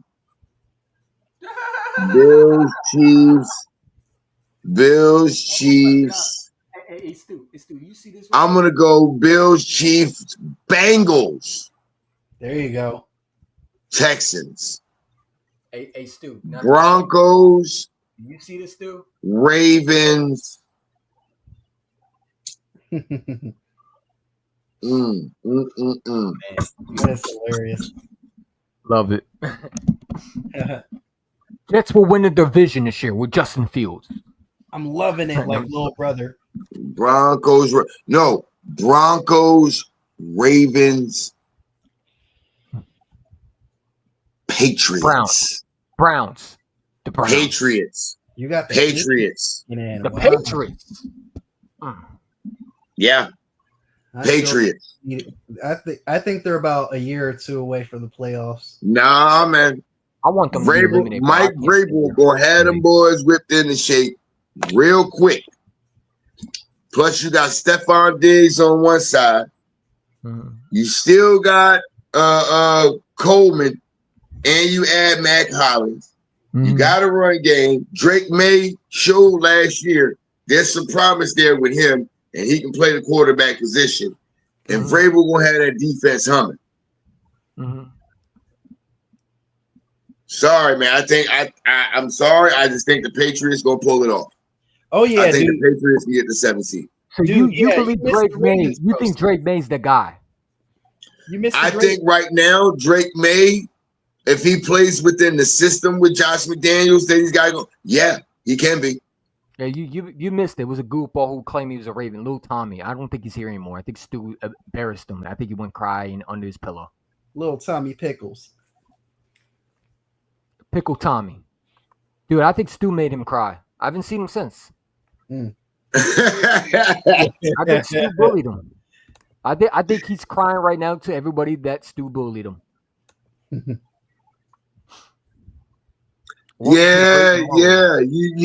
missed the Lamar roast. And you know what's so crazy? Stu and I used to go back and forth because you remember, Stu, you used to say that Lamar wasn't at fault, but it's like Stu eventually had to see what I said. When I said this a while ago, I don't think Lamar will ever win a Super Bowl with the Ravens. I think he has a problem with choking. You know what I'm saying? And I think that, a lot of people had to see. I think that last playoff game was the final straw. But there's been a lot of people a lot of Eagle fans arguing with me about it. Not saying. I mean, I think Stu and I agree with each other that there was a lot of Eagle fans that were arguing with us that Lamar is great. No, Lamar is not. Lamar is what everybody thought Deshaun Watson was going to be, a generational talent. Come on, man. Where's the generational in Cleveland? It's not even the starter. And I think here's the funny thing, and this is what I heard. Top 5, right? I heard this. I was watching a Rich Eisen show one day. And it was the day after we had won the Super Bowl. And that offensive lineman used to play for the Broncos, Mark Schlereth, was on there. And there was something very, very interesting that he said to me. He said to Rich Eisen, that caught my attention, that really made me evaluate what's going on in today's NFL. What's happening is general managers and coaches are getting enamored with athletes. My thing is, I'm not enamored by athletes when it comes to watching a football game. I'm enamored by football players. Here's the reason why. When I heard Devontae Smith coming out of the draft and everybody was criticizing his size, Devontae Smith said, "You want a bodybuilder or you want a football player?" They still give Devontae credit, man. They disrespect him still, bro. I don't understand it.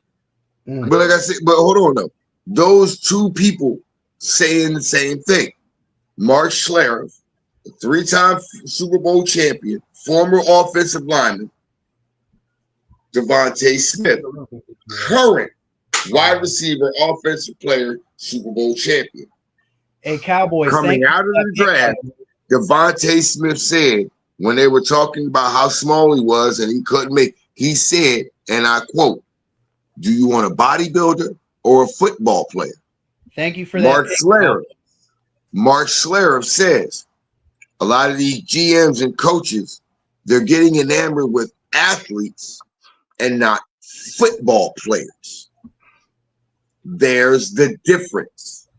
Thank you for Lamar the Jackson. Cowboys. Lamar Jackson is an athlete. Asshole. Jalen Hurts. Lamar Jackson is an athlete. Jalen Hurts is a football player. There's the difference. And people don't get it. But I'm going to let y'all go ahead and finish up tonight. I got to walk the dog. I got to roll another blunt. It's the last one I got. And then I got to go next door and grab some more weed anyway. Bro, I get Javon, the dude who be talking a lot of smack in my DMs. I told him to come up, right? Because he says, well, Stu don't know he's... I'm like, bro, come on. The dude didn't even want to come up. Come on, man. He's scary as hell, bro. You sent it. Who said it? Hold on. Who said that? The guy who had the ceiling fan. You know, he been sending me stuff talking about, I want to collab. I want to send me the link because, you know, that's better than Jay. Like, he been talking a lot of shit. Like, he sent me. Oh, Javion. Goddamn. I want to see what he want to say. I gave him the platform, right? We're not going to block you. No. Come on. Come on. When we call him? At any given time he want to have this conversation with me, I'll make him look stupid.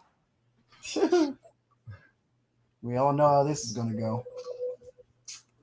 At any time he want to come on with me, oh, believe you me, I'll make him look stupid. BTA. It's too easy for me. I talk football just for fun. Like, I sat there at the hospital today with the security guard there who was a Cleveland Browns fan and sat there and talked for 45 minutes while smoking a cigarette, talking football. He not picking up. Oh, come on, bro.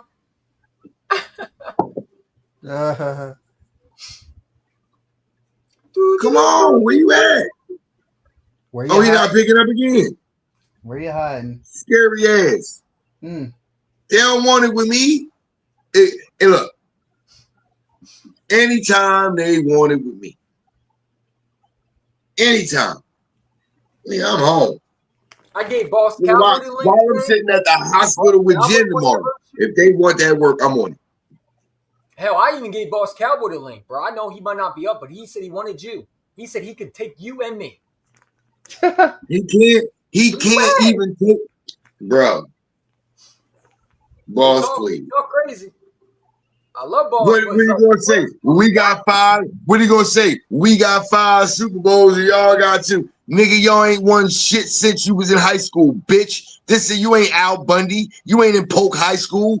Shut that shit the fuck up. Look at him. Ducking all that smoke, man. Look, man. Anytime any one of them wanted with me, if they want it with me, I'll put them in their place and show them they ain't built for this. They not built for this with me. Bro, I really want Boss Cowboy versus you, man, because look, Boss not built for this with me. what he said Boss in the knew this. Boss knew it. Look, I'm gonna tell you this right now. That's why that day you told Boss that we was all gonna be in it. Oh, he couldn't make it at that time, but I'll do one with you later. Cause he knew goddamn well coming in here with me, it was a goddamn loss. He thought I was some food. He really thought He knew damn well coming in the stream with me, all of his viewers was gonna see him get embarrassed. He didn't want that. Too bad. He not built for me. He thought I was sweet until I embarrassed him too. He thought he not built for me. Mm-hmm. Yeah, I know. He not built for me. That nigga soft as shit. Oh, whoa. I mean, boss be sometimes he'll be intelligent. Them niggas soft. I ain't gonna say soft, man. No, he's soft. He's soft. He over there being soft with his own goddamn fan base. S-A-W. Niggas soft as goddamn cotton candy. Soft. Them niggas soft as cotton candy over there. Mm. They not built for this with me. Little Twinkie filling ass niggas. You got Rome over there. I just saw softer than silk panties in a woman's ass. Soft like Charmin. Them niggas softer than silk thongs and a fat bitch ass. Fuck wrong with them, man. Fucking with me. I'm that guy. I want that smoke. Hold on. What they say? The street profits are up, and we want the smoke. Damn. That's a promo.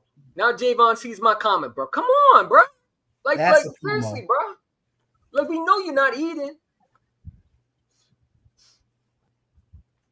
We know you're not eating, bro. We know you watching this, bro. We know you watch my stream, bro. I know you do. Yeah. I know. Hey, look, matter of fact, I tell him, if you want some, come get some.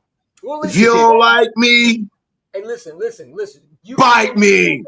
You can show your stupid ceiling fan. I don't care. Just get your ass on here, man. Hey, Stu, your new name is Stu Pac. I believe in Joe Hendrick. I won't deny I'm a straight rider. You don't want to fuck with me. Man. Spicy stew. Everybody to flames, man. Spicy stew. And here's what's funny. I'm still in happy mode. I'm in happy mode, yo. I'm just chilling out. Look, dog sitting here laying on the couch looking at me like, yo, what's good? Dog just sitting there laying there on the couch looking at me like, what's good, yo? Chilling. I'm in chill mode. So, like I said, wherever they at. Stupac. I like that one, bro. I came up with I'll take Stupac. I'll take that one. I came up with it first. Hey, look. If you want to call me Stupac and literally compare me or put me in the same category as my favorite rapper and lyricist and my favorite revolutionary activist of all time, if that's what you want, I thank you. I humbly thank you for that. I came up with that. I humbly thank you for that because, yo, if people don't understand how much I care, not just about black people, but people in general. I told you, bro. Like I just care about the well-being of people. But my way of expressing it is, hey, let's just talk football. And if we talking football, we can find a way to figure out how we can get along outside of that. And I promise you, I'll be the best person or best version of who I am based on that. You know what I'm saying? Based on that small alley that we came into agreement with. That's where I'm at with it. Because though, I firmly believe this, and I've always believed this in my heart. God ain't put us on this earth to be at each other's throats. He put us on this earth to be here for each other, not against each other. You see it, Stu? You see it, Stu? Look, bro. What'd he say? What'd he say? Nothing. He ain't with it then. I ain't got time for him. He said he could Well, like I take said, you on. man, God ain't put us on this earth to He don't fucking play not with like it. each other and not get along with it. He put us on this earth to be here for each other and help each other grow and prosper the best way we can together. Stu, he won't climb. So if I can find, I know he won't come back. if I can find a lane I would have to apologize to him, and I'm not. where we can coexist, I'm good with that. Mm-hmm. Yeah, I don't think Boss Cabo will ever go back on my channel, bro. I think he's never ever going. He's going to sit there and say that he didn't know what he was talking about. But really, be honest, I'm Not built for it. You're not built for it. You're not built for it. Matter of fact, here's what I'm gonna do. I'm gonna go ahead. I'm gonna see. Let's see who all live right now. I'm looking them up on my motherfucking big ass 65-inch screen TV. I don't give a fuck. I'm looking motherfucking who live right now. Who live? I want to see which one of you motherfuckers is out here talking some stupid shit. Let's see if he picks up again, man. We saw you. It said seen. He saw my comment. I called him scary ass. Did you hit him up? I'm telling you, man, they're not built for it. They're not built for it. And here's what's so crazy. Boss know he my dog. I got nothing but love for Boss Cowboy. Nothing but love. And like I sat here, I called him soft and shit like Boss know he's a real dude. He's a good dude, man. He real good peoples. One thing I'll never say, he's a stand-up dude. Hey, One thing, when I call him soft, I say he called. When I call him soft, I mean that as far as the football fan base and shit like that when it comes to the Cowboys. As a man, where you at, boss? No, I ain't boss. Oh, well, get your ass on the screen then. We're going to talk football. This is gonna be good. Get your ass on. No, get your ass up here, you soft ass. Don't run. Come on, bro. Like, what you scared of? Come on, man. We just talking football. What you scared of, bro? Come on, let's talk some football, man. We're not gonna hurt you. We ain't gonna hurt you. Huh? I am the guy he said he wanted, right? He said he wanted me, right? Well, here I am.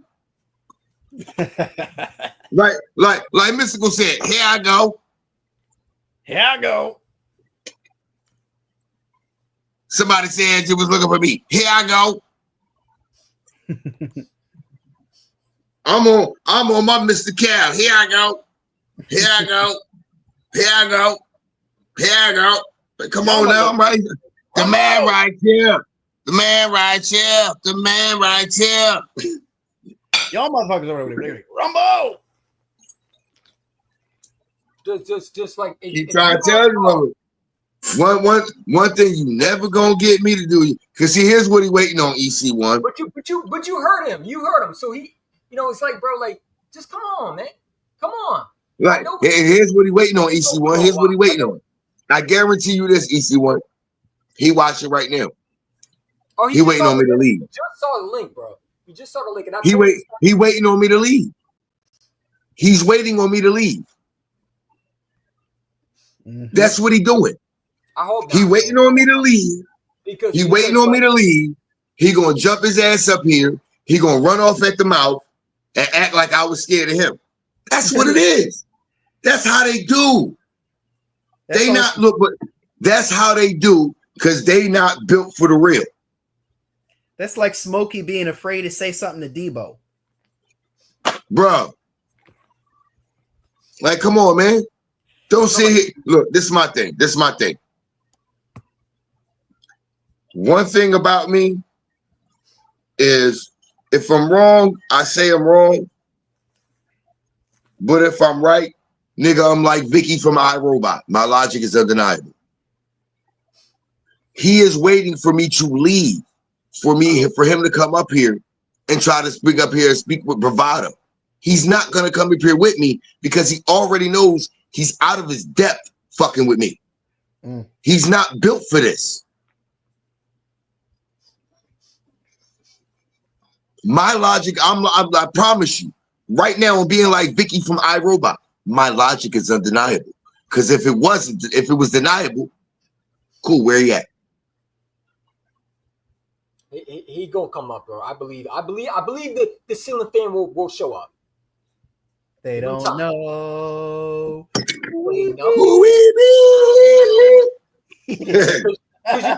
Because you saw what Mary did to him, right? Did you see what Mary did to him? Hey, look, I was getting ready to hop off, but if he gonna come up here, I'll wait. I'm like Cat Williams, don't worry, I'll wait. Hold on. I'm like Cat in this situation, don't worry, I'll wait. Right. Bruh, where you at? You said you wanted me, right? I'm here. I don't know ball. I don't know football. You said you wanted Stu. Stu's right here. I'm right here. No. But the truth of the matter is, you're going to wait till I'm gone and then come and try and talk tough. We them boys. Is that him? Yep. Bring him in here. Give him the link. Matter of fact, we them boys, you already got the link, you clown. I'm talking about some send the link. He sent it to you already. Goofball. That's how I know you're not built for this. On some Wayne bro shit. Bring that ass. Bring your ass. Oh, Ringling Brothers and Barnum Bailey circus ass nigga. Bring your ass. Oh, Ringling Brothers and Barnum Bailey circus ass nigga. No excuse now. Nah, but all jokes, all games aside. Come on up, bro. Let's talk, man. For real. Let's have a football conversation. Let's do it. I'm all game with it. You won't leave. I'm all game with it. I love having a football conversation, man. For real. No hostility.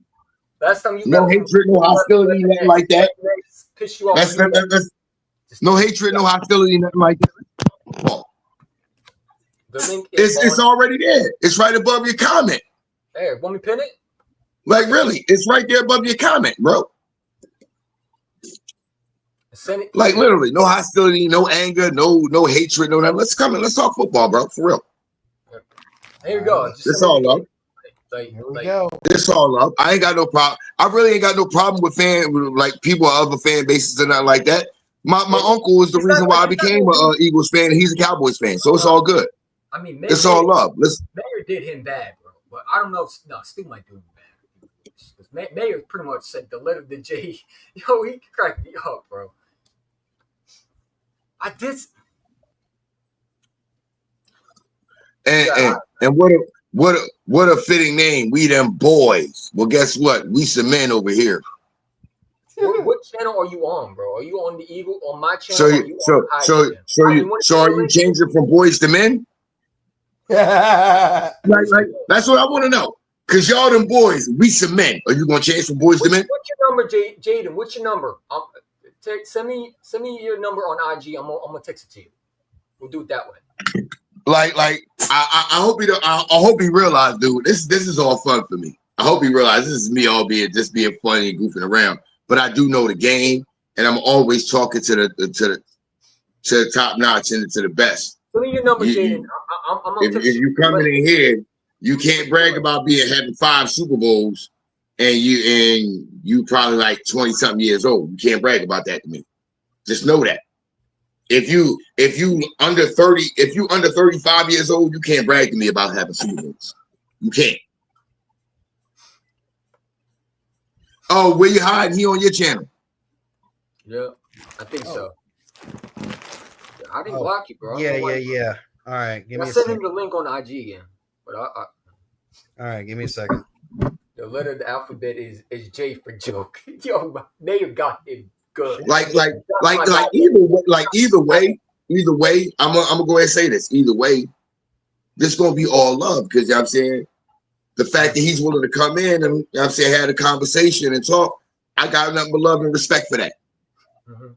That's one thing about me, and that I'm gonna always do is I may talk my shit, but I'm gonna never start out.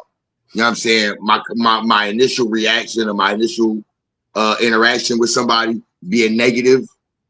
You know what I'm saying? Because that just brings negativity back to you, and that's not good. So you know what I'm saying? I want him to know it's all love. Let's come and let's have a conversation. Let's talk. You know what I mean? And we gonna do what we do. You know what I mean? We gonna have a football conversation. We can clown and joke around. It's all good. We can clown and joke around. It's all great. I ain't got no problem with that. A boss Cowboy. And just so you know, we them boys. I'm the type of person. Me and my homeboys, we grew up back in the day, telling mama jokes and talking shit to each other just for the hell of it. So, just don't. If I say some goofy shit, please don't take it personal, because I don't mean it personally, bro. Dude, it's just me talking shit in sports or whatever. I'm telling you, just be patient with him. Just be patient with him. Yeah. Because I think he's upset that Mayer went off on him. So, you know, hey, he's a Cowboy fan, but one thing he is, I respect him. I think he's cool, you know. But you know, he'd be a little dude news, you know. Boss Cowboy, I can't see your. I can't. He got it says it keeps saying it says with audio only. Yeah, just show your ceiling fan, bro. That's cool. Point him out. Still might make fun of you. I won't. I ain't gonna make fun of nobody, man. Hey, look. Here we go. There's a ceiling fan. What's up, ceiling fan, dude? Oh man. Nah, my thing is this. I don't care if he's showing his ceiling fan, if he's showing his face or whatever, man. It like y'all call the Reaper. What's up? To me, it's like this, man. If we having a conversation about football, let's talk. That's all it is. All right. Am I in the chat? Yeah, you in here. We hear you. Hey. What's good with you, man? How you doing tonight? I'm doing good. How's your Sunday going? How's your Sunday going, bro? Well, it's been good. It's been good, bro. I just want to say thank y'all for inviting me. You know, it's a blessing, but yeah. All right, quick question. Quick question. I'm only asking because of the accent, and trust me, I have no problem with it. You Mexican? Yeah, I'm Mexican. Yeah. Okay, I say. All love, Holmes. All love. Some of my closest friends. I'm originally born in Jacksonville, North Carolina, and I grew up in Philly. But some of my closest friends down in North Carolina is Mexican guys, man. So I got nothing but love and respect for y'all, man. And I respect for y'all too, man. Shout out to the black people, man. Y'all hold it down, bro. Hey, man. Hey, look. Shout out to you. Hey, look. I'm gonna put it to y'all like this. I'm gonna tell it to you like this, and this is the truth about historically. The three closest races in history: Mexicans, African Americans, and Polynesians. They are the three. The Spanish, the Polynesians, and African Americans are the three most that are the most alike with each other. Why? Because one thing that we have that unites us all is our racial heritage. And the struggles. That it unites us all, bro. It unites us. So it's all love, bro. So I want you to know from the gate, ain't no hate. It's all love. I became an Eagles fan watching football with my uncle, who is a lifelong Cowboys fan. So if we gonna have this conversation, just know I'm gonna talk shit to you just like I talk shit to him, bro. It's good. Hey, I got a cousin that's an Eagles fan, bro. Hey, so crazy. All right, so the family where I got a family member that's a Cowboys fan and it's Eagles fan, you got the same thing. So we understand where that's at. All good. Another quick question. How old are you, bro? I'm 20. Oh, I'm 20. It's gonna be hard for you, bro. I'm gonna tell you why it's gonna be hard for you. I know more about your team's history than you do. That's why this is gonna be tough for you. But what I won't do is I won't dismiss the level of of football foundational knowledge that you have. I won't dismiss that because everybody has a foundational football knowledge.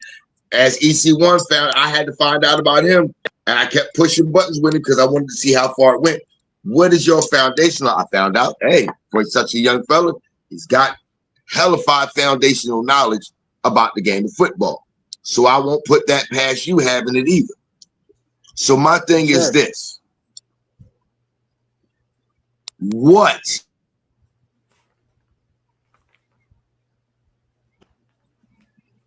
makes you think that we aren't better than y'all? We were hurt last year. I mean, if you think about it, our secondary was hurt, quarterback was hurt. We had no run game. I still think we need a run game, but we were injured. And y'all lost a couple of pieces on that D line. Now I think our O line kind of got good. It's just our D line. Our D line has to get better. And I think, in my opinion, we got the better quarterback. We just have a bad organization. What makes him a better Y'all quarterback? built a good team there. As much I don't like y'all had a good organization to build. Yeah, we good. I wish Jerry Jones could do that, but I think he's what makes Dak Prescott a better quarterback? The best quarterback? Is that what you said? Yeah, he said no. That's what I said. He said he thinks they have the better quarterback, and I asked him, what makes you think that Dak Prescott's a better quarterback? Uh-oh. All right, I can break it to you. Numbers. I mean, his numbers online. Dak has better numbers, and he's a better pocket passer. See, this is where I say you've already lost. Hold on, this is where I say you've already lost. Because see, this is where I say they say this is truth. This is truth. Numbers don't lie, but numbers are misleading. They can be misleading. They don't lie, but they can be misleading. And here's why I say that. And I said this earlier. Everyone heard me say this. And this involves a quarterback from your franchise's history. Joe Montana, Steve Young, John Elway, Jim Kelly. All of those quarterbacks were rated better, more elite quarterbacks than him. There's only one of those quarterbacks that has won more championships than Troy Aikman. You know who that is? Joe Montana. He's the only one. You want to know why? Let me give you this. Let me give you this that you don't know because you weren't born. But your father, which I'm pretty sure somebody in your family that's older than you, is a Cowboys fan that can tell you I'm not lying. Do you know Troy Aikman had the #1 offensive line? They called it the Great Wall of Dallas. Do you know who his running back was? One known as the greatest running back in NFL history and of all time, Emmitt Smith. Troy Aikman, on the outside as wide receivers. Hold on. On the outside as wide receivers. Michael Irving on one side, Alvin Harper on the other side, with Jay Novacek at tight end, Daryl Moose Johnson at fullback, with the #1 defense. And that #1 defense included Charles Haley, Darren Woodson, Deion Sanders, Ken Norton Jr., guys like that. Those were the people that were on that team when you won 3 out of 4 champions, 3 titles in 4 years.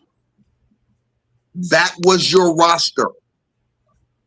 But do anybody hold that against Troy Aikman? No. Now I'm going to take it a step further for you. Let's go with Joe Burrow, someone else that they say is a better quarterback than Jalen Hurts. Joe Burrow, when he made it to the Super Bowl in 2021, he had Jamar Chase, T. Higgins, Tyler Boyd, Tyler Eifert at tight end, Joe Mixon in the backfield, and a top 5 defense. Why didn't he get it done? Let's take it a step further. Because Hold on, the no. He if the had a defense would have top. held their own against the Rams, they would have He won. had no. I'm telling you, Listen to me. What I it's said been like that. in I'm sorry. 2021 when they made the Super Bowl on offense, Tyler Eifert at tight end. At wide receiver, he had Jamar Chase, T. Higgins, and Tyler Boyd.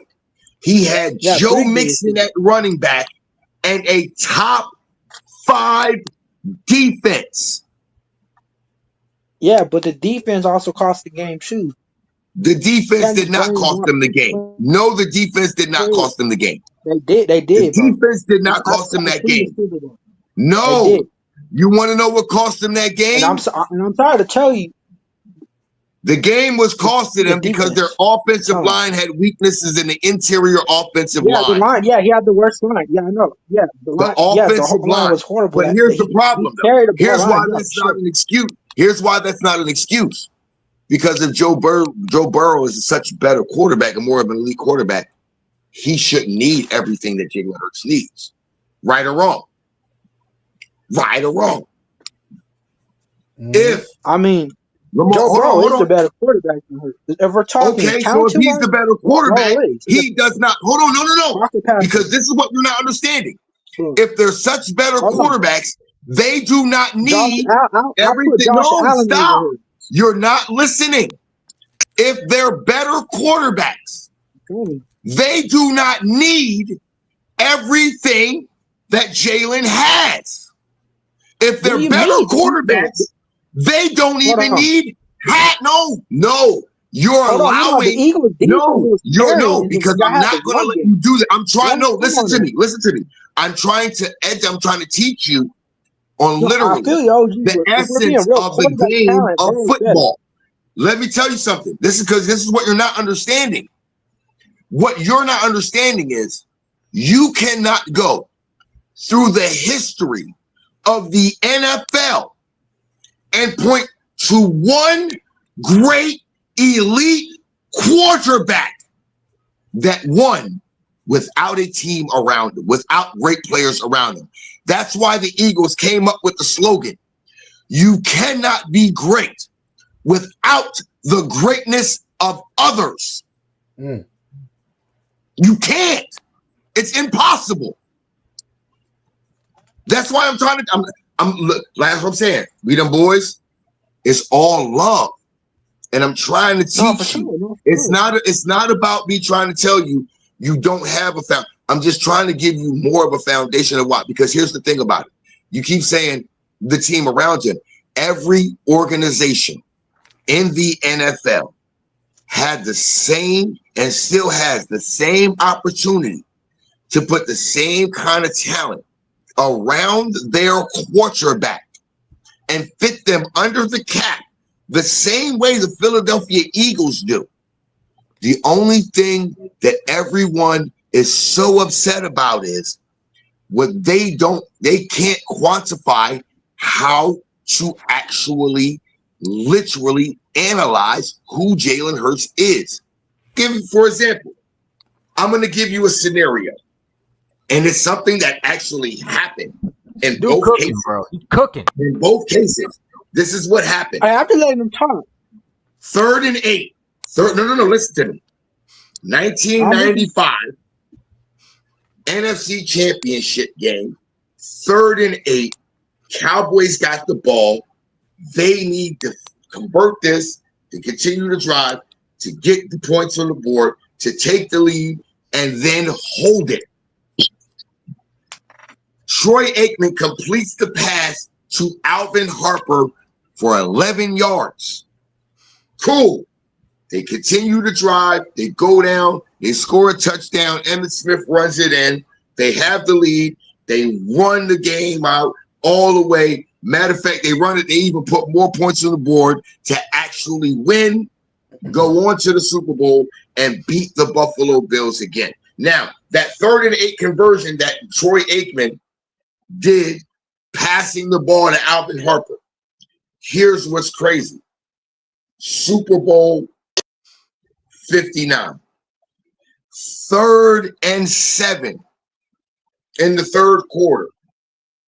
They send the blitz, but everything back there is like, I don't have enough time to actually diagnose or try to make an attempt, but I'm not going to do what I did in the first quarter, put the ball in the air and get it picked off. What am I going to do? I'm going to pull it down. I'm going to run. And instead of picking up the 7, I'm going to pick up 16. Does that not have the same effect on your opponent's defense, whether it's a pass thrown or the quarterback tucks it down and runs it? Does that still not demoralize your defense in the same way? Yes, it does. Same effect, different way of doing it. So now Jalen Hurts is telling you, stop just looking at my passing ability and look at what I do in the totality of my game to benefit my team, to make sure we do what's necessary to win. Because at the end of the day, I said this earlier, I was the 3rd string quarterback on my high school team. And this is what my coach told me. Unspoken rule about playing quarterback at any level. You do not have to be the reason why your team wins, but you most certainly cannot be the reason why your team loses. Tell me, in the postseason, when it comes to the Dallas Cowboys, who is the reason why you lose? Like I It's said, Dak Prescott. Who's the reason why the Eagles lose? The coaching and their play calling. It's not because of Jalen Hurts. Jalen does not put the ball in harm's way. He tries to protect the ball, and he's done that ever since he's been at Alabama. That's the one thing that he's always held on to. Protect the football in every possession with a kick, whether it's a field goal, an extra point, or a punt to play against field position and to let your defense do their job. You want to learn any more about football? I mean, that's your opinion. I have a different perspective. No, that's not my opinion. I want to correct you. That's not my opinion. That's just the basis. That's the essence of football. Yeah, of course, football is a team sport, but if we're talking have you ever heard the term? Have you ever heard? Hold on, let me talk. Have you ever heard the video where Coach Herm Edwards says, "Hello, you play to win the game. Doesn't matter what you have to do it, but that's what you do. You play to win, not to glorify stats or have these numbers to be on. Literally, go back and Michael Jordan said it best. I didn't play this game for statistics or anything. Statistics are there for people who probably never knew who I was, and they look at it as, oh, judging by the statistics, he must get pretty good. He said, but I judged success on how many rings I collected and championships were on my mantle. The statistics, the numbers don't lie, but they're misleading. Because if the numbers at the end of the day on the football field does not continue to your football team winning the ultimate prize, because literally, let's not be real. You didn't get in this fucking game. Not a single fucking player got in this game. Oh, I want to be the greatest receiver. No, they got in there because they wanted to be champions. All those other awards, MVPs and offensive, those are nothing but participation trophies. The trophies that you want are conference championships, Lombardi, and the Super Bowl MVP. Those are the only ones that matter. Everything else is participation trophy. Everything else. But you don't know about that, Whereyahidin boys, because that's the era of life and society that you were born in and grew up in. Damn. It's simple. There are winners and losers. And winners are the ones that are celebrated. Talk your shit, winners. Stu. Talk your shit, Stu. There's winners and losers. I'm just letting him talk. Hey, hold on. I gotta cook up something. I'm just letting him talk. It's cool. He can say all that.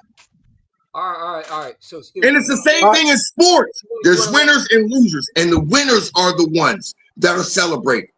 You want to let him respond real quick?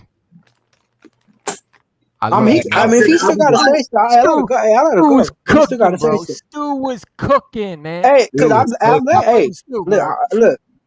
Hold on, bro. Hold on. Before you glaze it for a minute, hold on.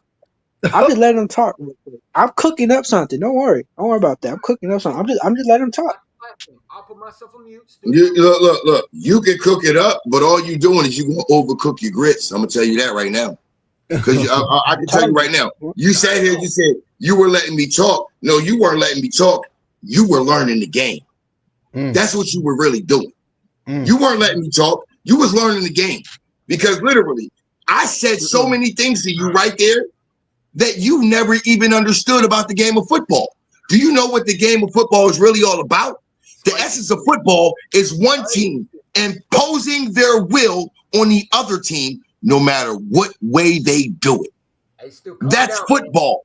Calm down, a man moving another man against his will and making him like it. That's football. All right. Let's. So you can sit here and talk about, oh, I'm letting him talk. No, you're not letting me talk. You sitting back learning. Damn. You learning. Hold on. That's what you doing. Look, like I said before you came here, it's all love. But you're not built for this. No. I'm gonna tell you right now. If Joe Burrow would have had that Eagles team, he would have won that Super Bowl. If Josh Allen would have had that Eagles team, he would have won the Super Bowl. No, he wouldn't have. No, he wouldn't have. You want to know why? Hold on. Yes, he would. You want to know why? Because Josh Allen had that before, and he lost in the divisional round. Josh Allen, Lamar Jackson had that before, and he lost in the divisional round and the championship round. Joe Burrow had that before. It's called balancing both sides of the ball and the divisional round. Get the fuck out of here. Bro, Patrick Mahomes is a better quarterback. Let's let him CJ talk. Stroud is a better quarterback. We're gonna listen to him. We're gonna listen to you. All right. We're gonna give you the same platform. Dude. You know, we're gonna let him respond that way. All right. All right, go Cowboys. I'm gonna mute myself and listen for it. Yeah. We're gonna see what you got. All right, better cook on. All right, so I want to talk about Lamar Jackson, for example, right? What the? Hold on. Bro, hold on. I want to use these quarterbacks. I want to use these quarterbacks are better than Jalen Hurts. Hold on. So look, let's start with Joe Burrow, bro. I would have him over Jalen. We talked about Josh Allen. Why are you changing the conversation? Okay, Josh Allen. You said Josh Allen. Talk about Josh Allen. All right, I'll use him for example. He's way better than Jalen Hurts. If Josh Allen would have had an Eagles team, he would have won. What does he do? He's a better pocket passer. He don't create turnovers like that. He has better numbers. He is, bro. Statistics don't lie. So you're telling me, hold on. So you're telling me stats, numbers don't make a good player? Come on now. Jalen Hurts and Josh Allen had the same stats, bro. Do you understand? Josh Allen was a game manager last year. I have Josh. They were running the ball. No. Josh Allen is a better quarterback. Josh Allen's a way better quarterback. Reason why? Why do you because think Hurts is a system quarterback, bro. Hurts is a system quarterback. Who is Josh Allen? No, he's not. Name a quarterback. Hold on. Name a quarterback in the league. Name a quarterback through NFL history that hasn't been a system quarterback, dummy. Bro, Jalen Hurts is overrated. Y'all overhype him because he finally won a Super Bowl because that defense showed up. Right? And I love that you're coming on. I have no problem with that. But you're saying every quarterback is a system quarterback. Josh Allen can't go to Lamar Jackson. Mahomes been better, bro. He's the best. Mahomes is in the system graded by Andy Reid. The fuck are you talking about? Hold on. Dumbass. Yeah, of course he had good coaching, but he had no legit run game. He had no good, and he had a good defense. But go Cowboys. But bro, the line go to the Bears. Hold on. If you really think about it, let me ask you a question real quick. The Eagles' D line was really should have been the Super Bowl.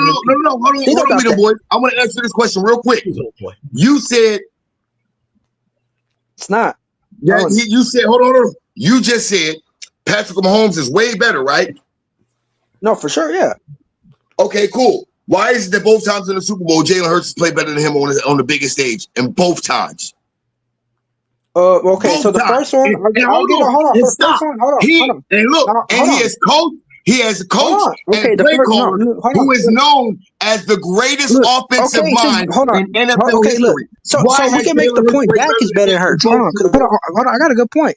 Remember that time we played y'all in Philly, right? We outplayed y'all, but we only lost that game by inches. No. I don't give a fuck about that. I don't want to hear about that. That's not what I asked you. That's no. See, that's what I'm talking about. You clown that Cowboys. Mute him.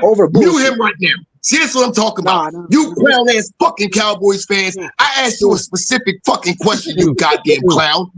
and you tried to move the narrative. And let's talk about this. No, bitch.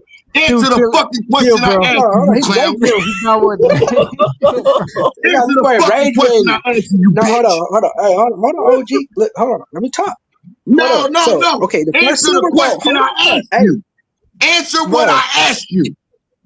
Bro, I'm telling you, Hurts is not really like that. He's top 11. No, I don't give a shit what you say. Quarterback. Answer the fucking question I asked you. If Mahomes is better and Jalen is average, why has Jalen outplayed him on the biggest stage both fucking times? Okay, the first one he did. No, for sure he did. The defense outplayed him both times, bitch ass nigga. Shut the fuck up. And the second one, the Eagles defense was playing good.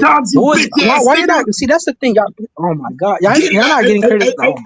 Hey, where you hiding? If y'all see the Eagles D-line, right? Your boy. I'm telling you, that ain't gonna be the same. Get him out of here. Get him the fuck out of here. He already played himself. It's facts, bro. That D-line, he wasn't built for this. It's the D-line, I told bro. I'm telling you, bro. For this. Hey, Stu. I told It's not Hurts, bro. It's really the defense in that run game. I told y'all he wasn't built for this. Stu, just let him talk. Bro. Let him talk. I know he's not built for this. I know. I can't listen to bullshit. You just over talking. We all have. You just over talking. You just yapping. Because you talking dumb shit. Thank you. You see one. I'm saying facts. I'm sorry. The Eagles D-line. Okay, I'm allergic to bullshit. Hold up. So you praised the first. So you praised the first performance. What about the second one? I just told you. I really think the Eagles defense. The defense should have won the Super Bowl. That they should have been MVP. Hold up. That defense was good. That defense was doing good. I seen that Super Bowl. I'm both of y'all. Let's keep it respectful. Let's keep it football related. We both are having fun at the same time. Let's keep it respectful, just for the fans, man. I know Stu and them are passionate. I just it's the fans that obviously get upset. So I mean, I don't care. I love it. I love the trash talking, bro. You know what I'm saying? You know what? I gotta say this. I would have had more fun walking my dog. Damn. Walking my dog would have been more enjoyable than talking to him. I'm not even gonna lie. Because like right now, because like he gonna talk about something. You said you glorified the first one. I said no. I didn't glorify the first one. I said why did Jalen Hurts outplay him on the biggest stage in both Super Bowls? Right. Why do you think Dak Prescott's better than Jalen? What does he do better than Jalen? And give me a real reason, bro. Don't just say because he owns the Eagles. We already know. That's wait, hold on. My bad. Are you talking to me or talking to the chat? Look. I'm gonna go walk my dog, man. This ain't entertaining. My bad. Were you talking to me? I thought this would be a conversation worth my time. This ain't it. No, this ain't it. You wanted him, Stu. Come on, bro. Don't quit. Oh my god. What? He left. Hey, go Cowboys! You got the floor. No, Hurts is not better than Dak, bro. Hurts is not better than Dak. Why do you think that? Who, me? Okay. No, bro. Jalen Hurts. I mean, Dak. Dak never had elite defense. I mean, he did have good defense, but not elite defense. Have elite defense. Even like that 2016. Even that 2016 game, bro. Dak brought us back. Hold up, Dak brought us back. 26. Like we ain't had a good D line, bro. See, that's the thing. People want to blame the quarterback, but when our defense don't show up in applause, bro. Like, come on. Like the OG said, the whole team got to show up. Yeah, there's moments where I do criticize Dak. Like I do. Like okay, like when we played San Fran, I think it was in Dallas. So we could have won that game, but Cedric, hold up. No, that game was actually Cedric Wilson's fault because Dak threw it and Cedric Wilson dropped the ball. He could have had a chance to win that game. Hold on. Look, hold on. Look. Okay, with the one thing we played the Niners in San Fran, our defense did good. Dak didn't show up that game. And even in the Packers like 2 years ago, our defense could not stop the run. Yes, Dak made mistakes, but Dak, he did better at the third half. You're giving me a boss cowboy excuse. You're giving me a boss cowboy excuse. Bro, it's bro. No, it's not. I seen the game, bro. I seen the game how it is. Boss cowboy, bro. You're not going to sit there and tell me Dak didn't have a defense, man. Bro. You're not going to do it. Don't boss cowboy me. Bro, please don't. Bro, Please don't, man. Don't do it, bro. It's true, bro. Look at her. A sad song for you on the world's smallest violin. This is serious. I know. This really is the world's smallest violin. See? I got You give me I'm Boss telling you, Cowboy. bro. You giving me a Boss Cowboy excuse, bro. No, I'm not, come on, be real. bro. It's true. Your I defense seen was the good game, enough. bro. I'm not in. They was undefeated at home too He's before the better, playoffs. Like, and he's bro, better. I don't know if you and Boss Cowboy been seeing each other and giving each other side notes and everything, but y'all come with the same excuse, bro. Like, can Bro, y'all I seen the really? game. Y'all did not see the game, bro. The way I seen it, bro. I actually seen film, everything, bro. Like I'm telling you, our Next, you gonna defense tell don't me show that up, bro. Dak Prescott had no receivers, man. Bro, okay, that year, okay, we had Amari Cooper and CD, Who yeah, but wasn't our good? defense too, bro. When they can't stop the run, bro, we're like probably like one of the worst teams stopping the run. When the Packers ran over on us, bro, our defense could have stopped shit. I seen that game, bro. Yes, Dak made like dumb turnovers, but we also didn't have an elite run game day, bro. We don't have a running back. You didn't have Ezekiel Elliott, You who know, was running for 1,000? we're talking prime Zeke, like 2016. That was his best year. What about the 2 years of His Ezekiel time was Elliott? ahead of him. His time that at that point, his times were ahead of him, bro. They were the same year. They drafted the And not same just year. that, bro. Not just Drafted that, bro. the same Zeke, year. it's sad, bro, because Zeke was amazing running back, right? But the thing was, And I think he Sam got Dak hit a Prescott. lot, and hold on, and it slowed him down. He But bro, ran. Dak is not a bad quarterback, bro. Like he's really better than Jalen That Hurts. man is Yes, ass. Hurts on the Oh Super Bowl. God. Go ahead. Stop, bro. But Please. hold That man up. is ass. That man But is Jerry garbage. Jones is holding the Cowboys back, bro, because Jerry Jones he's gave not him really. everything he possibly could, bro. No, Y'all he need got the to good offer for sure. But the thing is, our Dak is defense has garbage. to be responsible, kind of to look at, because our defense cannot stop the Well, run, bro, and we can't stay healthy. That's another thing. We can't stay here's the thing, healthy. right? We Here's the thing. can't If stay I healthy, give you bro. Amari Cooper and a roster and you can't win it, why the fuck would I give you weapons around you? Why?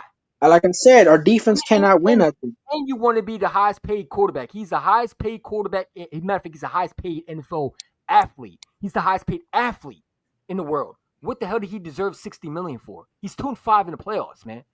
Yeah. What did he Yeah, but do? half of them. That money? Look, this too, How bro. can you Half of build them around games was not his money? fault if our defense don't show up, bro. Half of them more his fault. I'll admit that. When if you look at it, okay, like the game in San Fran, I think they played us in Dallas. That game wasn't his fault. Even that Packers game, that wasn't his fault. Which one wasn't his fault? Two of them actually, our defense Which one cannot show up, bro. wasn't his fault? Which one wasn't his fault? Okay, so okay, you want to start off the 2016 year? I remember we're getting No, like no. blown out. Dak brought us. Hold on, let me talk. So back in 2016, we were getting blown out like third half. We came back, but Aaron Rodgers did a miracle, fucking play and put a field goal. That's how they beat us because our Why did defense. they We come could have back? been Who in the threw NFC the pick? Championship. Who threw the pick? The 2016 year, bro, he brought us back. Who Okay, threw the the one in pick? Dallas, Dak did, but the thing is, our defense Okay. also couldn't stop the run.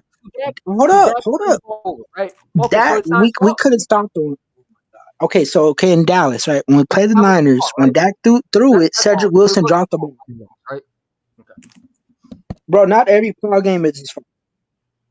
You're just casual talking, because if you actually look at the film, the study, bro, go look at the I watched Cowboys. the You game. seem to talk more Cowboys. I watched the game. Every time when you post, you seem to post more Cowboys than the Eagles, bro.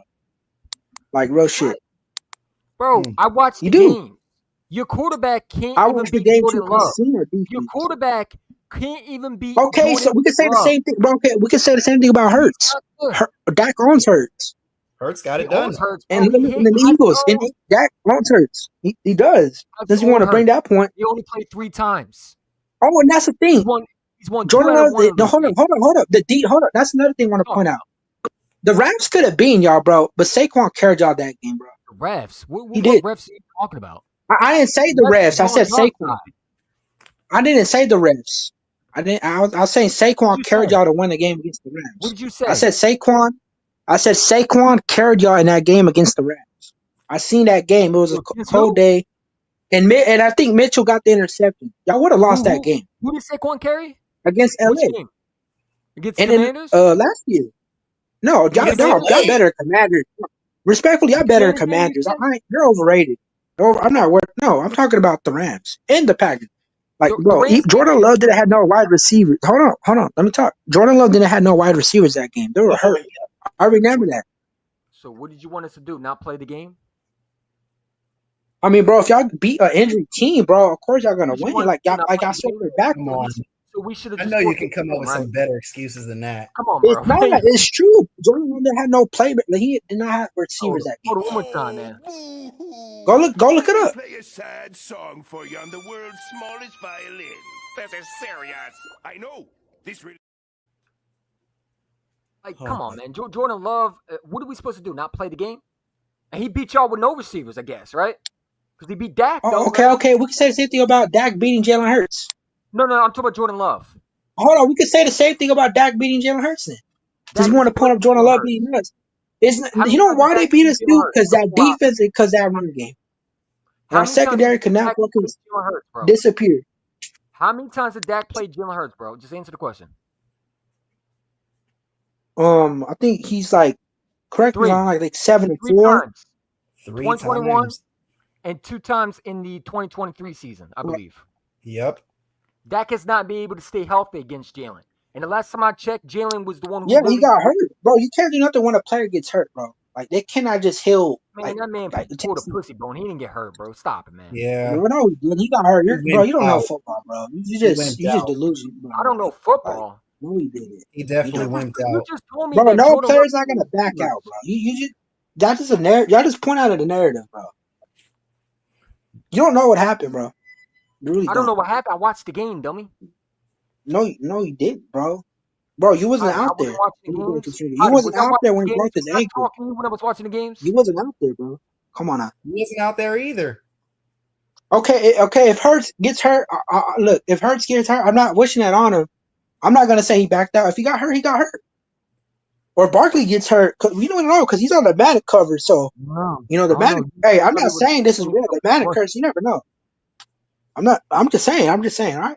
See, you see how I'm putting narratives out there? That got hurt, bro. What about the year that Jalen played him, though? That's my question. In Okay, we should have swept y'all.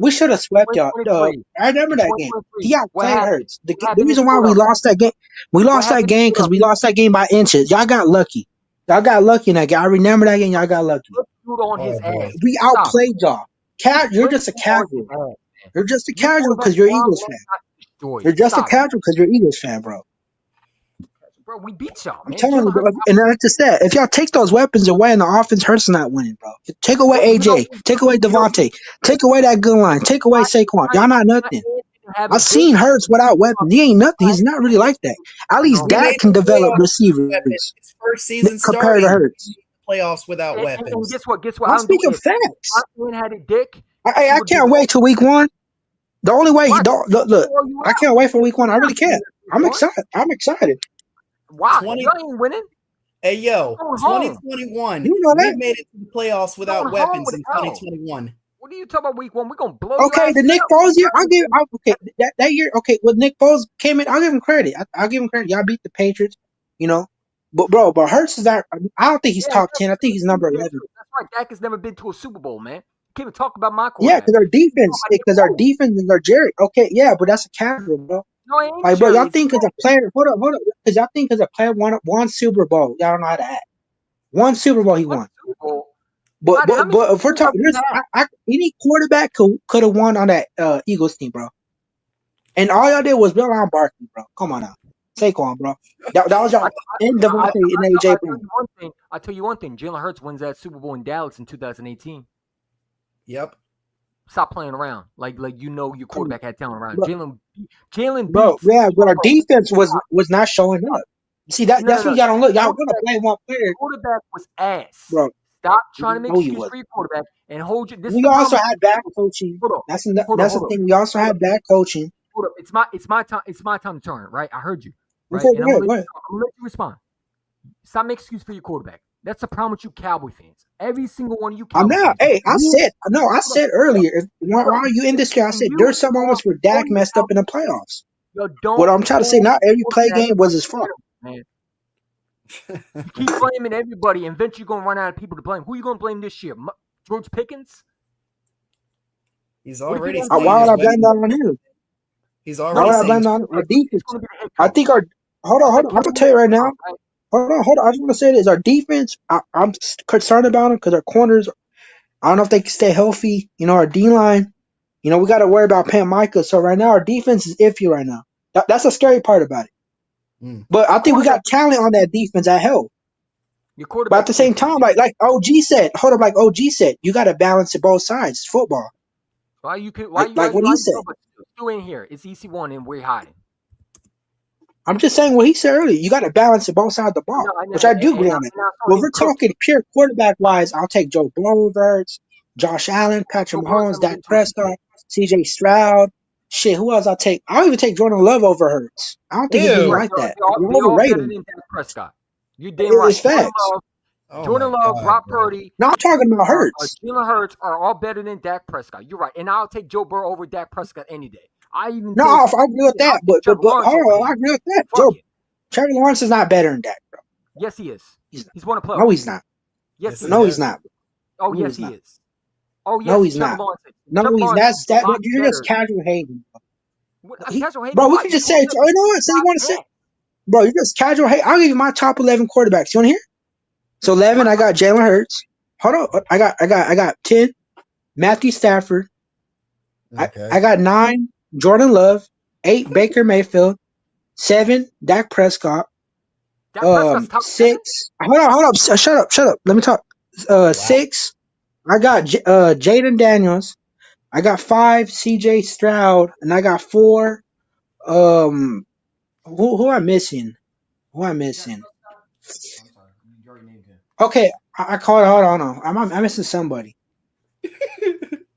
Hold up. I'm missing somebody. Okay, so hold on. Y'all messed me up. Hold on, let me start over.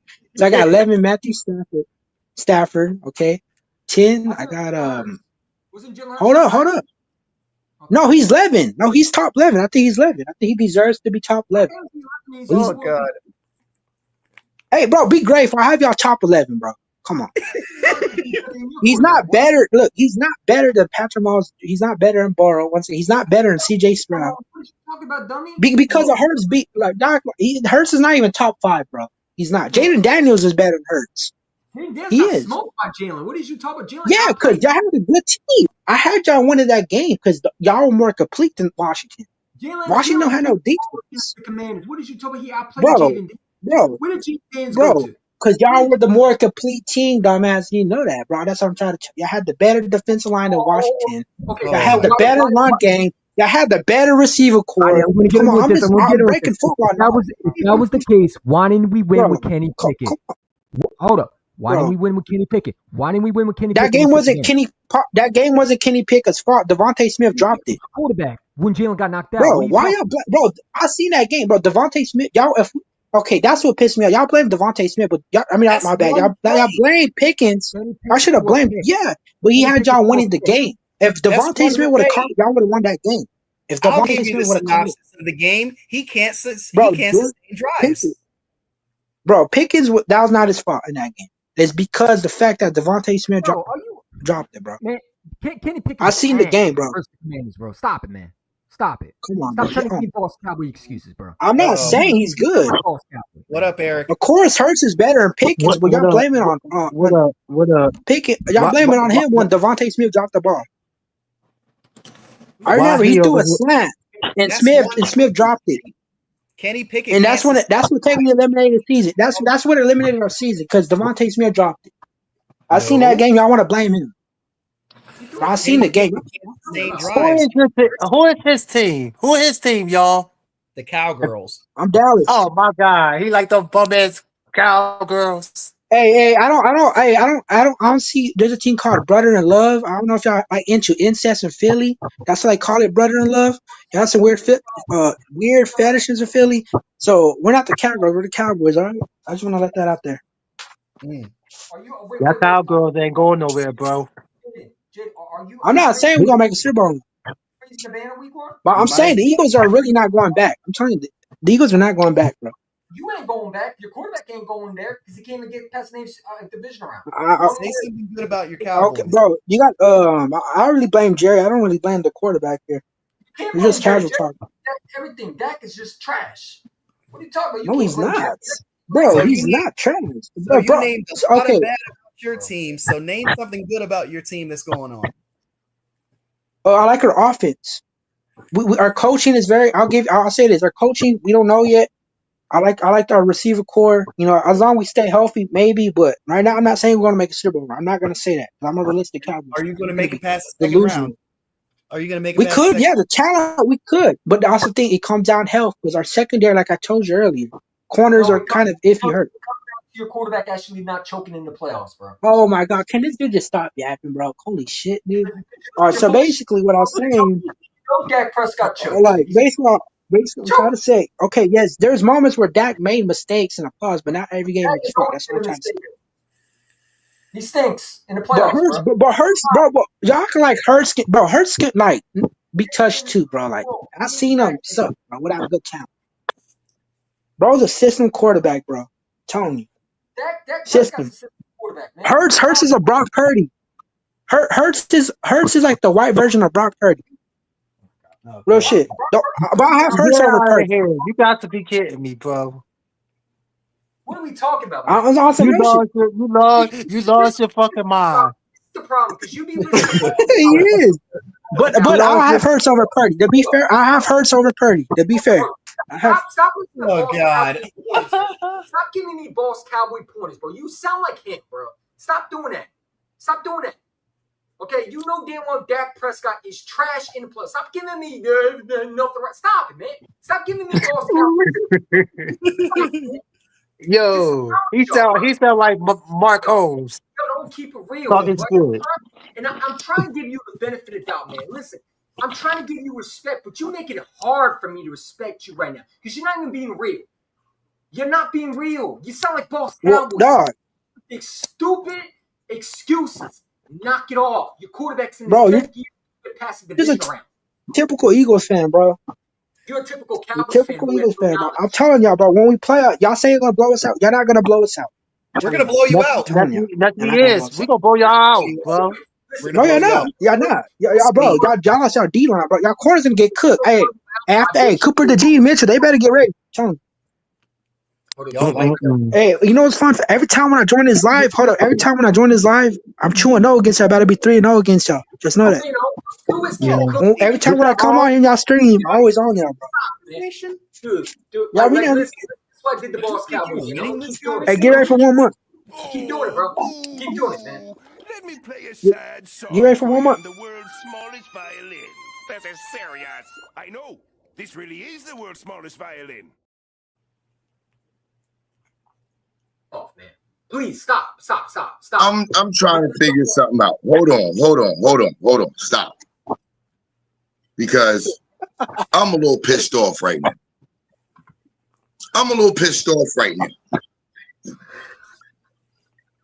What we not gonna do? I tried. No, hold on, I got it.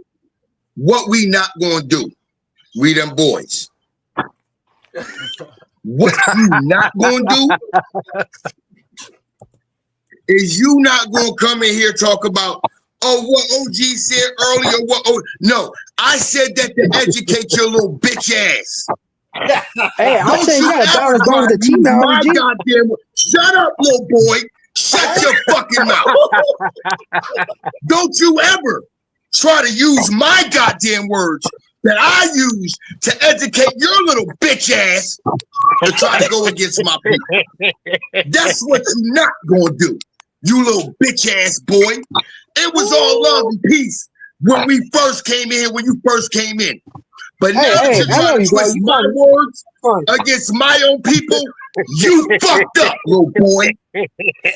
So now I'm gonna say this. Bro, it's about balance. No, both shut sides. the fuck up. Shut your fucking mouth. You don't get to talk now. Bro, you just said now that, you gotta sit there and you gotta shut the fuck up and listen. Damn. Because now you talking to a fucking big dog. God you damn, talking to boy. one of the realest niggas. What you fucked up as, you thought I wasn't still listening to you. You thought I wasn't still around. Hey, I'm glad you joined. Hey, OG, I'm glad you joined. You make it entertaining. What did I, AC1? What did I say? His bitch ass was going to wait till I was gone and try to talk with bravado. I told you. I know how these clown, coward motherfuckers work. You soft as Twinkie feeling bitch. You were quiet when I was here. Because I made you shut the fuck up because you realized you weren't on my goddamn level. I told you. You said you wanted me. You wanted me. Well, guess what, bitch? Now you got me. You This damn fucked up. cowgirl. Cause see, now I gotta educate your little bitch ass. Uh-oh, story Cause time. see, Oh, he about to I advocate. tried I ain't to gonna lie, educate you. I love the dog. Shut He's up, funny, little man. He's boy. funny. Shut the fuck up and learn. Cause see, one Damn. thing you gonna always know about me is I'm always lurking. I am always around, and I am always I wanted waiting you to come for in. little bitch ass boys like you to always try to twist my words. No, I tried to educate you. I tried to give you game. I tried to actually be someone that you could come to and be like, yo, big homie, what did you see here? What did I miss? And I can give you game on. But you didn't want to do that. You took the opportunity when I was gone. Well, it's like OG said earlier. No. Not today. Not on my watch. Cause see, I tried to tell you, and here's why I came. This is how I knew I tried to educate you. You literally tried to come back. All y'all did was lean on Saquon, get the ball to Saquon. Like I said, 3 out of 4 championships, 3 championships in 4 years. What the fuck do you think Troy Aikman did? He handed the ball off to Emmitt Smith, you little bitch ass boy. He turned around, handed it to Damn. Emmitt Smith. Oh, 3rd and medium, 3rd and long. Alvin Harper's on one side, Michael Irvin's on the other, Jade Overcheck in the middle. And I still got Emmett that can catch the ball out the backfield. Don't sit here and play this game like you can talk it and you know it back. I told you when you first came on here, I know your team's history better than you. I was alive for it. I watched. Matter of fact, let me calm down while I tell you this. All 3 of those championships that y'all won in 4 years, you know what I was doing? I was fucking the girl that lived next door to me. Her dad was a Cowboys fan. January 28th, 1996. That's your last Super Bowl championship. That was the day before my 16th birthday, and I was still fucking the girl next door. Little Spanish chick named Maritza. Never forget her name. Good pussy, fat ass. Goddamn, she could ride a dick. But let's keep it real. Let's keep it real. I know your team's history. I know the history of your state better than you. Hell, I'll take it a step further. All right, speak on my state. No. I'm going to take it a step further because I know this for a fact because I have been studying it for 35 years. I know your own culture better than you. I know your own Mexican cultures better than you do. I've been to more quinceañeras than you have ever been to in your life before you were ever born. I've been to more quinceañeras than you've been alive. The years that you've been alive in your life, I've been to more quinceañeras than you. I promise you I have. I've been to more Cowboys. I promise. As a matter of fact, I've been to more quinceañeras 5 times more than the amount of years you've been alive. I know this. This is why I say this, because the people that I grew up around, they have taught me, they have let me learn from them.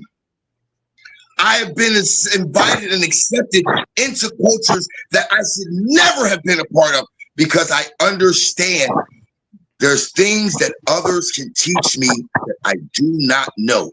You're unwilling to accept that. And that's what pissed me off, because you tried to take my words that I used to educate you and tried to flip it against my own people. No, you will never do that again. If you ever do that again, I promise you, I don't know exactly where you live, but I promise you, I will come to your area. I will find you. I will talk to the people you know, and they will look at you and say, why you disrespect him like that, bro? I'm not going to ever put you in no situation where you in danger, but they're going to look at you and say, bro, why you disrespect him like that, Holmes? That's not that cool. That's not cool, bro. They're going to tell you that's not cool, Holmes. ASA, that's not good, Holmes. That's good people right there, man. they're gonna look at you and tell you, you can't do that. That's not good. Especially when they told you from the gate it's all love, bro. You cannot do that. You cannot. That's why I will never come in to anybody else and tell, hold on, let me hear you speak. Okay, I heard what you say. Now let me talk to you. And I will never take your words that you use and use them against somebody else. I would rather take the words that you use and use them against you because you're the one that said them. That's the difference. You're the one that said the words. So the words should be used only against you. If I'm the one that said the words, they should only have been used against me. But you took my words and you tried to use it against them while I was not here. Mind you, I even said to EC1 and to Whereyahidin that that's exactly what you would do. The moment I left, you would try to talk with that bravado. I told them that you would do that because I knew exactly who you were before you got here. I even called it out. I even said, you can't come in here talking about those championships if you're 35 years or younger. That's why you never brought them up, because you knew you weren't on that level to bring them up to me because you've never witnessed your team success beyond the divisional round. So you tried to use it against them because I had already exposed the fact that you couldn't use it against me. That pissed me off. Don't ever do that again. If you ever do that again, I will pop back up and I'll do this shit again. Y'all have a good night. Damn. You too, man. You too, man. You have a nice night. Mm. Anyways, How are you gonna say anyways? Oh, he's still here. Oh, now he left. Damn. What you gotta say now, cowgirl? Don't got nothing to say now. You can't go against our bird fans. Hey, see what you got. Oh my God. He flabbergasted like Freeway versus Cassidy. So let's do it this way, right? Let's go get our predictions, get our stuff out, what we want to say, and then we're going to end it because we've been on here for a long time. I got to get some sleep. I work at 8 a.m. to 1 p.m. tomorrow. I know Heidi's probably got work tomorrow. Everybody got work, but this was fun, man. This was fun. We got to do this again. This was a lot of fun, man. What was it? Our last words? Yeah, anything.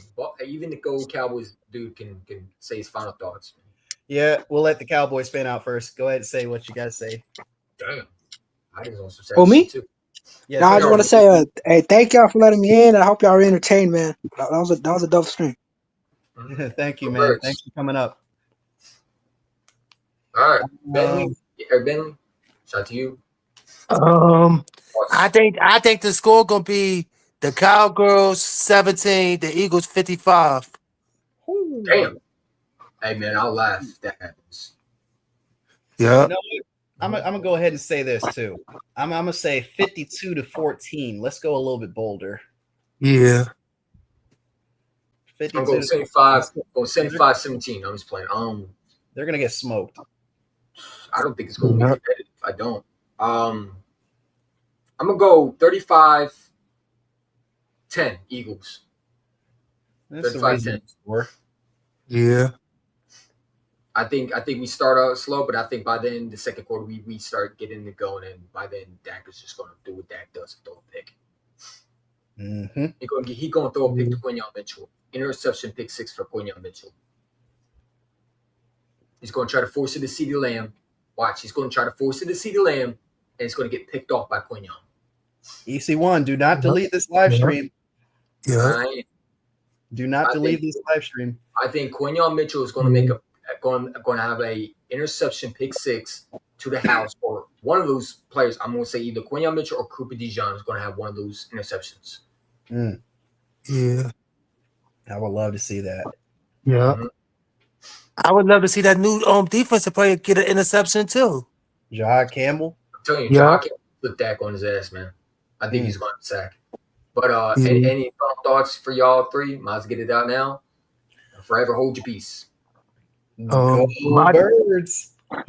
Yeah, go birds too. You already know, flag was fly. Yeah. Peace. Peace Peace. out. Go birds. Shout out to everybody in the chat, man. Y'all go subscribe for sure. Enjoy y'all day, man. We gonna get up out of here. We gotta do this again. Hit that like button. Subscribe to my guy Stu Vision, Stone Cold Stu, in chat. All right, let me pull him up real quick. Let me get his channel. Because like I said, go show him some support. Stone Cold Stu, subscribe to him. Stu Vision, check his channel out, man. Like I say, he does really good with the YouTube channel. Go subscribe to him. Whereyahidin, my guy, of course. Subscribe to him. And go subscribe to everybody, man. Just go subscribe to all the content creators, man. They do a really great job. Fly goes flies, all love at the end of the day. Go birds, fly goes fly, and I'm out. So hope you all enjoy your day. And go birds. We out. I just said go birds twice. Still go birds. Go birds. 4 times. I'm out.